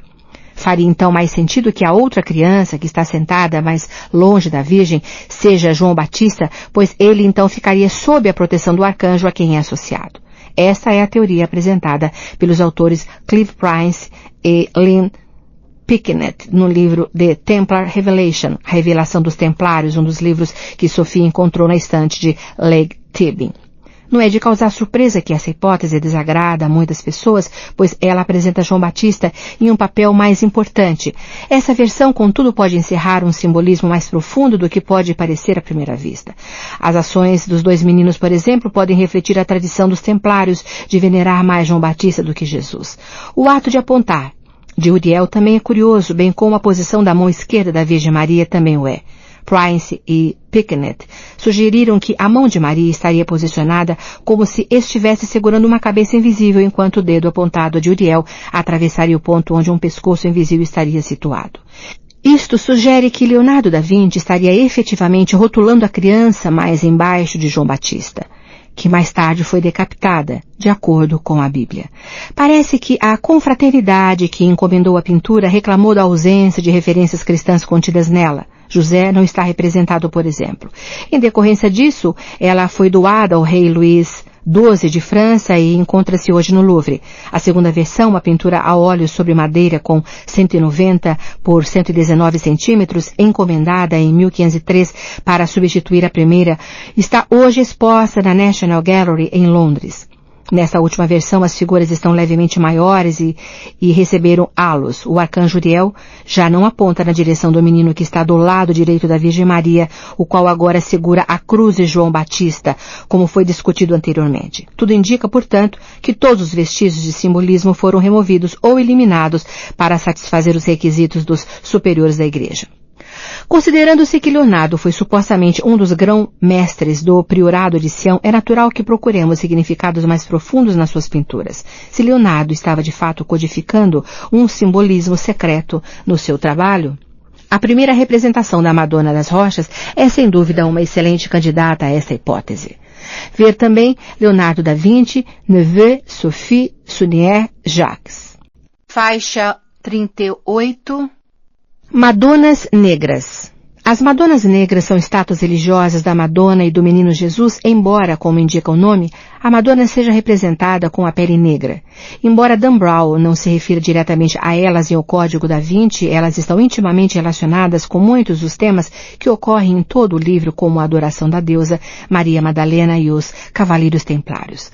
As estátuas são encontradas em toda a Europa, sendo que a grande maioria na França, onde existem mais de 300 delas. A Espanha possui mais de 50 Madonas negras, 19 podem ser encontradas na Alemanha e 30 na Itália. Famosas estátuas e santuários da Madonna Negra são encontrados em Loreto, Zaragoza, Rocamadour, Montserrat, Guadalupe, abre aspas, Nossa Senhora sob a terra, fecha aspas, na Catedral de Chartres, e abre aspas, Nossa Senhora de Zestochowa, fecha aspas, na Polônia. O culto da Madonna Negra floresceu na Europa medieval, ocasião em que muitas das imagens foram fabricadas. Elas tomam principalmente a forma de estátuas esculpidas ou em madeira negra, como o ébano, ou em madeira pintada de preto. Outras imagens são talhadas em pedra e uma foi moldada em chumbo. A Madonna Negra também foi retratada em pinturas, afrescos e ícones. Acreditava-se que a imagem da Madonna Negra tinha um grande poder de fazer milagres, especialmente nas áreas de fertilidade e de cura. Dizia-se que as imagens encerravam um grande conhecimento e eram estreitamente associadas à magia. Onde quer que houvesse uma Madonna Negra, um culto logo surgia ao redor dela. E até mesmo nos nossos dias os santuários da Madonna Negra são os principais pontos de adoração e peregrinação de um grande número de crentes. Apesar disso, a Igreja tradicionalmente não tem se mostrado muito favorável a acolher as Madonas Negras e o culto resultante. Muitas teorias tentam explicar o motivo pelo qual a Madonna e o Menino Jesus deveriam ser representados como negros, quando a cor tradicional da pele da Virgem Maria é branca. Uma das teorias chegou à conclusão de que a cor negra resulta da exposição de centenas de anos à fumaça das velas. No entanto, essa explicação deixa de levar em conta que a maioria das estátuas era esculpida em ébano ou deliberadamente pintada de preto. Outra teoria afirma que as estátuas eram trazidas pelos cruzados de regiões habitadas por pessoas negras, mas pesquisas demonstraram que as estátuas eram fabricadas localmente e não cópias da arte africana ou do Oriente Médio. Uma razão mais lógica para a cor negra é que as imagens estavam relacionadas com as antigas deusas, especialmente porque quase todos os santuários da Madonna Negra estão situados em antigos sítios pagãos, o que sugere uma continuação do culto da deusa, embora em outra forma. A deusa egípcia Ísis, a deusa romana Diana e a divindade asiática Cibele foram em algum momento retratadas como negras. Ísis talvez seja o paralelo mais interessante com a Virgem Maria. Ela é, por exemplo, tradicionalmente representada nas estátuas do Antigo Egito com o filho Horus sentado em seu colo. O culto de Ísis, que era estreitamente associada à medicina e à fertilidade, se espalhou pela região do Mediterrâneo e continuou na era cristã. Até mesmo quando a tradição cristã sobrepujou as antigas crenças pagãs, grande parte da iconografia e dos ornamentos associados a Ísis foram colocados na Virgem Maria. Por conseguinte, ambas são chamadas de Estrela do Mar e Rainha do Céu. Ambas são representadas de pé sobre uma lua crescente ou com estrelas ao redor da cabeça ou ainda como a mãe e o filho. Na verdade, a Madonna Negra de Notre-Dame de Puy era originalmente uma estátua de Ísis. Ísis também está relacionada com Maria Madalena, cuja veneração floresceu ao lado dos cultos da Madonna Negra. 50 centros de culto de Maria Madalena ao redor do Mediterrâneo também contêm santuários da Madonna Negra, como em Marsella, onde um dos seus 3 locais da Madonna Negra está situado fora da capela subterrânea dedicada a Maria Madalena. Existe na França uma grande cadeia de montanhas que se chama Monts de la Madeleine e é em volta dessas montanhas que pode ser encontrada a maior densidade de sítios da Madonna Negra. Em uma tradição folclórica que liga diretamente uma Madonna Negra a Maria Madalena, a estátua da Madonna Negra, a Madone des Fenêtres, a Madonna das Janelas, foi levada para o sul da França pela própria Maria Madalena. Muitas Madonas Negras escondem um aspecto secreto ou oculto como uma associação com o mundo subterrâneo. Na Catedral de Chartres, a estátua de Madonna Negra é chamada de, abre aspas, Nossa Senhora sob a terra, fecha aspas. Enquanto, como já vimos, a estátua da Madonna Negra em Marsella está situada na parte externa de uma capela subterrânea. Alguns pesquisadores sugerem que essa associação indica os atributos femininos do divino, pois consideram que o aspecto subterrâneo representa o útero da deusa.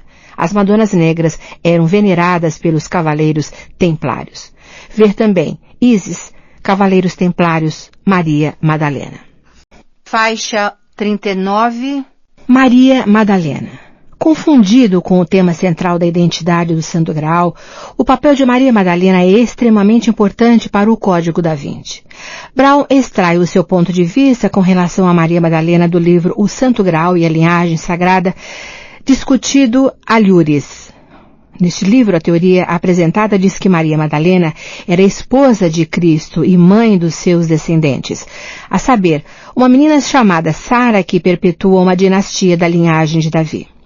Esta dinastia se torna posteriormente a linhagem merovingia dos reis de França, que posteriormente passou para a clandestinidade e foi protegida por uma sociedade secreta conhecida como Priorado de Sião. Esta é a teoria. Mas que fatos conhecemos sobre a Maria Madalena que aparece no Novo Testamento? Acredita-se que o nome, abre aspas, Madalena, fecha aspas, provém do fato de que ela nascera na cidade de Magdala. O surpreendente é que Maria Madalena é citada poucas vezes no Novo Testamento e as vezes em que aparece podem ser categorizadas em 4 tipos distintos, como a comitiva de viagem, na crucificação, no sepultamento de Cristo e como testemunha da ressurreição. Uma coisa podemos afirmar com certeza, a antiga crença de que Maria Madalena era uma prostituta arrependida é falsa. A ideia de que ela era, na verdade, uma prostituta parece ser um erro. No século VI, o Papa Gregório I publicou uma proclamação que dizia que Maria Madalena era uma pecadora, uma prostituta arrependida, mas ele parecia estar amalgamando 3 mulheres distintas, bem como interpretando erradamente Lucas capítulo 7 e 8. É claro que essa situação não recebeu nenhuma ajuda da Igreja, a qual, até 1969, quando o Vaticano publicou uma discreta retratação, continuou a afirmar que Maria era uma mulher depravada. Podemos ver nos evangelhos que Maria Madalena desempenha em grande parte o papel de um dos discípulos. Ela está com Jesus em 3 dos principais momentos dele. Ela observa-o quando ele é crucificado, presta auxílio no funeral dele e é a primeira pessoa a encontrá-lo ressuscitado. Estes fatos em si a indicam como sendo, no mínimo, simbolicamente importante e podem explicar o motivo pelo qual Pedro a deprecia tanto, como veremos mais adiante. Existe alguma prova de que tenha existido um relacionamento mais íntimo entre Madalena e Jesus? O triste fato é que o Novo Testamento nos desaponta neste aspecto. Uma leitura direta e objetiva dos evangelhos não nos oferece nenhuma indicação de um possível relacionamento entre os dois. Na verdade, o silêncio sobre o assunto é clamoroso. No entanto, devemos nos lembrar de que o Novo Testamento que temos hoje passou por muitos estágios de revisão e acréscimos ao texto. Ele também foi submetido a muitas traduções para chegar aonde está agora. O que dizer, então, a respeito de fontes extrínsecas aos evangelhos tradicionais? Um dos chamados pais da Igreja, Hipólito, parece mencionar Maria Madalena no seu comentário sobre o Cântico dos Cânticos, se bem que de maneira indireta. Para que os apóstolos do sexo feminino não duvidem dos anjos, o próprio Cristo se dirigiu a elas para que as mulheres fossem apóstolos de Cristo e, por meio da obediência, corrigisse o pecado da Eva de outrora. Legenda da fotografia. O quadro mais famoso do mundo, a Mona Lisa. Mas o que escondia o seu sorriso enigmático? Poderia este ser um autorretrato do próprio Leonardo? A adoração dos magos de Leonardo. Pesquisas recentes demonstraram que o tema da pintura original que existe por baixo era radicalmente diferente. A primeira versão de Madonna das Rochas de Leonardo, hoje exposta no Louvre em Paris, foi considerada de tal modo subversiva que uma segunda versão teve de ser pintada, hoje exposta na National Gallery em Londres. A obra-prima de Leonardo, A Última Ceia, o Close-Up, mostra a controvertida, abre aspas, mão desprovida de corpo, fecha aspas, brandindo um punhal e a figura à esquerda de Jesus que alguns pesquisadores afirmam ser uma mulher.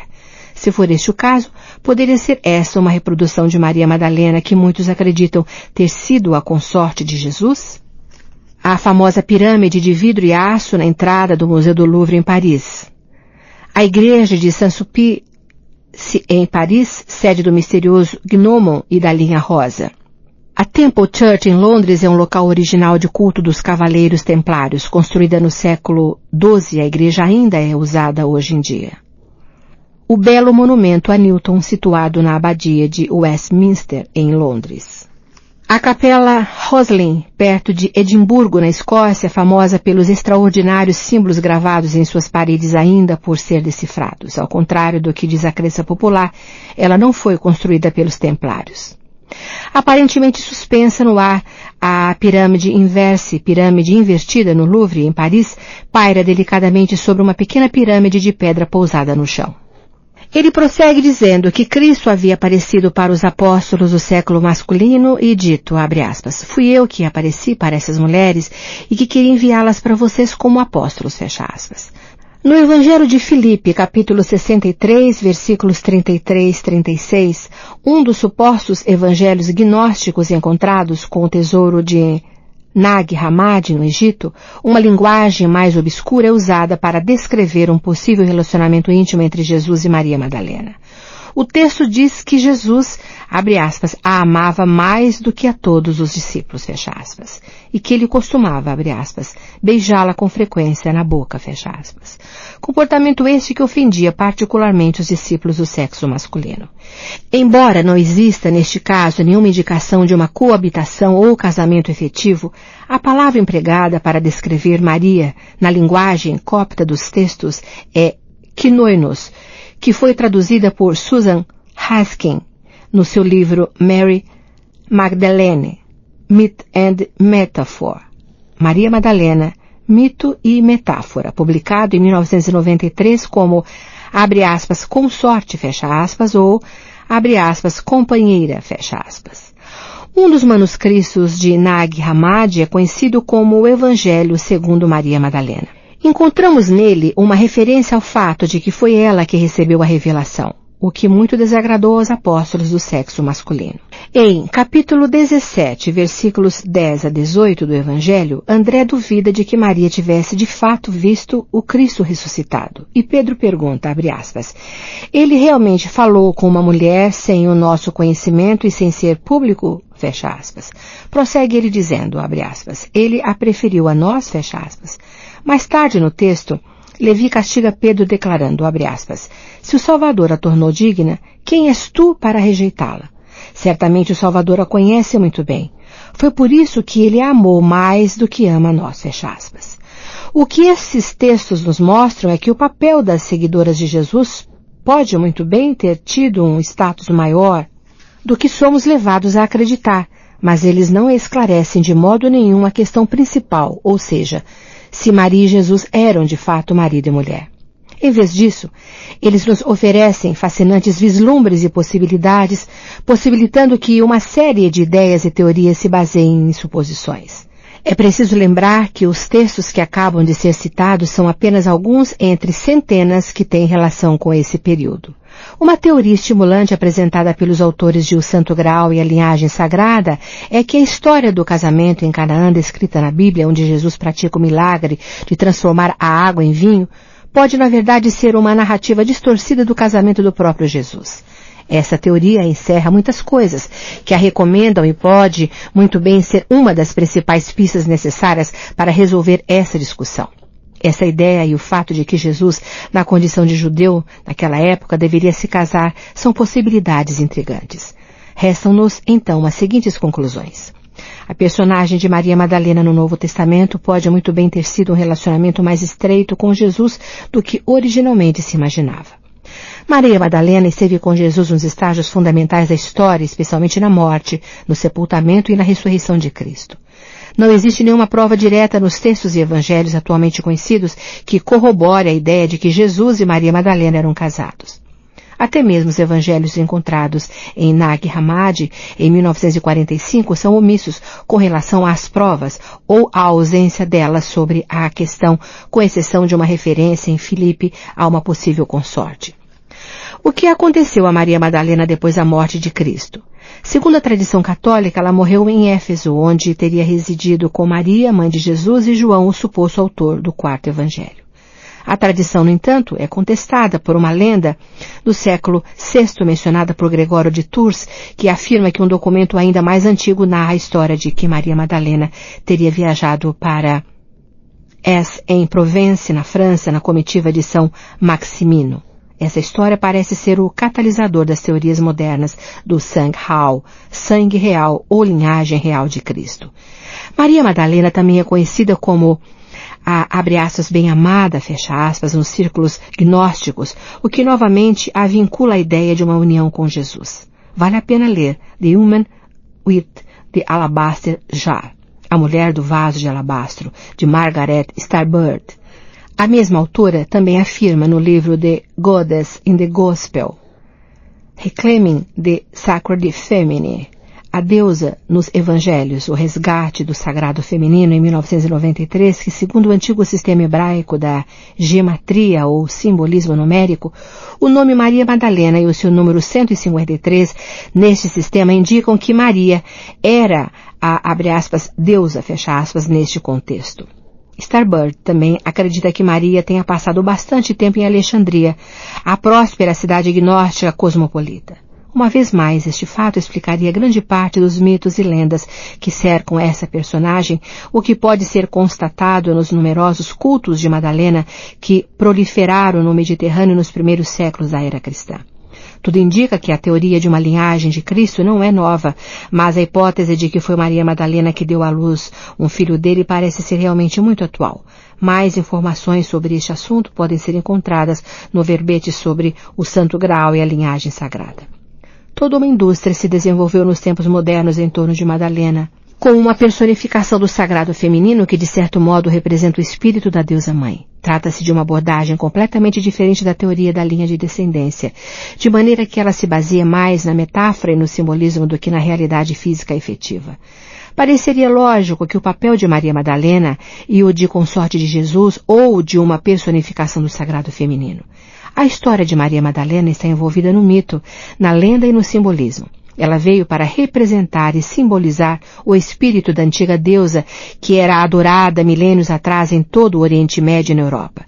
Da maneira como a história se apresenta hoje, simplesmente não podemos provar se ela foi, de fato, casada com Jesus ou se deu à luz um filho dele. Essas histórias permanecem ocultas no mito, mas estão destinadas a se tornar mais veementes à medida que avançamos no tempo.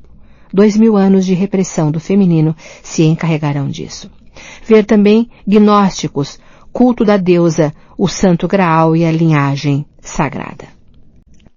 Faixa 40. Merovingios. Em O Código da Vinci, Sophie Neveu descobre que a sua família estava relacionada com uma organização, o Priorado de Sião, que acredita em uma linhagem real a partir de Jesus e Maria Madalena. É dito a ela que essa suposta linhagem foi passada por meio dos reis merovingios da França, o que a faz lembrar de uma história da época de escola a respeito de o rei Dagoberto ter sido apunhalado no olho.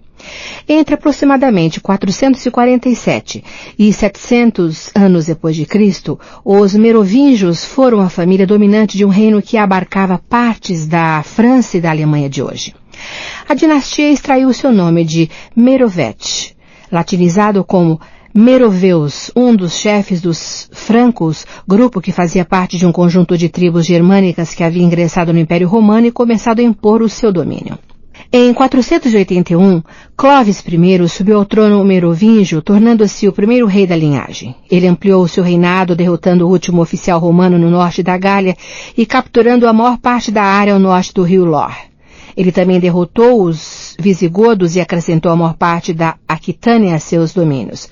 Clovis se casou com uma princesa burgundiana chamada Clotilde, que era católica romana, religião à qual ele se converteu, possivelmente devido à influência da esposa e do confessor dela, São Remi.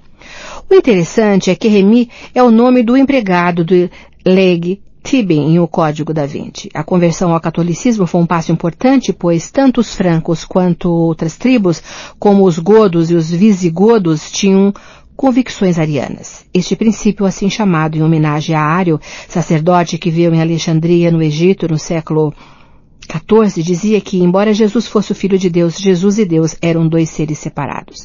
Como Jesus tinha sido criado, em vez de ser coeterno com Deus o Pai e com o Espírito Santo, os arianos rejeitavam a existência da Trindade. A, abre aspas, heresia, fecha aspas, ariana tinha sido condenada no Concílio de Nicéia e o imperador romano Constantino tentou destruir documentos arianos. Clovis I também é famoso por ter tornado Paris a capital do reino que ampliou, o que lhe garantiu um lugar na história da França. Após a morte de Clovis, o reino foi dividido entre os seus 4 filhos, e nos 150 anos seguintes a dinastia merovingia foi governada de uma forma central ou por meio das ramificações da família em diferentes centros regionais. Nesse período, os reis passaram a depender cada vez mais de funcionários, cujo título era o de prefeito do palácio. Dagoberto II subiu ao trono em 676 e foi ele o infeliz monarca que se acredita ter morrido em consequência de uma facada no olho por ordem de Pepino Gordo, o prefeito do palácio. Com a sua segunda esposa, uma princesa visigoda, Dagoberto teve um filho, Sigisberto, o qual segundo os autores de O Santo Graal e a linhagem sagrada conseguiu escapar e dar seguimento à linha de descendência. O último monarca merovingio, Childerico III, foi deposto em 751 e enviado para um mosteiro depois de ter o longo cabelo cortado. Não se sabe o significado do cabelo comprido dos reis merovingios, mas eles eram conhecidos pelos seus contemporâneos como os, abre aspas, reis de cabelos longos, fecha aspas. Ver também Constantino Grande, Concílio de Nicéia, o Santo Graal e a linhagem sagrada. Faixa 41. Mitras. Para poder compreender a controvérsia em torno do Concílio de Nicéia e as origens da moderna igreja cristã, Sophie Neveu obtém informações sobre as ligações com o deus pré-cristão Mitras. Originalmente, o antigo deus da Pérsia e da Índia, onde fora conhecido como Mitra, Mitras era um deus secundário do sistema zoroastriano até mais ou menos o século VI a.C. Foi somente com a ascensão da dinastia Aquemênida da Pérsia que este deus se tornou cada vez mais importante. E no século V, reapareceu como principal deus dos persas, um deus de luz e sabedoria estreitamente associado ao sol. O culto do mitraísmo se expandiu pelo Oriente Médio e pelo sul da Europa e logo se estabeleceu como uma importante religião, tornando-se uma das grandes religiões do Império Romano. No século II d.C., o mitraísmo era um movimento religioso maior do que a incipiente seita cristã. Mitras, como era conhecido em latim, era o deus por excelência dos legionários romanos, sendo um grande companheiro e combatente aos olhos dos seguidores do culto. O aspecto central e fundamental do sistema mitraico era a luta dualística entre as forças da luz e as das trevas, do bem e do mal. O ponto central da história de Mitras é a forma como ele captura e sacrifica um touro sagrado e como, a partir do corpo sacrificado do animal, emanam todas as coisas benéficas à terra. O culto se assemelhava de muitas maneiras a alguns dos cultos de mistério que surgiram naqueles anos formativos, possuindo um batismo e formas de sacramento muito parecidos com outros cultos. Uma semelhança com o cristianismo também estava presente. O dia da festa do nascimento de Mitras era celebrado em 25 de dezembro. Ver também Concílio de Nicéia. Faixa 42. Mona Lisa. O quadro mais famoso do mundo, a Mona Lisa de Leonardo, está em exposição no Louvre e fica em evidência o Código da Vinci quando Sophie e Langdon são encaminhados a ele na busca de mais uma das pistas de Jacques Sonnier, rabiscada no painel de vidro de segurança que protegia a pintura. Provavelmente pintada entre 1513 e 1506, com um pequeno acréscimo em 1510, a Mona Lisa é, sem dúvida, um dos rostos mais famosos do mundo. No entanto, não estamos absolutamente certos de quem posou para o retrato. A pintura foi executada para um mercador de seda florentino chamado Francesco del Giocondo e quase todos os historiadores da arte pressupõem que o quadro seja uma imagem de Lisa Gherardini, a esposa de Giocondo, que teria encomendado o retrato para celebrar o nascimento do segundo filho do casal em dezembro de 1502.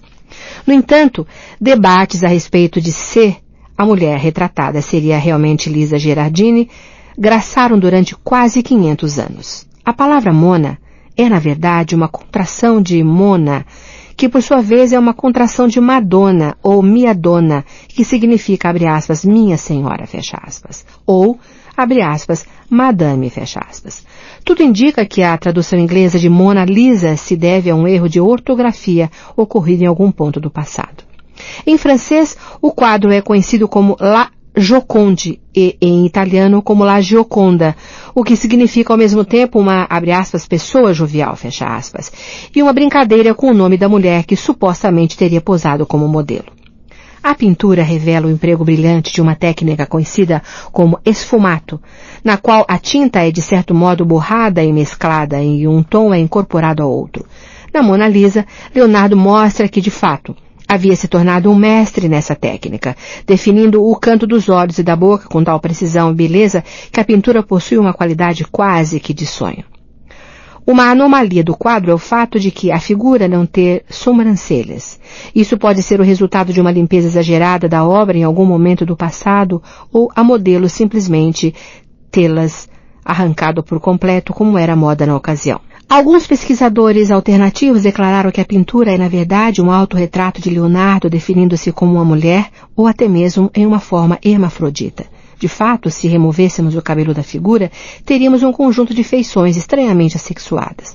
Essa teoria foi fortalecida quando 2 pesquisadores independentes, Lillian Schwartz, da Bell Labs, e o Dr. Digby Quested, do Maudsley Hospital em Londres, demonstraram que a Mona Lisa poderia, de fato, ser interpretada como um autorretrato de Leonardo, abre aspas, transformando, fecha aspas, as feições do famoso autorretrato que ele pintou na velhice da Mona Lisa por meio de modernas técnicas de computador.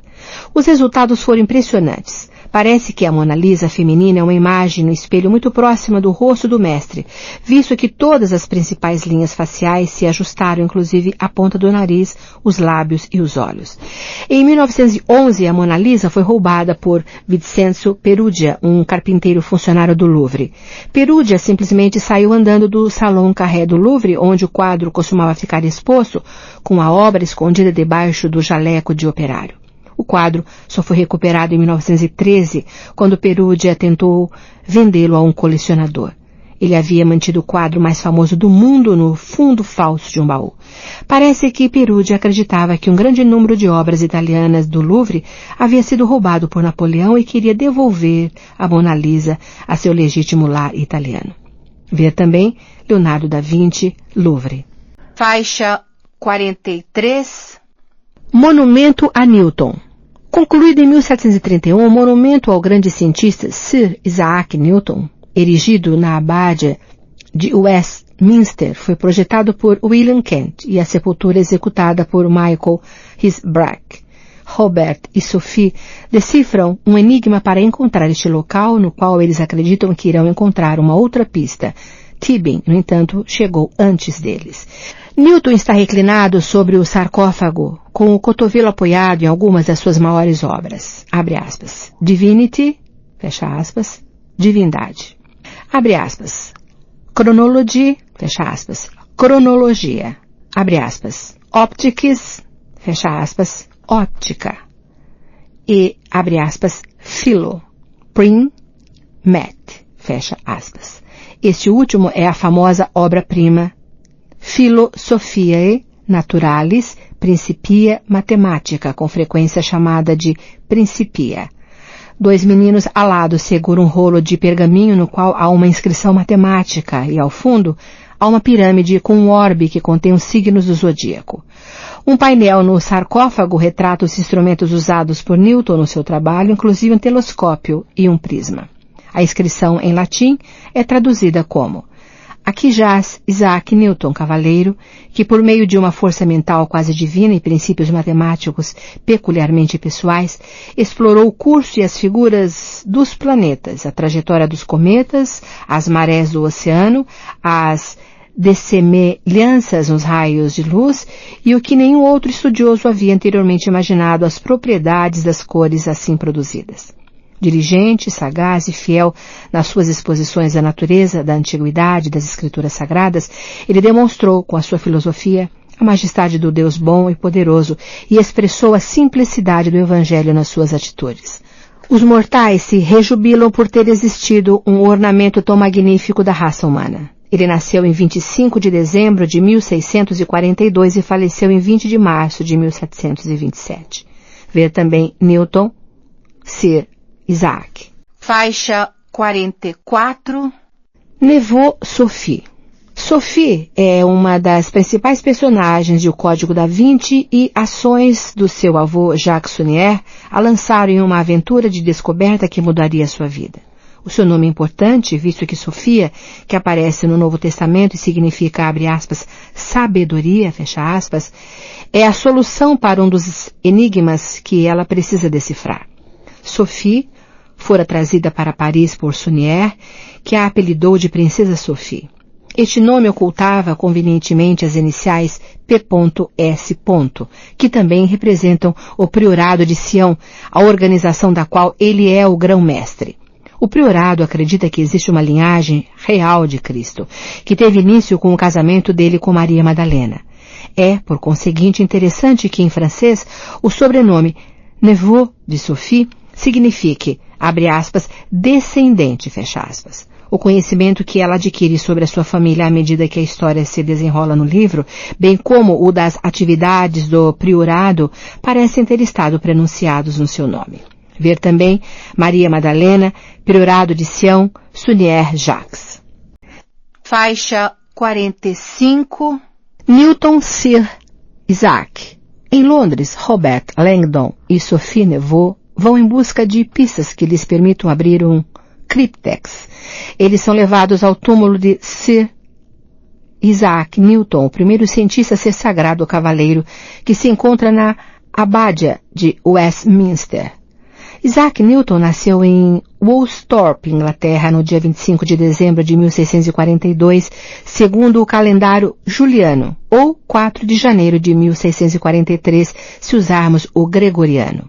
O seu pai já tinha morrido quando ele nasceu, de modo que nos 3 primeiros anos de vida Isaac foi criado apenas pela mãe. Hannah Newton saiu de casa quando se casou com Barnabas Smith em 1646 e Isaac passou a ser criado pelos avós. Este ajuste durou até que Hannah ficou novamente viúva após mais ou menos 8 anos de casamento e ela voltou para a casa dos pais com os 3 filhos do último casamento, os meio-irmãos de Isaac. Pouco depois da volta da mãe, Isaac, aos 12 anos de idade, foi novamente separado dela quando passou a frequentar a King's School em Grattan, Lincolnshire. A escola ficava distante demais para ele ir e voltar todos os dias, de modo que ficou hospedado com a família de um farmacêutico ou herbanário do local, um tal de Sr. Clark. As anotações de Newton desse período revelam que ele se interessava muito pelo trabalho do herbanário, o que deu origem a um duradouro interesse por remédios e curas. O diretor da escola, Henry Stokes, percebeu claramente o potencial de Newton, apesar do fato de o seu aluno não ter inicialmente se destacado, e deve ter ficado frustrado quando Hannah tirou o filho da escola quando este contava 16 anos de idade.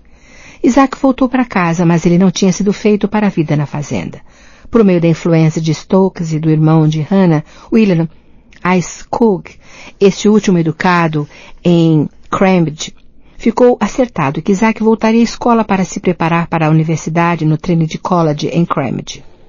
Em 1661, Newton iniciou um longo processo de afinidade com a Cambridge University, inicialmente de uma forma muito modesta. Ele foi primeiro um subcaesar e posteriormente um caesar, o que significa que precisava trabalhar para pagar as suas despesas e se sustentar enquanto estudava. Parece que apesar de ser uma viúva rica, a mãe de Newton não se inclinava a facilitar as coisas para que o filho se dedicasse aos interesses acadêmicos. Apesar dessa desvantagem, Newton obteve o diploma de bacharel em 1665, retornando a seguir para a residência da família em Woolsthorpe, onde passou a maior parte dos 18 meses seguintes. O motivo dessa prolongada ausência da universidade foi o surto de peste que arrebatou muitas vidas. Apesar de afastado do Trinity College, Newton continuou a trabalhar em conceitos matemáticos e os anos de 1665 e 1666 são chamados de Anni Mirabilis de Newton.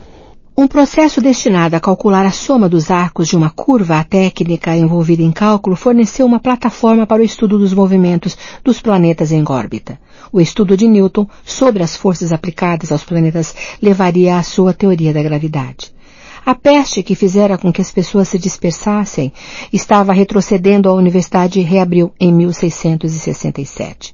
Newton foi nomeado Fellow do Trinity College e também obteve o seu grau de mestre. Ele agora tinha direito ao emprego vitalício na universidade e o fato de a posição de professor lucassiano de matemática ter sido confirmada em 1669, demonstrou que Newton havia galgado rapidamente os degraus acadêmicos.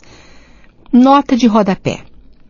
A cadeira lucasiana de matemática da Cambridge University foi criada em 1663 por ocasião de um presente de Henry Lucas, um membro do parlamento na universidade. N.T. Fim da nota de rodapé.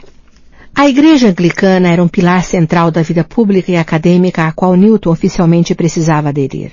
As suas convicções pessoais eram puritanas e ele concentrava suas energias nos estudos sem dar atenção a tentações que pudessem distraí-lo. Em 1674 foi necessária a intervenção de um amigo que era capelão do rei para dispensá-lo da obrigação de se ordenar. Um dos principais interesses de Newton era o comportamento da luz, e ele afirmou que a luz branca era formada por um feixe de cores e não por uma única entidade, uma noção que já existia desde a época de Aristóteles. Ele fez experiências com prismas e apresentou à Royal Society uma invenção, o telescópio refletor, sendo eleito Fellow da Sociedade em 1672. Newton conseguiu desenvolver o seu conhecimento das leis do movimento do efeito de uma força centrífuga aplicada a um objeto que se movesse em um trajeto circular. Ele deduziu a lei do inverso do quadrado e, usando o seu cálculo, demonstrou que os planetas eram atraídos para o Sol por essa força. No livro Os Princípios Matemáticos da Filosofia Natural, Philosophiae Naturalis Principia Mathematica, conhecido como Principia, ele conseguiu explicar variações na órbita da Lua, a ação das marés e a precessão do eixo da Terra. Este trabalho foi publicado em 1687 e tem sido considerado a maior obra científica jamais escrita. Para um homem que desenvolveu muitos dos princípios científicos atualmente utilizados, Newton tinha um interesse muito pouco ortodoxo: a alquimia, a arte mística de transformar os metais primários em ouro. Esta arte ocupava uma grande parte do seu tempo e ele deixou cadernos repletos do seu trabalho, embora nunca tenha publicado nenhum dos seus estudos alquímicos. A base da crença na alquimia tinha origem na descrição dos 4 elementos de Aristóteles, aliada à noção de que, sob as condições corretas, um material pode ser convertido em outro se a proporção dos elementos que o compõem for ajustada. Quando os árabes refinaram a prática a partir do século IV, os metais foram considerados compostos de enxofre e mercúrio. Seguia-se que um determinado metal, o chumbo, digamos, poderia ser convertido em outro como ouro, alterando-se o equilíbrio entre o enxofre e o mercúrio.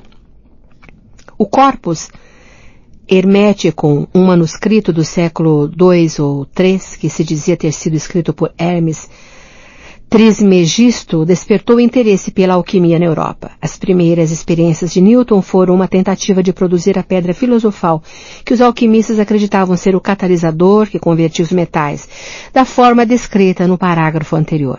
Ele produziu uma forma de antimônio, chamada de estrela régulo, e descreveu em uma carta datada de 1672 que uma das utilizações deste produto era fabricar um espelho para um telescópio. Este fato demonstra os vínculos que aparecem entre as descobertas ortodoxas de Newton nos campos da luz, da gravidade, da matemática e a disciplina que o mantinha ocupado em seus aposentos em Cambridge.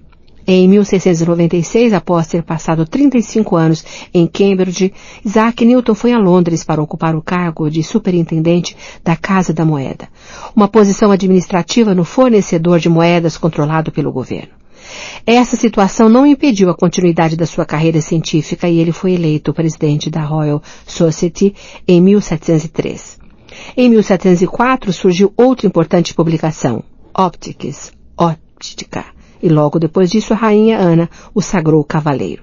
Quando morreu, em 1727, Sir Isaac Newton foi sepultado na abade de Westminster após o funeral oficial. O caixão foi carregado pelo Lord Chancellor, 2 duques e 3 condes. E um monumento foi erigido em homenagem a esse homem extraordinário. Os textos que Newton escreveu sobre os seus estudos alquímicos foram comprados em 1936 pelo economista John Maynard Keynes, que durante um discurso em homenagem aos 300 anos do nascimento de Newton explicou o seguinte, abre aspas, ele encarava o universo como um criptograma preparado pelo Todo-Poderoso, fecha aspas. Ver também Monumento a Newton, Pope Alexander. Faixa 46. Opus Dei. Esta é a organização à qual pertencem 2 personagens de O Código da Vinci, a saber, Manuel Aringarossa e Silas. Fundada na Espanha por José Maria Escrivá de Balaguer em 2 de outubro de 1928, o objetivo declarado dessa organização é, abre aspas, disseminar pela sociedade uma profunda consciência do chamado universal para a santidade e o apostolado por meio do trabalho profissional levado a cabo com liberdade e responsabilidade pessoal, fecha aspas. Extraído da Encyclopedia of Association. Composta por membros leigos e padres, a Opus Dei já foi muitas vezes o centro de controvérsias no decurso da sua existência. Os membros leigos trabalham no mundo secular, mas sempre sob uma rígida orientação espiritual, seguindo o que é conhecido como o, abre aspas, plano da vida, fecha aspas. Práticas espirituais diárias, leituras e orações mentais, bem como costumes específicos da Opus Dei e, em alguns casos, a mortificação corporal. Opus Dei é a expressão latina para, abre aspas, obra de Deus, fecha aspas. A organização se gaba de ter mais de 80 mil membros em cerca de 60 países ao redor do mundo. A sede da organização é em Roma e em 1982 o Papa João Paulo II elegeu a organização como uma prelacia pessoal, conferindo-lhe um elevado status e deixando implícito o seu apoio. O fundador da Opus Dei, José Maria Escrivá, foi canonizado pelo mesmo Papa em 6 de outubro de 2002. Escrivá publicou um livro chamado The Way, no qual declara, abre aspas, abençoada seja a dor, amada seja a dor, santificada seja a dor, glorificada seja a dor, fecha aspas.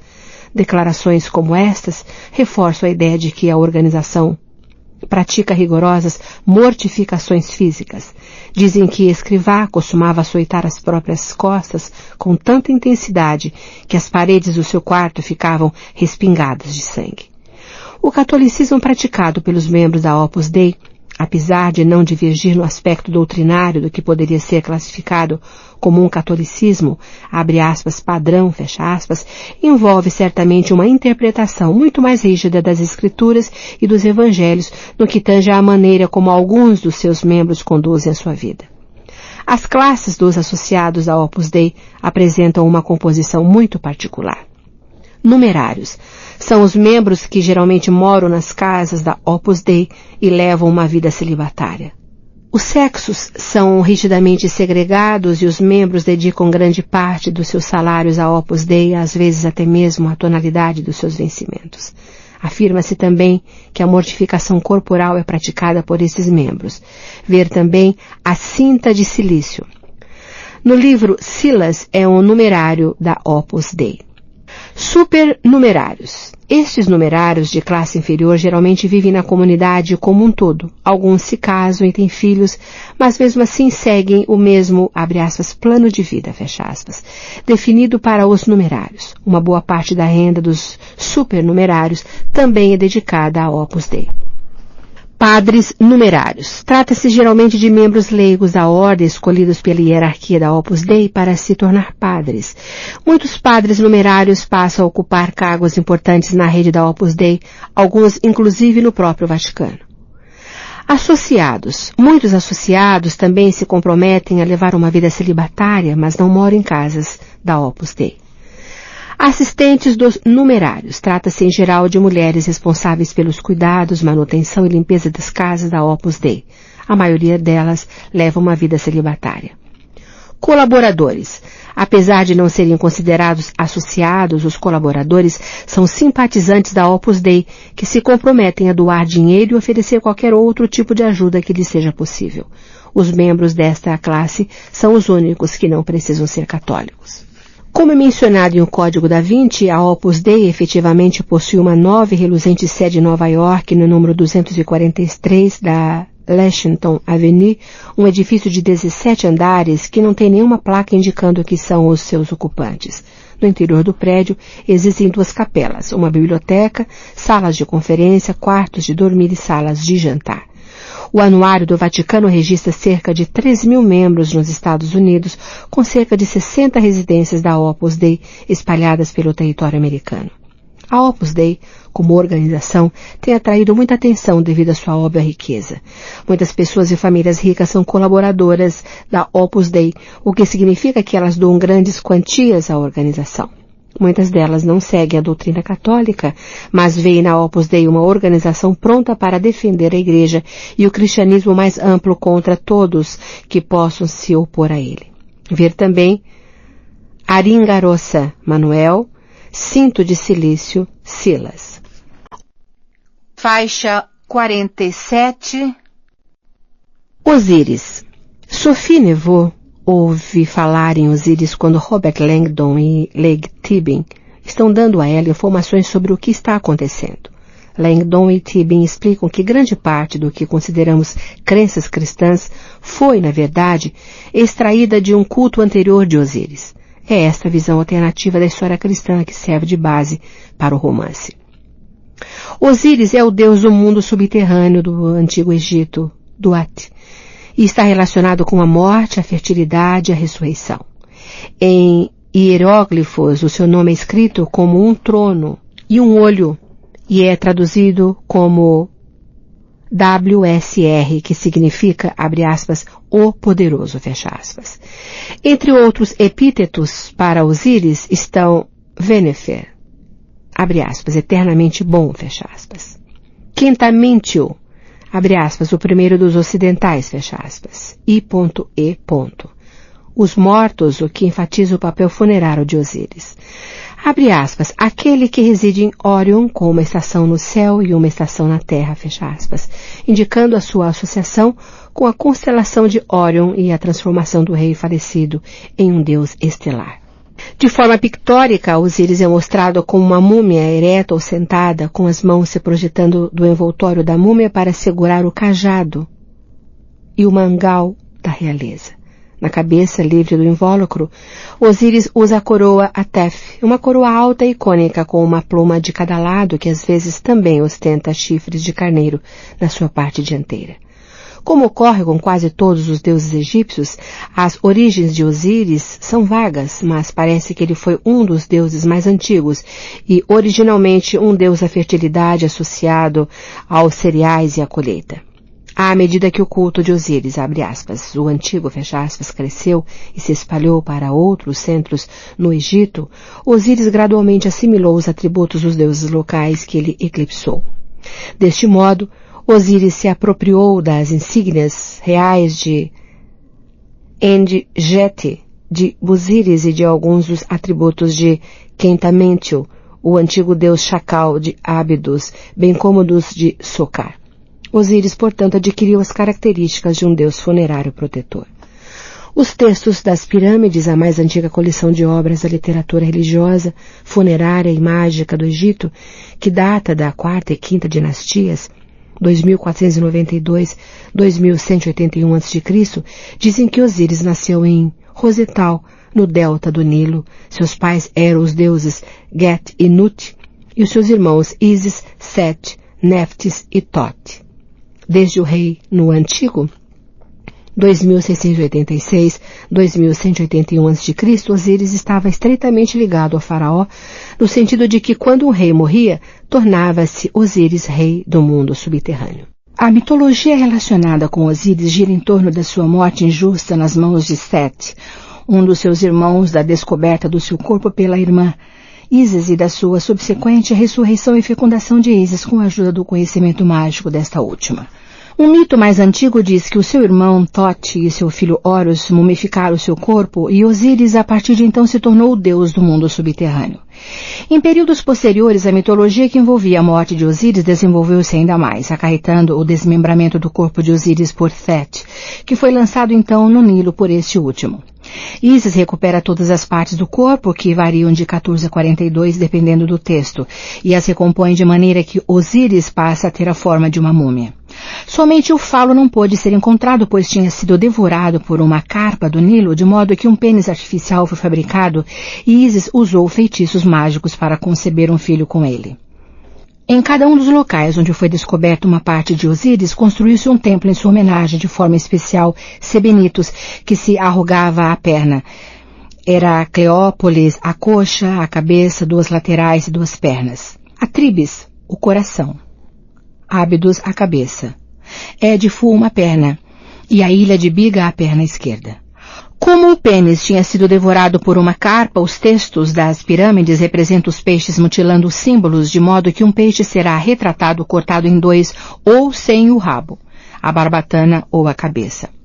Isso acontecia porque os egípcios achavam que cada representação e hieróglifo tinham vida própria e que um animal, objeto potencialmente perigoso poderia causar dano ao falecido. Havia em Ábidos um festival anual de Osíris, no qual eram representados a lenda de Osíris e os, abre aspas, mistérios, fecha aspas, do deus. Este é anunciado pelo deus canino, Wep-Wawet, seguido por uma procissão do santuário de Osíris a bordo de um barco que é conduzido à sua tumba simbólica. Segue-se então uma batalha simulada que representa Osíris destruindo seus inimigos, embora Heródoto comente que na batalha simulada frequentemente ocorriam fatalidades. O barco cerimonial e o santuário são então devolvidos ao templo de Ábidos para que sejam realizados vários ritos de purificação. A partir dos reinos Médio e Novo, 2055-1069 a.C., a associação exclusiva de Osíris com o falecido rei havia se expandido e passara a incluir os, abre aspas, mortos abençoados, fecha aspas, e fórmulas funerárias privadas eram dirigidas a Osíris por meio da generosidade do rei. A esfera do mundo subterrâneo de Osíris é reservada apenas às almas dignas de lá ingressar. E, nessa condição, Osíris julga as pessoas recém-falecidas. Nos textos das pirâmides, às vezes ele é chamado de, abre aspas, Senhor de Maat, fecha aspas. Maat sendo a deusa da verdade. O pilar de Djed é o símbolo de Osíris e o livro dos mortos declara que ele representa a espinha dorsal do deus, o que indica a estabilidade. A sua forma é a de um pilar com pelo menos 3 barras transversais no topo. Apesar de associado a Osíris, na verdade ele recua a uma época bem anterior e pode representar o pau que separa os grãos da colheita. Osíris, na condição de divindade que ressuscitou e que tem um filho que é parte integrante do seu mito, possui um paralelo direto na história cristã.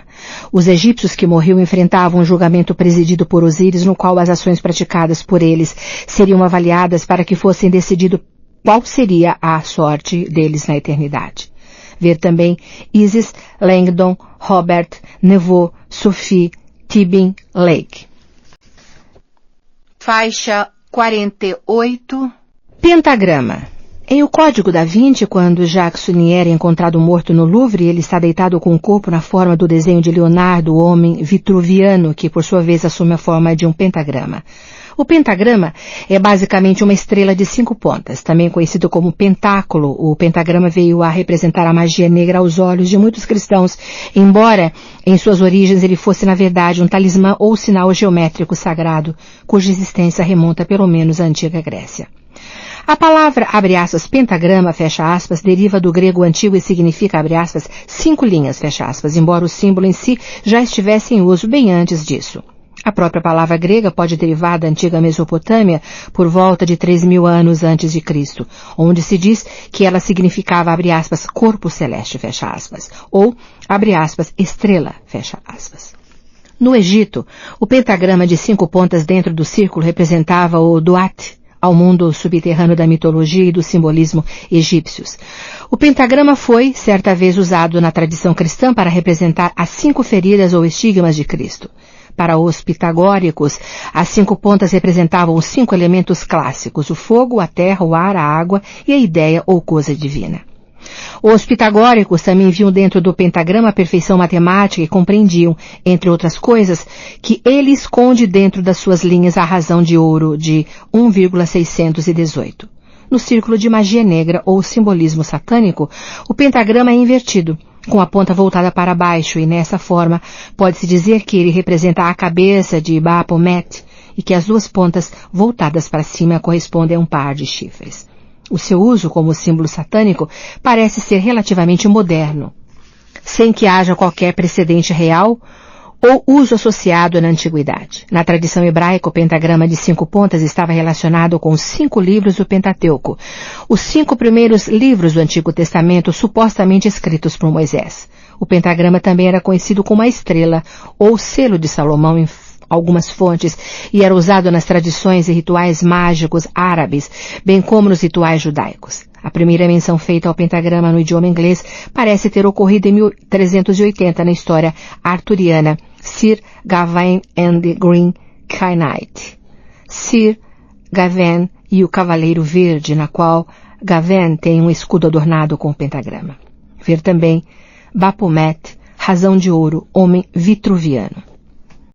Faixa 49. Plantar Pierre. Também conhecido como Pierre Plantard de Saint-Clair. Eleito em 17 de janeiro de 1981, Plantard era o grão-mestre do Priorado de Sião e o elemento de ligação da ordem com o público no início da década de 1980, quando Baigent, Legge e Lincoln estavam fazendo pesquisas e escrevendo o Santo Graal e a linhagem sagrada. Em O Código da Vinci, a conexão entre Sophie Neveu e a sua família com o Priorado de Sião torna-se mais visível com o tempo. Ela recebe informações sobre Plantard e a sua avó lhe diz, na conclusão da sua busca, que ela é membro tanto da família Plantard quanto da Saint-Clair. As genealogias nos dossiês secretos confirmam a declaração de Plantard de que ele é um descendente direto do rei Merovingio Dagoberto II. Por conseguinte, quando Plantard anunciou que um dos objetivos do Priorado de Sião era restaurar a dinastia merovingia no trono francês, ele estava, na verdade, dando a entender que era ele o legítimo herdeiro. Embora fontes da história tradicional afirmem que Dagoberto II foi assassinado em 679 sem deixar herdeiro, Plantard afirmou que os registros do Priorado confirmam que Dagoberto tinha um filho, Sigisberto IV, fruto de um segundo casamento secreto, e que a sagrada linhagem merovingia continuou ininterrupta através dos séculos até chegar ao próprio Plantard. Quase todas as informações hoje disponíveis sobre o Priorado de Sião parecem ter sido organizadas por Pierre Plantard de uma forma ou de outra, tendo vazado por meio de uma variedade de folhetos informativos por ele publicados, manuscritos crípticos ou genealogias confusas depositadas na Bibliothèque Nationale em Paris ou, às vezes, por meio de entrevistas com porta-vozes da sua confiança. A literatura gerada pelo Priorado se caracterizava com frequência pelo uso de duplos significados esotéricos e um elevado grau de piadas internas que provocaram a curiosidade de muitos, abre aspas, aficionados do Graal, fecha aspas, que tentaram decifrar ao longo das décadas os enigmáticos documentos do Priorado. Parece que o motivo de Plantard para permitir que grande parte dessas informações vazasse era semear a ideia de que ele era o legítimo herdeiro do trono da França, em vez de afirmar que o Priorado de Sião protegia uma suposta linhagem real de Cristo, algo que ele nunca afirmou. Embora inúmeros livros tenham sido escritos a respeito do Priorado de Sião na França, tanto Plantard quanto a sociedade alcançaram reconhecimento público somente depois da publicação de O Santo Graal e a Linhagem Sagrada, em 1982. Parece que este sucesso gerou inevitavelmente uma certa luta interna na ordem e também deu origem a um grande número de falsas ordens cavaleirescas e sociedades secretas que afirmavam a sua superioridade baseada nos seus próprios documentos. Abre aspas, secretos, fecha aspas, arquivos familiares e confusas genealogias. A situação se tornou mais complexa e Pierre Plantard finalmente renunciou ao cargo de grão-mestre do Priorado de Sião em 11 de julho de 1984, mencionando problemas de saúde e divergências com certos membros americanos da ordem, que ele enigmaticamente chamou de o, abre aspas, contingente americano, fecha aspas, embora a identidade deste contingente permaneça um mistério. Plantard faleceu em 3 de fevereiro de 2000. O seu corpo foi cremado, mas a localização do seu lugar de repouso final é desconhecida. Ver também dossiês secretos. Merovingios, Neveu, Sophie, Priorado de Sião. Faixa 50. Pope Alexander. O segundo cryptex, ou enigma que Robert Langdon e Sophie precisam decifrar, possui a pista, abre aspas, cavaleiro em Londres, um papa. Enterrou, fecha aspas. Nota de rodapé. Em inglês, abre aspas, Pope, fecha aspas, quer dizer, abre aspas, Papa, fecha aspas. A frase original em inglês, abre aspas, in London lies a Kenneth, a Pope interred, fecha aspas, contém, portanto, um jogo de palavras. NT.T. Fim da nota de rodapé. Após realizar uma pesquisa em um banco de dados, eles compreendem que o Papa ao qual a frase fazia referência era o poeta e satirista inglês Alexander Pope, 1688-1744.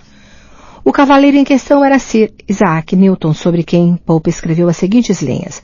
A natureza e as leis da natureza jaziam ocultas à noite. Deus disse que exista Newton e tudo se iluminou.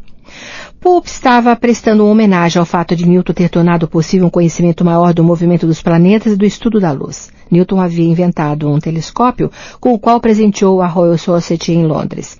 A referência ao enterro do cavaleiro na pista fornecida conduz os personagens ao túmulo de Newton na abadia de Westminster, onde ele foi enterrado. Alexander Pope nasceu em Londres, filho de um comerciante de linho.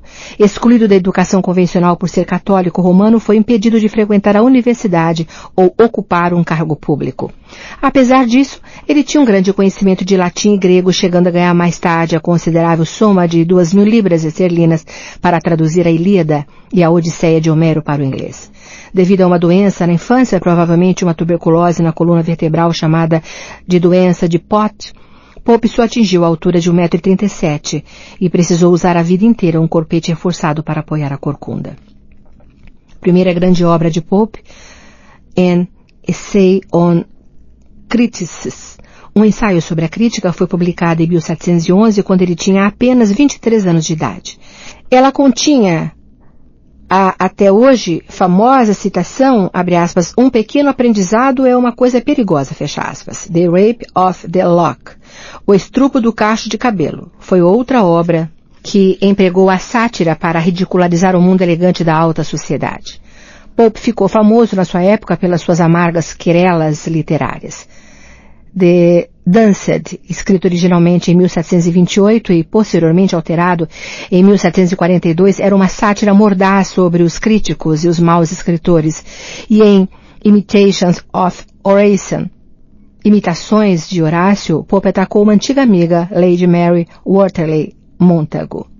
Apesar da reputação de ter tendência aos conflitos, Alexander Pope tinha muitos amigos, inclusive Jonathan Swift, Robert Harley, o primeiro conde de Oxford, e Martha Blount, para quem deixou seus bens quando morreu em 1744. Ele também foi claramente um admirador de Sir Isaac Newton, como se pode ver no seu generoso tributo. Ver também Newton, Sir Isaac, Monumento a Newton. Faixa 51. Priorado de Sião.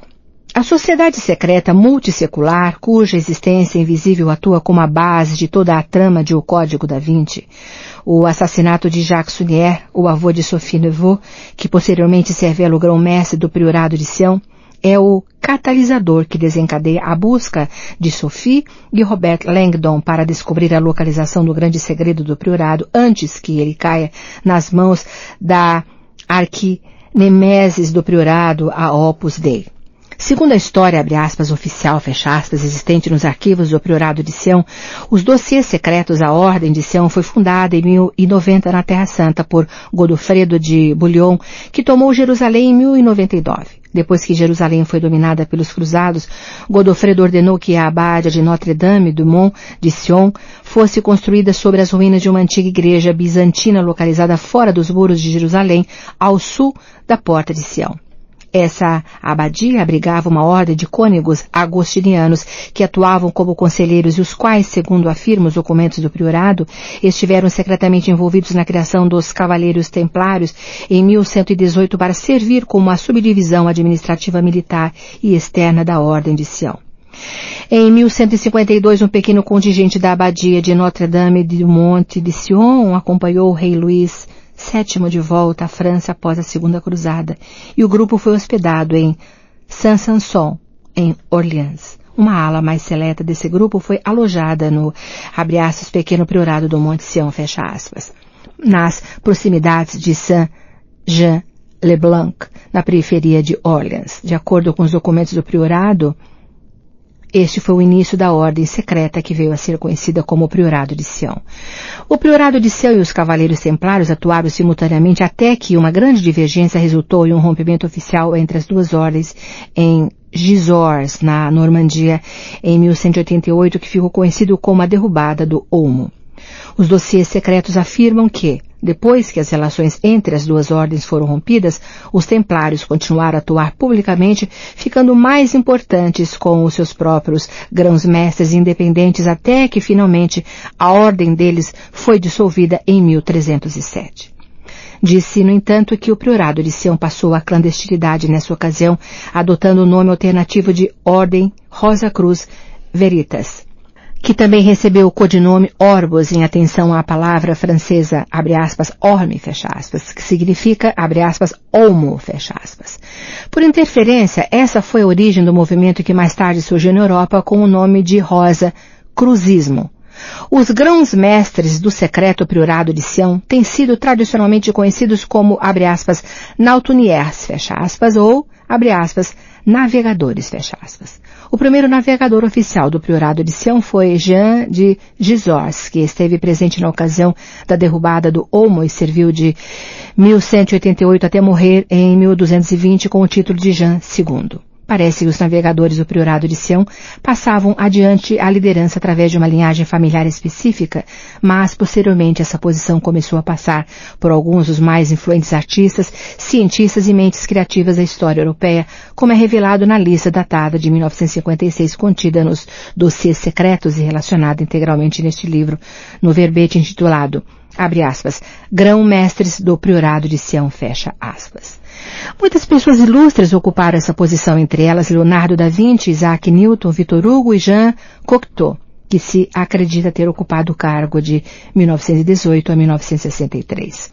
Não está bem claro quem se tornou o navegador do priorado de Sião depois da morte de Jean Cocteau em 1963, mas o título acabou passando para Pierre Plantard, que atuou como o principal elemento de ligação da sociedade com o público até resignar o cargo em 1984. Durante o período em que exerceu o cargo de navegador, Plantard foi a principal fonte de informações por trás do best-seller internacional O Santo Graal e a Linhagem Sagrada, tendo tido um contato direto com os autores enquanto escrevia um livro. Foi esta obra que chamou a atenção do mundo de língua inglesa para a história do priorado de Sião em 1982. Enquanto preparavam o livro, os coautores Michael Bygant, Richard Lake e Henry Lincoln passaram anos investigando e dissecando as genealogias, os códigos secretos e a história da sociedade secreta que lhes foram fornecidos a conta-gotas por meio da liberação estratégica de documentos arcanos e entrevistas face a face que os conduziu em uma busca ao longo dos últimos 1000 anos de história e intrigas políticas da Europa. O trio nunca chegou a descobrir o verdadeiro objetivo do priorado de Sião. A restauração de um monarca merovingio no trono francês ocupava um lugar de destaque na lista de prioridades de Plantard, mas a criação de um Estados Unidos da Europa econômico e político também o era, o que foi hoje amplamente realizado com o advento da União Europeia e a implementação do euro, que substituiu a maioria das moedas locais. Por conseguinte, na ausência de uma clara declaração de propósito, os próprios Bygant, Lake e Lincoln desenvolveram a teoria revolucionária de que a linha de descendência merovingia talvez representasse os vestígios de uma linhagem que descendia dos filhos de Jesus e Maria Madalena, a qual, segundo se acreditava, refugiou-se na França após a crucificação, e que o objetivo do priorado de Sião era, na verdade, proteger essa linhagem sagrada. Apesar do fato de o próprio Pierre Plantard nunca ter efetivamente confirmado ou negado essa teoria, dezenas de livros foram publicados nos últimos 20 anos para explorar a possibilidade de que a linhagem de Jesus e Maria Madalena continuou nas linhas de descendência das famílias aristocráticas da Europa. Após Plantard ter renunciado ao cargo de navegador em 1984, o priorado de Sião voltou à clandestinidade, apesar dos persistentes rumores de que ele teria continuado a existir sob um grande número de disfarces. Esses rumores, por sua vez, geraram numerosas ordens cavaleirescas fictícias, algumas das quais afirmavam ser o, abre aspas, verdadeiro, fecha aspas, priorado de Sião. Em 27 de dezembro de 2002, foi divulgado um comunicado em papel de carta oficial do Priorado de Sião anunciando a reinauguração pública da sociedade, assinado pelo antigo secretário particular de Pierre Plantard, Gino Sandri, com o título de secretário-geral, e uma misteriosa mulher desprovida de nome assinou como navegador. No entanto, muitas pessoas bem informadas consideram essa reinauguração um truque publicitário. Assim sendo, a existência do Priorado de Sião continua a ser até hoje um mistério impalpável. Ver também dossiês secretos, grão-mestres do Priorado de Sião, Plantard, Pierre. Faixa 52. Pirâmide invertida. Abre aspas, uma extraordinária anti-estrutura, uma utilização simbólica da tecnologia, uma peça de escultura. Ela foi criada para ser um objeto, mas trata-se de um objeto que transmite luz, fecha aspas.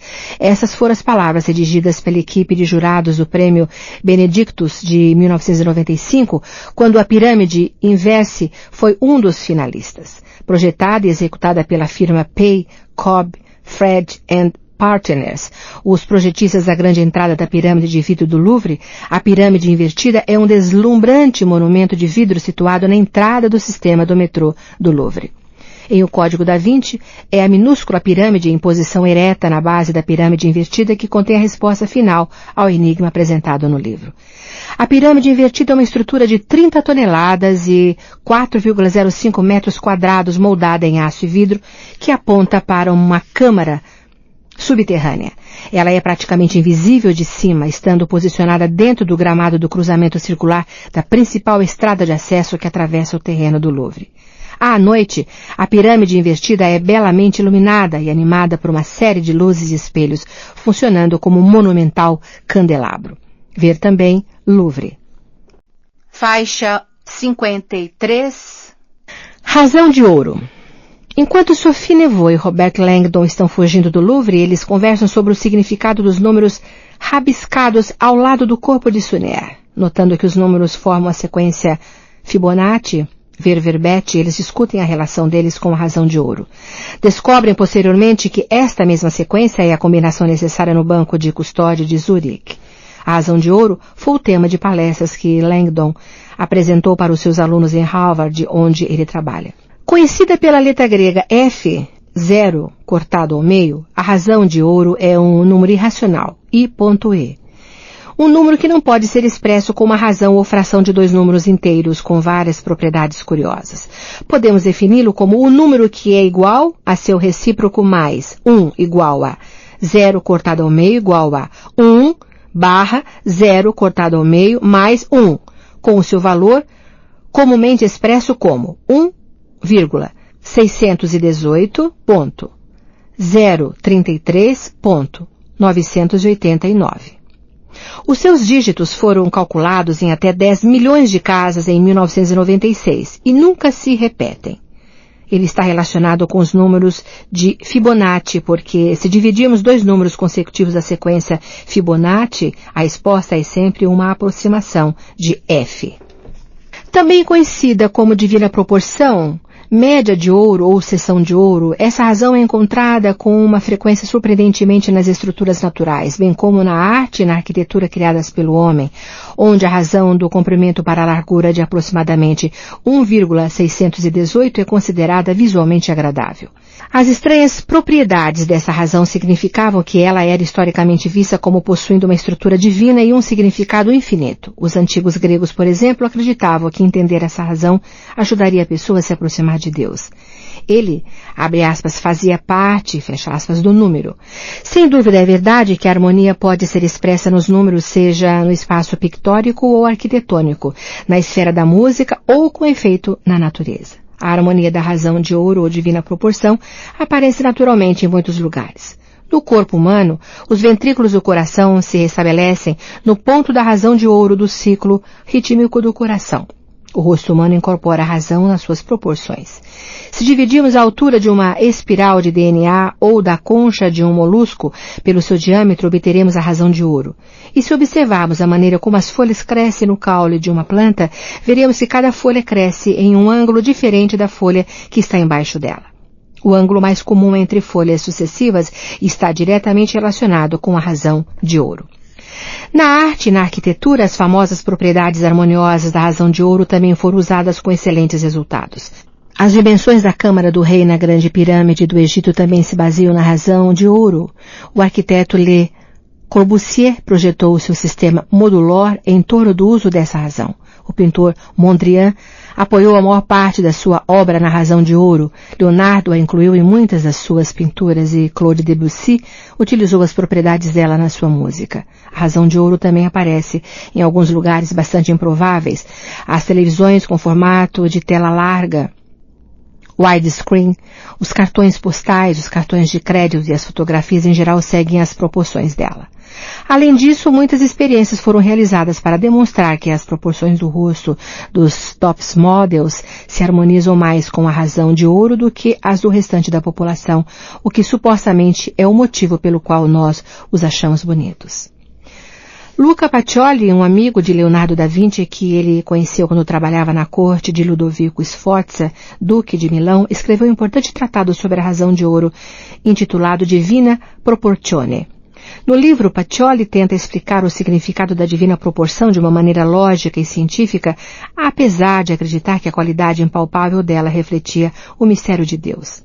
Essa e outras obras de Pacioli parecem ter exercido uma grande influência sobre Leonardo, e os dois se tornaram bons amigos, trabalhando inclusive juntos em problemas matemáticos. O uso da razão de ouro é evidente nas principais obras de Leonardo, que durante um longo tempo demonstraram grande interesse pela matemática da arte e da natureza. Seguindo os passos do brilhante Pitágoras, Leonardo realizara um profundo estudo da figura humana, revelando como todas as suas partes principais estavam relacionadas com a razão de ouro. Disse que a grande pintura inacabada de Leonardo, São Jerônimo na Selva, que mostra o santo com o leão aos pés, foi deliberadamente pintada em um estilo que assegurava que um retângulo de ouro, verbete, se ajustaria ao redor da figura central. Tendo em vista o amor de Leonardo pelas, abre aspas, recriações geométricas, fecha aspas, este fato parece uma suposição razoável. O rosto de Mona Lisa também se encaixa dentro de um perfeito retângulo de ouro. Depois de Leonardo, artistas como Rafael e Michelangelo usaram extensamente a razão de ouro na construção das suas obras. A impressionante escultura de Michelangelo, Davi, está de acordo com a razão de ouro a partir da localização do umbigo com relação à altura e à disposição das articulações dos dedos da mão. Os construtores das igrejas medievais e góticas, bem como das catedrais da Europa, também erigiram essas incríveis estruturas em conformidade com a razão de ouro. Sob este aspecto, Deus realmente fazia parte dos números. Ver também sequência Fibonacci, retângulo de ouro. Faixa 54.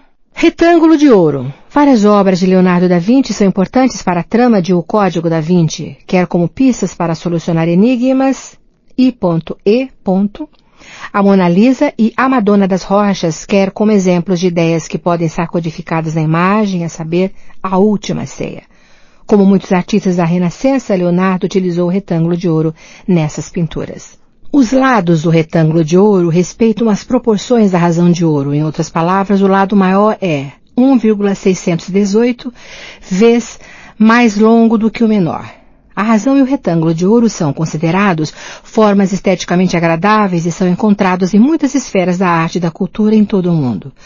Um bom exemplo disso seria o Partenon em Atenas, na Grécia, cuja frente pode ser facilmente enquadrada dentro de um retângulo de ouro. Como um exemplo da maneira pela qual Da Vinci usou o retângulo de ouro, seu desenho do homem vitruviano possui o contorno de um retângulo baseado na cabeça, outro no tronco e um terceiro sobre as pernas. O rosto de Mona Lisa também se encaixa em um retângulo de ouro e as mesmas proporções são utilizadas na composição de A Última Ceia. Ver também sequência Fibonacci, razão de ouro, Última Ceia, Madonna das Rochas, Mona Lisa. Faixa 55. Saint-Sulpice.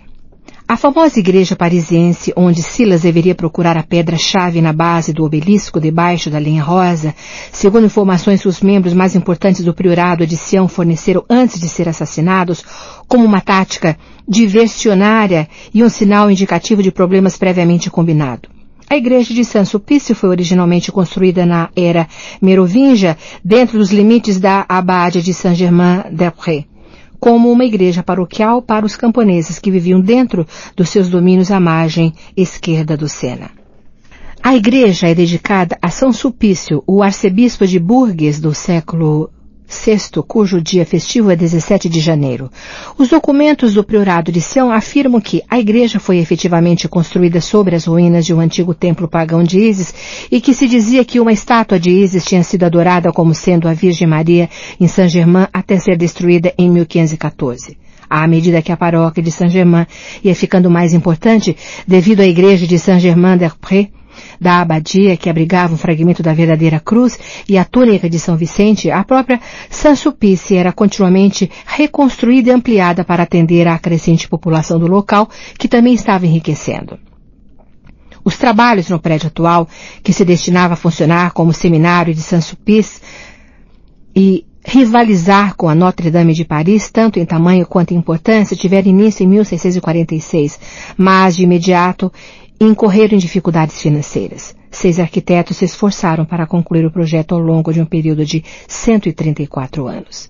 Saint-Sulpice possui fama internacional devido a seu gnomo, um relógio solar que segue os raios do sol ao longo de uma tira de latão no chão para marcar os solstícios e equinócios. O projeto faz com que os raios de sol se desloquem através da largura da igreja a partir de um orifício na janela do transepto sul e subam por um obelisco no transepto norte à medida que o ano solar progride. Nos documentos do priorado, a tira de latão que marca o meridiano solar é conhecida como linha rosa, que também é um jogo de palavras com a história de Santa Roselene, que morreu no dia 17 de janeiro ou, alternativamente, com uma serpente rouge, serpente vermelha. Por meio de uma disposição especial, as fundações da igreja original de Saint-Sulpice podem ser vistas na cripta existente debaixo da igreja atual, mas, lamentavelmente, o gnomo não existe mais, embora a tira de latão e o obelisco ainda possam ser vistos. Tanto Baudelaire quanto o Marquês de Sade foram batizados na igreja e Victor Hugo casou-se lá. Ver também Dossiês Secretos, Gnomo de Saint-Sulpice, Plantar, Pierre, Priorado de Sião, Linha Rosa, Saunière, Jacques. Faixa 56. Santo Graal. O tema central e objetivo último do livro de Dan Brown é o entendimento do que o Santo Graal representa. Nas várias versões da lenda, o Santo Graal é descrito como uma taça ou um cálice, uma relíquia que contém o sangue de Cristo, uma travessa de prata, um caldeirão da abundância, uma pedra do céu, um prato de servir, um peixe, um pombo, uma espada, um chuço, uma lança, um livro secreto, maná do céu, uma cabeça decepada, uma luz branca ofuscante, uma mesa e muitas outras coisas. A tentativa não apenas de entender o Graal, mas também de encontrá-lo, já está conosco há mais de 1000 anos e profundamente entranhada na psique do homem moderno. O Graal tem sido apresentado em muitas formas possíveis a partir da época medieval e a sua busca tem cativado a mente de muitas pessoas. O que sabemos então sobre a sua origem? A visão convencional do Graal é que se trata do cálice que conteve certa vez o sangue de Cristo e que José de Arimateia teria levado para a Inglaterra. Acredita-se que José o tenha levado para Glastonbury, no sul da Inglaterra, e desde então o seu paradeiro encontra-se envolto em mistério. Diz a lenda que, além de esse cálice ou Graal ter sido usado na última ceia, nele também foi recolhido o sangue de Cristo na crucificação. Diz a lenda que, além de esse cálice ou Graal ter sido usado na última ceia, nele também foi recolhido o sangue de Cristo na crucificação. Embora nas diversas histórias personagens diferentes tenham recolhido o sangue, em algumas quem faz isso é José de Arimateia, em outras Nicodemos e em outras ainda Maria Madalena. Os mais antigos romances sobre o Graal foram escritos nos séculos XII e XIII, sendo que um grande número deles foi escrito entre 1190 e 1240, embora a história pareça ter tido uma versão oral anterior. Estas datas coincidem com a ascensão dos cavaleiros templários na Europa medieval. Os romances foram escritos principalmente por monges das ordens cisterciense e beneditina e muitas narrativas e romances possuem um tema de fundo claramente templário. Desde cedo torna-se óbvio que não existe uma única história do Graal, ou mesmo uma que seja típica. Os romances sobre o Graal, em geral, nem mesmo concordam uns com os outros. Uma das primeiras histórias conhecidas sobre o Graal é a escrita por Carentin de Troyes em Le Conte du Graal, produzida por volta de 1190. É nessa narrativa que somos apresentados pela primeira vez ao personagem Percival, o ingênuo cavaleiro e bobo arquetípico das histórias do Graal. Percival vê pela primeira vez o que ele acredita ser o Graal em um grande banquete no castelo do rei pescador, junto com uma espada partida e muitas outras cenas e eventos. O rei pescador é uma figura estranha que aparece nas lendas arturianas e do Graal, mas cujo caráter misterioso não é totalmente compreendido. Parece que Cretin morreu antes de terminar a sua intrigante história e ela foi parcialmente concluída por outras pessoas em versões que são chamadas de as continuações. Essas versões embelezam e acrescentam colorido à história original. adicionando elementos que vieram a se tornar padrão em narrativas posteriores. Duas outras histórias sobre o Graal escritas por volta de 1200 são as obras de Robert de Boron, José de Arimateia e Merlin. Essas narrativas recebem uma nova predisposição cristã e apresentam a busca empreendida pelos cavaleiros como uma aventura espiritual em vez de uma história ligada à honra palaciana ou uma proeza pela mão de uma linda donzela. É aqui na primeira parte do século XIII que as obras de Robert de Boron estão estreitamente ligadas às lendas arturianas tão populares na época e nas quais se destacavam Sir Gawain e Sir Galahad. Também foi nessa época que foi escrita a história mais conhecida no mundo de língua inglesa, The Quest, que tem como personagem principal Sir Galahad, filho de Sir Lancelot, e é a base da brilhante epopeia do século XV de Sir Thomas Malory, Le Morte d'Arthur. Essa obra, mais do que qualquer outra, é responsável pela percepção moderna, não apenas das lendas arturianas, como também pelos romances do Graal. O livro de Malory exerceu um impacto tão grande na mente humana nos últimos 500 anos quanto qualquer outra obra de peso que se possa mencionar. Por volta de 1205, um poeta bávaro chamado Wolfram von Eschenbach compôs o poema, abre aspas, Parzival, fecha aspas. Nele, ele escreve a respeito da busca de um herói, inicialmente narrada por Chrétien de Troyes, com a diferença de que, na obra de Wolfram, o Graal se torna uma pedra. Não se trata, no entanto, de uma pedra velha qualquer, e sim de uma pedra luminosa que caiu do céu. É a primeira vez que o Graal não é descrito como uma taça, como nos outros romances. A pedra de Wolfram é guardada por cavaleiros chamados Templensens, cuja intenção óbvia é que sejam os templários. Na história de Wolfram, o jovem Parzival está em busca do castelo do Graal, chamado no poema de Morro da Salvação, quando encontra no caminho um velho sábio chamado Trisent, com quem permanece durante 15 dias. O velho revela a Parzival que é o seu tio, e lhe diz que a história do Graal procedia de um velho sábio chamado Quixote de Provence. Segundo vários especialistas, Quixote foi uma pessoa real disfarçada como Quixote de Provence, conferindo assim à história uma base de realidade. Tresent afirma que Quixote encontrou a história do Graal em Toledo, na Espanha, em um livro escrito em uma língua gentílica. É extremamente provável que essa língua, abre aspas, gentílica, fecha aspas, fosse o árabe, falado em Toledo pelos mouros da África do Norte. Tresent prossegue contando a Parzival que o livro foi escrito por um homem chamado Flegintanes, cuja mãe era uma judia da linhagem de Salomão e cujo pai parece ter sido astrólogo. A história de Parzival, narrada por Wolfram, encerra pureza e discernimento. Somente os puros de coração e mente podem alcançar o Graal, e somente Deus é capaz de julgar quem deve atingi-lo. Na história, Parzival retorna posteriormente ao castelo do Graal, faz a pergunta certa ao rei pescador, curando dessa maneira o rei moribundo. Parzival torna-se então o rei do Graal e o ciclo continua. A ideia de que o Graal é uma metáfora para a linguagem real de Cristo e para as origens da sua linha de descendência é relativamente moderna, embora muitos autores que escrevem atualmente sobre este assunto queiram nos fazer acreditar que essa verdade era conhecida ao longo da história por uns poucos artífices e sábios seletos, que codificaram a ideia em obras de arte e na arquitetura no decorrer dos tempos. A ideia do priorado de Sião e dos seus grãos-mestres é um exemplo clássico disso.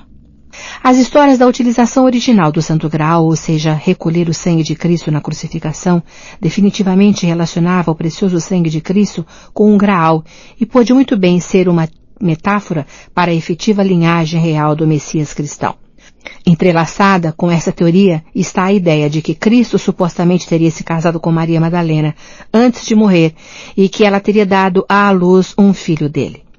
Por conseguinte, a linha de descendência de Cristo continua supostamente até hoje e o Graal torna-se a, abre aspas, vinha, fecha aspas, por meio da qual a família de Cristo está ligada aos reis merovingios da França. A hipótese é que, depois da crucificação, Maria Madalena teria viajado para a França com a criança e que o casamento de um descendente de Cristo com um membro das tribos francas deu origem aos reis merovingios.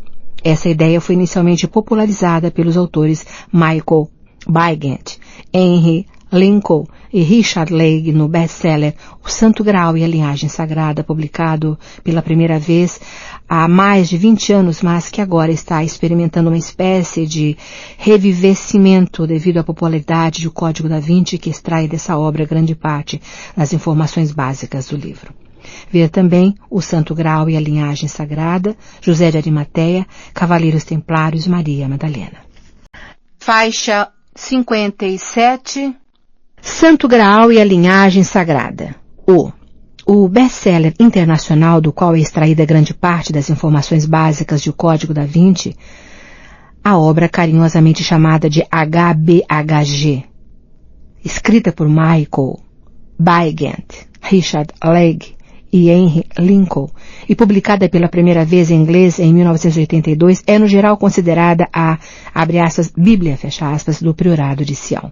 Nota de rodapé. As iniciais da obra em inglês Holy Blood, Holy Grail, N.T.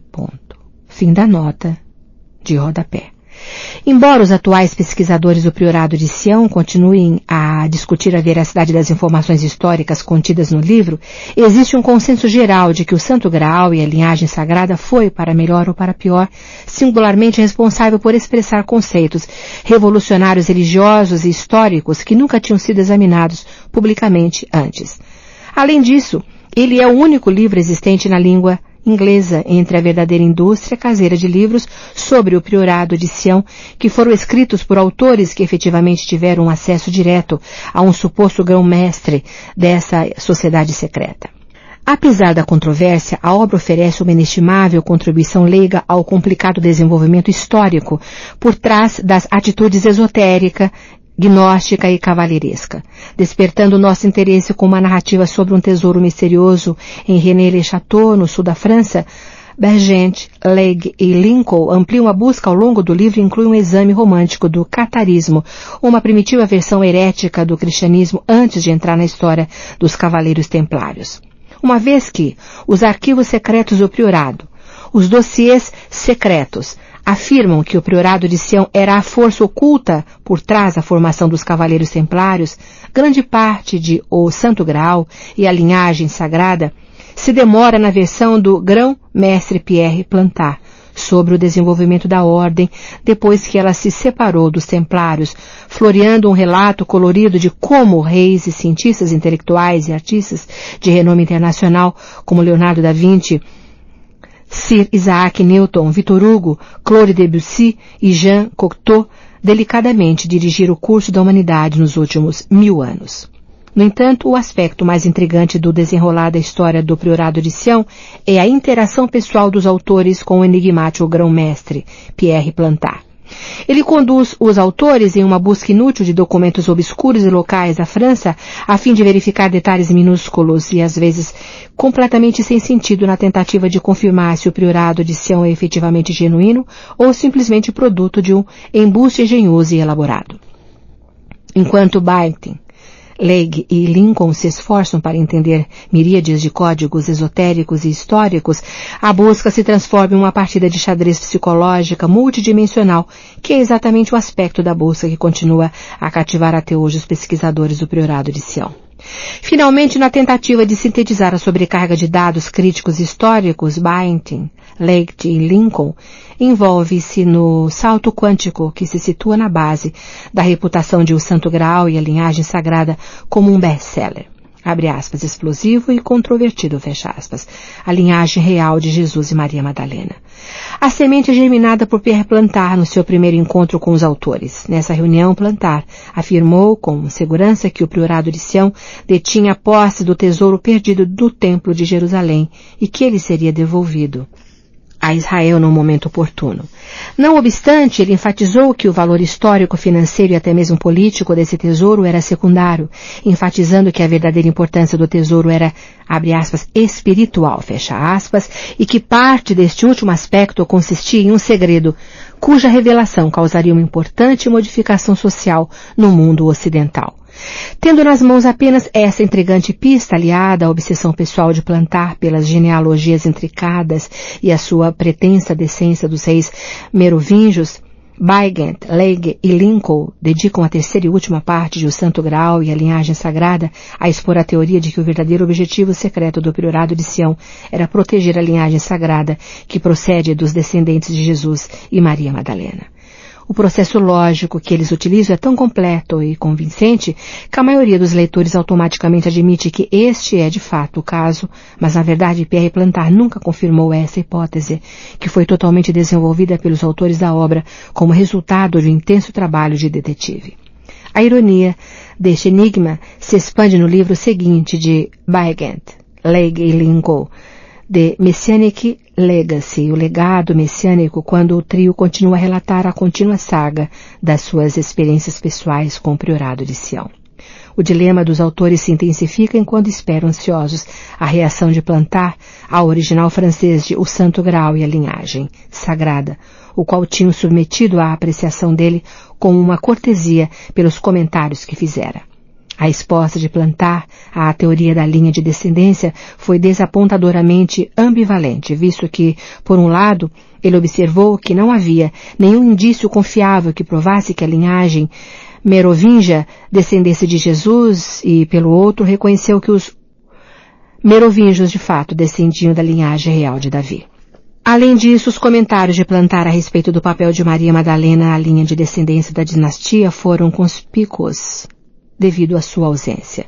Não obstante, apesar da relutância de Plantard em endossar ativamente a parte do Priorado de Sião na teoria da linhagem real de Jesus e Maria Madalena, a pesquisa de Weigand, Legge e Lincoln é tão fascinante que, no decurso dos últimos 20 anos, o Santo Graal e a Linhagem Sagrada tem servido de inspiração para uma longa lista de livros, inclusive o Código da Vinci, que foi produzido para examinar as histórias alternativas de um fluxo interminável de mistérios esotéricos, sociedades secretas e ordens cavalheirescas que inevitavelmente afirmam pertencer à linhagem real de Jesus e Maria Madalena. O próprio Dan Brown homenageia especificamente o Santo Graal e a Linhagem Sagrada quando seu personagem, Lady Tibin, um amálgama do nome de Richard Legge Michael Weigand, cita especificamente o livro quando explica para Sophie em Chateau Villette o que é o Priorado de Sião. Abre aspas. Entre colchetes, o livro causou o maior rebuliço na década de 1980. Para o meu gosto, os autores foram um tanto entusiasmados demais na análise, mas a premissa fundamental é perfeita, e, para o seu crédito, finalmente conseguiram divulgar a ideia da linhagem real de Cristo, fecha aspas. No entanto, pesquisadores experientes do Priorado de Sião têm consciência de que o Santo Graal e a Linhagem Sagrada não é, na verdade, o primeiro livro a fundir a história de Plantard sobre o Priorado de Sião com o sagrado feminino e a linha de descendência de Jesus e Maria Madalena. 2 anos antes de a obra ser publicada, a conhecida astróloga Liz Greene publicou um romance sobre Nostradamus chamado The Dreamer of the Vigne, o sonhador da vinha, que combinou os elementos atualmente conhecidos da história do Priorado com a história da vida de Nostradamus. Em retrospectiva, The Dreamer of the Vigne parece ser uma premonição incrivelmente perspicaz dos mesmos elementos que causaram tanta controvérsia quando o Santo Graal e a Linhagem Sagrada surgiu em cena em 1982. No entanto, quando começamos a fazer uma investigação mais profunda e descobrimos que Liz Greene é, na verdade, irmã de Richard Legge e era, na época, namorada de Michael Weigand, um padrão astucioso começa a emergir. Desse modo, foi de fato apenas, abre aspas, por acaso, fecha aspas, que os autores de O Santo Graal e a Linhagem Sagrada desenvolveram o conceito da linhagem real de Jesus e Maria Madalena no decurso das conversas que tiveram com Pierre Plantard, ou era este o tempo todo o propósito do livro? Se esta última suposição estiver correta, teriam Weigand e Legge conhecimento de alguma informação confidencial mesmo antes de as primeiras palavras de O Santo Graal e a Linhagem Sagrada serem colocadas em uma página? E se for este o caso, quem estava, na verdade, dirigindo quem? E será que ainda estamos no rumo certo? Faixa 58. Sunier Jacques. O curador do Museu do Louvre e grão-mestre secreto do Priorado de Sião, cujo assassinato fez com que Robert Langdon e Sophie Nouveau partissem em uma busca frenética para decifrar as pistas deixadas por ele, a fim de descobrir o segredo do Priorado antes que a Opus Dei o fizesse. O nome de Sunier foi extraído do conhecido mistério do Priorado de Sião, que cerca um padre enigmático chamado Berenguer Sunier, que assumiu a sua nova posição na igreja de Santa Maria Madalena na pequena aldeia de René-le-Château, na França, em junho de 1885. Durante os 6 primeiros anos do seu ministério, o jovem e belo Sunier viveu uma vida simples na sua pobre paróquia provinciana, caçando, pescando e absorvendo-se na fascinante história da região que lhe foi apresentada pelo abade Henri Baudet, o padre do vilarejo próximo de René-les-Bains. Nessa ocasião, Sunier também contratou uma jovem camponesa, Marie d'Erarnaud, como sua governanta, que logo se tornou dedicada a ele e mais tarde herdou seus bens e os seus segredos. Em 1891, inspirado pelas narrativas românticas da história do lugar, Sunier arrecadou fundos para realizar uma modesta restauração na sua igreja, que fora construída em 1059 sobre as ruínas de uma construção visigótica do século VI. Dizem que durante a reparação do altar ele teria encontrado 4 antigos pergaminhos escondidos nas colunas visigóticas que sustentavam a pedra do altar.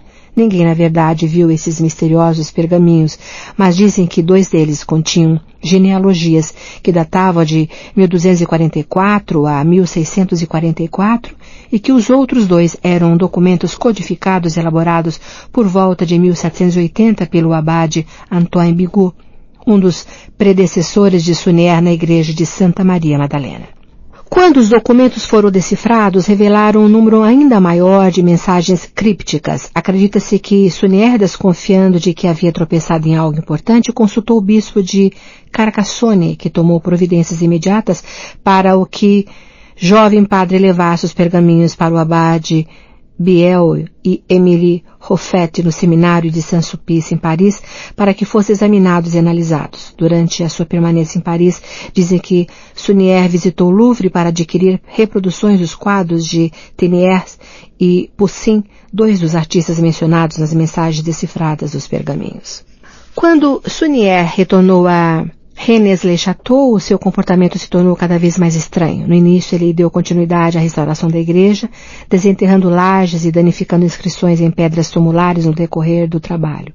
Foi quando, acompanhado por Marie d'Erarnaud, começou a fazer longas caminhadas no campo, reunindo uma grande coleção de pilhas de pedras aparentemente sem valor.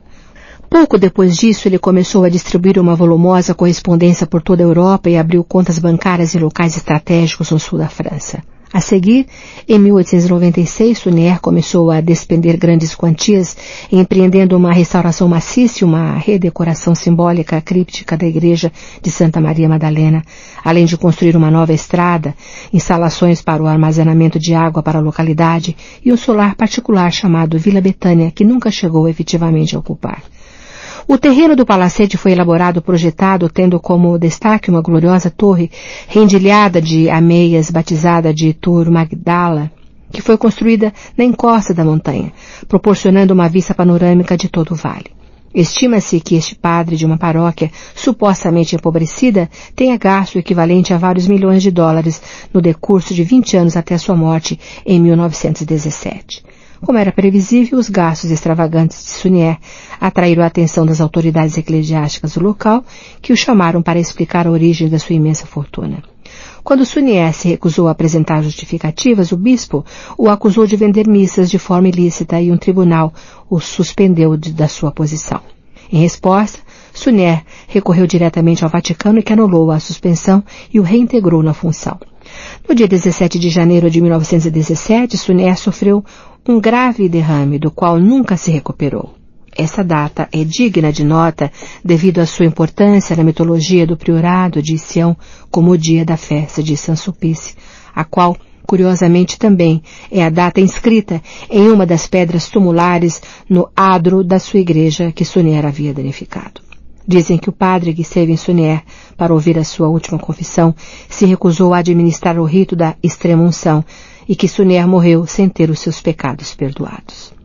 A Vila Betânia é citada nos dossiês secretos como o, abre aspas, arco, fecha aspas, ou sede das 27 lojas do Priorado de Sião espalhadas pela França. Além disso, Pierre Plantard, grão-mestre do Priorado de Sião, insinuou que Rennes-le-Château abrigaria um esconderijo secreto de arquivos do Priorado, e este rumor foi enfatizado pelo fato de que o próprio Plantard havia pessoalmente adquirido propriedades na região. As especulações em torno de o que Saunier poderia ter descoberto que o tornaram um homem rico continuam 100 anos depois e caçadores de tesouro vasculham a região rural até hoje. No entanto, nada importante jamais foi encontrado e o mistério continua. Ver também Plantard, Pierre, Priorado de Sião, Saint-Sulpice. Faixa 59. Sequência Fibonacci. No local onde o corpo de Jacques Saunier é encontrado no começo do livro, alguns números estão escritos no chão. Sophie, sua neta, reconhece a sequência e a interpreta como um sinal do avô, embora decorra algum tempo até que o significado completo venha à tona. Assim que ela tem nas mãos a chave do cofre de um banco e percebe que precisa do número de uma conta para ter acesso ao mesmo, os números escritos no chão são dispostos em ordem crescente para fornecer a solução. A sequência Fibonacci, criada por Leonardo Fibonacci, é uma sequência infinita de números que começa assim: 1, 1, 2, 3, 5, 8, 13, ponto. Por exemplo, 1 mais 1 igual a 2, 1 mais 2 igual a 3, 2 mais 3 igual a 5, 3 mais 5 igual a 8, 5 mais 8 igual a 13, na qual cada número é a soma dos dois números anteriores.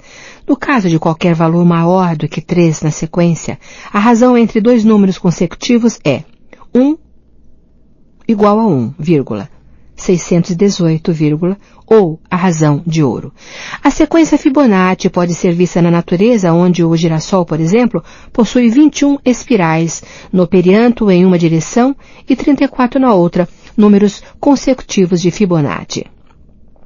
A parte externa de um estróbilo de pinheiro possui espirais dispostas no sentido horário e anti-horário, e a razão do número de espirais são valores da sequência Fibonacci. Nas curvas elegantes de uma concha náutilo, cada nova revolução completa será uma razão de 1 igual a 1, 618, quando comparada a distância a partir do centro da espiral anterior. Fibonacci nasceu em Pisa, na Itália, em 1170 e foi criado e educado em Buja, na África do Norte, na Bejaé dos nossos dias, na Algéria, retornando a Pisa por volta de 1200. Fibonacci foi, sem dúvida, influenciado e possivelmente instruído por matemáticos árabes durante o período da sua formação. Escreveu muitos textos e fez algumas importantes descobertas na área da matemática, o que ajudou a tornar as suas obras muito populares na Itália e lhe granjeou a atenção do sagrado imperador romano da época, Frederico II, que o convidou a fazer parte da sua corte em Pisa. Fibonacci morreu em 1250. Ver também razão de ouro, retângulo de ouro. Faixa 60. Shekinah.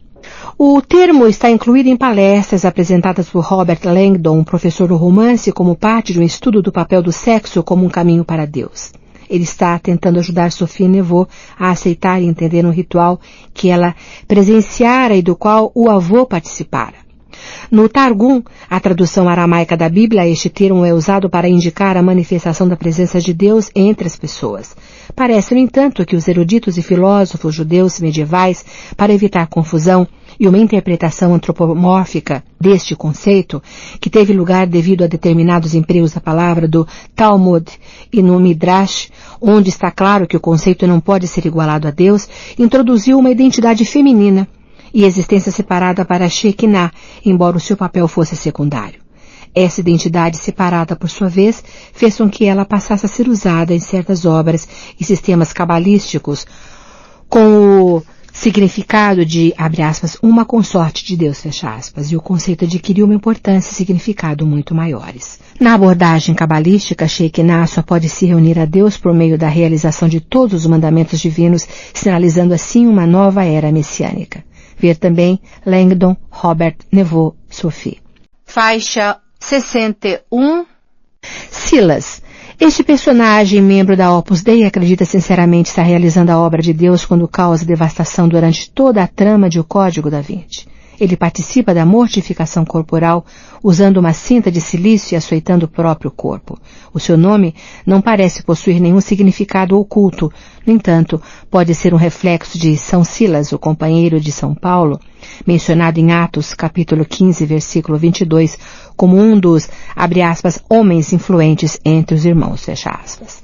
Ver também cinta de silício, Opus Dei. Faixa 62. Sub-rosa, o sinal usado por Jacques Sunnier para dizer a Sophie que ele desejava privacidade. Sunnier costumava pendurar uma rosa na porta do seu escritório quando estava dando um telefonema confidencial e não queria ser perturbado. Sub-rosa é um adjetivo que significa, abre aspas, sigiloso, fecha aspas. Abre aspas, confidencial, fecha aspas. Abre aspas, privado, fecha aspas. Deriva do latim e quer dizer, abre aspas, sob a rosa, fecha aspas. Estando associado à confidencialidade devido à conexão na antiga lenda entre a rosa e o segredo. Essa ideia, por sua vez, é extraída da clássica história a respeito de Cupido ter dado uma rosa a Harpócrates, o deus do silêncio, para suborná-lo e convencê-lo a não trair a confiança de Vênus. Nos salões dos banquetes de Roma, os tetos eram frequentemente pintados e decorados com rosas que se destinavam a lembrar aos hóspedes que qualquer coisa falada à mesa era de fato sub-rosa. Faixa 63. Tibin Lake. Um dos principais personagens de O Código da Vinci, Tibin, mora na magnífica e majestosa propriedade chamada Chateau Villette, nos arredores de Versalhes. O nome é, na verdade, um amálgama, sendo parte anagrama e parte o nome inteiro, e os homenageados são os escritores Michael Bygant e Richard Legge, dois dos autores de O Santo Graal e a Linhagem Sagrada. Tibin é um anagrama de Bygant. Ver também O Santo Graal e a Linhagem Sagrada. Faixa 64. Temple Church. O lugar ao qual Langdon, Sophie e Tibin são conduzidos por uma das pistas em O Código da Vinci, embora esta venha a se revelar uma indicação falsa. Situada entre a Fleet Street e o rio Thames, em Londres, a Temple Church é uma construção do século XII. A igreja ainda é usada hoje em dia como um local de culto, com serviços aos domingos e horários de visitação entre quarta-feira e domingo. A Temple Church foi construída pelos cavaleiros templários, os quais, antes de a construção atual ter sido erigida, se reuniam no local na área de Hyde Holborn, em Londres, escolhido por Hugo de Payens, o primeiro grão-mestre da ordem e um dos 9 cavaleiros originais. Como a ordem estava ficando grande demais para o lugar, foi decidido que seria comprado um terreno que ocupa o local atual para que fosse construída uma edificação bem maior. Essa área continha originalmente não apenas a igreja atual, como também casas para os cavaleiros, áreas de lazer e instalações para treinamento militar. Os membros de posição menos elevada da ordem, os noviços, não tinham permissão para entrar na cidade de Londres sem uma ordem expressa do mestre do templo. O prédio compreende 2 seções separadas e é composto pela edificação conhecida como a Igreja Redonda e um anexo retangular chamado de Capela Mor. Essa última foi acrescentada cerca de 50 anos depois da construção da Igreja Redonda original. A Igreja Redonda foi baseada no projeto da Igreja do Santo Sepulcro em Jerusalém, assim como as tradições da Ordem dos Templários também o foram. A Igreja Redonda abriga as primeiras colunas livres construídas em pedra calcária cristalina, que circundam a nave de quase 17 metros de diâmetro. As paredes teriam sido originalmente pintadas em cores vivas. A Igreja Redonda foi consagrada em 1185, no dia 10 de fevereiro, por Heráclio, patriarca de Jerusalém. Algumas pessoas também especulam que Henrique II, rei da Inglaterra, também esteve presente à cerimônia. É na Igreja Redonda que são encontradas algumas das características mais interessantes do prédio. Como é descrito em O Código da Vinci, a igreja é conhecida pelas efígies dos 9 cavaleiros dispostas na parte central do piso da Igreja Redonda. Os principais personagens do romance vieram procurar, abre aspas, cavaleiro, um papa enterrou, fecha aspas, que é parte da pista que eles acreditam que irá conduzi-los ao Santo Graal. O mais famoso desses cavaleiros é William Marshall, que queria ser enterrado como um cavaleiro templário, de modo que entrou para a ordem antes de morrer. Marshall foi sagrado cavaleiro em 1167 e tornou-se um perfeito combatente de justa, vencendo torneios em todo o país e saindo vitorioso em cerca de 500 assaltos, sem perder uma única vez. Marshall também foi instrumental ao lidar com os barões rebeldes que fizeram o rei João assinar em Runnymede em 1215 a Magna Carta, cujo objetivo era restringir os poderes do rei, tendo sido a Temple Church um importante local de negociações. Com efeito, Marshall se tornaria regente durante o reinado do filho do rei João, Henrique III, que também manifestou o desejo de repousar na igreja após a sua morte. Devido à vontade de Henrique de ser enterrado na igreja, decidiu-se demolir o balcão do couro e construir uma estrutura maior, que foi consagrada em 1240, no dia da Ascensão. No entanto, no final, tudo isso foi em vão, pois Henrique III mudou de ideia e disse que queria ser enterrado na abadia de Westminster, embora um dos seus filhos, que faleceu ainda bebê, esteja enterrado na Temple Church. O mestre do templo, como é adequado a uma ordem tão poderosa, tinha uma cadeira no parlamento como o primus baron, o primeiro barão do reino. O complexo da Temple Church era usado como alojamento para os legados papais, reis e dignatários vindos de toda a Europa e também como um banco de custódia guardando os fundos de nobres e cavaleiros do reino que haviam confiado a sua riqueza à ordem. Após 1307, quando a ordem dos templários foi destruída, Eduardo II assumiu o controle da igreja e a tornou propriedade da coroa. Mais tarde, ela foi doada à ordem dos cavaleiros hospitalários, que por sua vez alugaram o complexo da Temple Church a duas sociedades de estudantes de direito que eram coletivamente conhecidos como Inns of the Court. Nota de rodapé. Existem hoje em Londres 4 dessas sociedades com este mesmo nome, e os advogados do fórum precisam pertencer obrigatoriamente a uma delas. N.T. Fim da nota de rodapé. E individualmente como Inner Temple e Middle Temple. Eles usavam a igreja de forma compartilhada, tiveram seu uso perpétuo garantido em 1608 por James I e continua a tê-lo até hoje. Muitos episódios da história tiveram lugar dentro das paredes da Temple Church. As negociações que deram origem à Magna Carta, a abolição da Ordem dos Cavaleiros Templários, a Batalha dos Púlpitos em 1580 entre os calvinistas e a Igreja da Inglaterra, uma reforma realizada por Sir Christopher Wren, que adicionou pela primeira vez um órgão à igreja, e finalmente um bombardeio alemão em 1941 que incendiou o teto da igreja redonda e destruiu o órgão em grande parte da restauração vitoriana da igreja. Foi durante este ataque que as colunas de pedra calcária da nave foram irremediavelmente danificadas, tendo rachado devido ao calor intenso, o que fez com que fossem posteriormente substituídas. É interessante observar que as colunas de pedra calcária originais eram levemente inclinadas para fora, e essa inclinação foi repetida nas que as substituíram. A igreja foi reinaugurada em novembro de 1958. William Shakespeare, na peça Henrique IV, primeira parte, descreve 2 rosas sendo arrancadas, narrando na cena o início da Guerra das 2 Rosas, no jardim da Temple Church. Uma série de rosas brancas e vermelhas foi plantada em 2002 para comemorar esta cena. Ver também Cavaleiros Templários. Faixa 65. Templo de Salomão.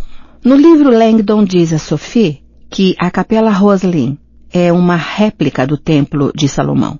Segundo as tradições judaica e cristã, o rei Salomão era filho do rei Davi, que construiu um lendário templo no topo do Monte Moriá, em Jerusalém. Na qualidade de sucessor do rei Davi, Salomão governou o reino de Israel entre aproximadamente 970 e 930 anos antes de Cristo. A sua mãe era Batseba, Betsabé, entre colchetes, e o seu reino é famoso por uma série de alianças que ele supostamente formou com estrangeiros, especialmente com os egípcios e os fenícios, ao mesmo tempo que se desenvolveu a nação de Israel, tornando-a extremamente poderosa e expandindo seus limites e território. Fontes bíblicas afirmam que o reino foi marcado pela agitação na área norte de Israel e por uma revolta liderada por Jeroboão I. A maior parte do que sabemos a respeito de Salomão provém de 2 Samuel e 1 e 2 Reis na Bíblia, bem como de um pequeno número de fontes não bíblicas, mas o estranho é que praticamente é impossível corroborar essas histórias a respeito do rei a partir do registro arqueológico contemporâneo. Salomão ficou célebre em virtude da sua sabedoria e vários livros do Antigo Testamento são tradicionalmente atribuídos a ele, particularmente o Cântico dos Cânticos. No Corão, Salomão é conhecido como Sulaiman e reverenciado como um dos principais profetas do islamismo. A tradição bíblica afirma que o rei Davi forneceu antes de morrer o material de construção necessário para o Templo de Salomão e este último realizou posteriormente substanciais acréscimos ao material e aos planos. Na Bíblia, 1 Reis conta a maior parte da história relacionada com a preparação do local do templo, descrevendo a construção de um enorme muro através do Monte Moriá e o maciço nivelamento do lugar onde o templo seria erguido. Também é atribuída a Salomão a construção de enormes cisternas e canais destinados a levar água até o local da obra. As dimensões e o traçado arquitetônico do templo são descritos com detalhes na Bíblia e, no decorrer dos séculos, tem dado origem a muitos debates e discussões relacionados com as suas verdadeiras proporções e significado. O templo foi construído para abrigar o Santo dos Santos, um lugar sacrossanto na tradição judaica e projetado para encerrar a lendária Arca da Aliança, a relíquia ou baú que continha as placas de pedra ou tábuas dos 10 mandamentos, o pacto entre Deus e os israelitas. A arca era um baú folheado a ouro no qual estavam representadas imagens dos 4 querubins e era carregada por 2 varas, uma de cada lado. A arca era a fonte do poder lendário para os israelitas e muito se tem escrito a respeito dela a partir de então. Diante da entrada do templo erguiam-se as 2 colunas de bronze, Jaquim e Boaz. Essas 2 colunas também foram objeto de muita especulação e um grande número de teorias no decurso dos séculos e desempenham um papel importante nas tradições dos maçons dos nossos dias que acreditam que a sua antiga arte e organização podem recuar à construção do templo. Os maçons reverenciam a figura de Irã Abif, outro nome de Irã, primeiro rei de Tiro, que firmou um pacto estratégico com o rei Salomão e que os maçons acreditam ter ajudado na construção do templo. Os indícios do rei de Salomão e do regime de construção são escassos na Israel de hoje, levando muitos comentaristas modernos a questionar se Salomão terá efetivamente existido. Alguns pesquisadores apontam para o fato de que o nome dele parece ser formado pelas palavras, abre aspas, sol, fecha aspas, e abre aspas, Omon, fecha aspas. Amon, o deus sol egípcio, podendo na verdade ser uma referência simbólica e um jogo de palavras. O Templo de Salomão é visto pelos tradicionalistas como uma construção física efetiva erigida no coração de Jerusalém no Monte Moriá. No entanto, devido à ausência de indícios arqueológicos e corroborantes que sustentem essa afirmação, muitos pesquisadores e autores modernos chegaram a uma conclusão muito diferente a respeito de Salomão, da história da sua vida e do seu templo. Poderia ser este último simbolizar outra coisa? Seria ele uma metáfora para um meio de acesso a Deus? Foi postulado que muitos templos de Salomão existiram em todo o mundo antigo e que, na verdade, as medidas e dimensões fornecidas na Bíblia são referências a uma geometria sagrada esotérica. Na Escócia, o pesquisador David Alan Hitch acredita ter identificado um gigantesco templo de Salomão construído com uma sólida geometria paisagística no solo na área da capela Roslin. Existe até mesmo a teoria de que parte da capela tem um estilo baseado no traçado do Templo de Salomão, com seus entalhes ornamentados e colunas imponentes. Seja qual for a verdade, permanece o fato de que a ideia do Templo de Salomão e o que ela representa captou a atenção de alguns dos mais ilustres intelectos das últimas centenas de anos. Ver também Cavaleiros Templários, Capela Roslin, Geometria Sagrada. Faixa 66. Última Ceia. A. Para muitos eruditos e especialistas em história da arte, a Última Ceia é considerada a pintura mais importante do mundo. Em O Código da Vinci, Brown enfatiza algumas possíveis caracterizações simbólicas na obra quando, na casa de Legge Tibin, Sofia é apresentada a noção de que Leonardo teria codificado um grande segredo na sua obra-prima. A Última Ceia é um afresco pintado em uma parede do refeitório de Santa Maria delle Grazie, em Milão, na Itália. Mesmo nos dias de Leonardo, a obra era considerada o seu melhor e mais famoso trabalho. A pintura na parede foi executada entre 1495 e 1497, mas 20 anos depois já estava começando a se deteriorar, segundo registros contemporâneos. Ela mede aproximadamente 4,57 por 8,84 metros e é pintada sobre uma espessa camada de têmpera de ovo sob argamassa seca.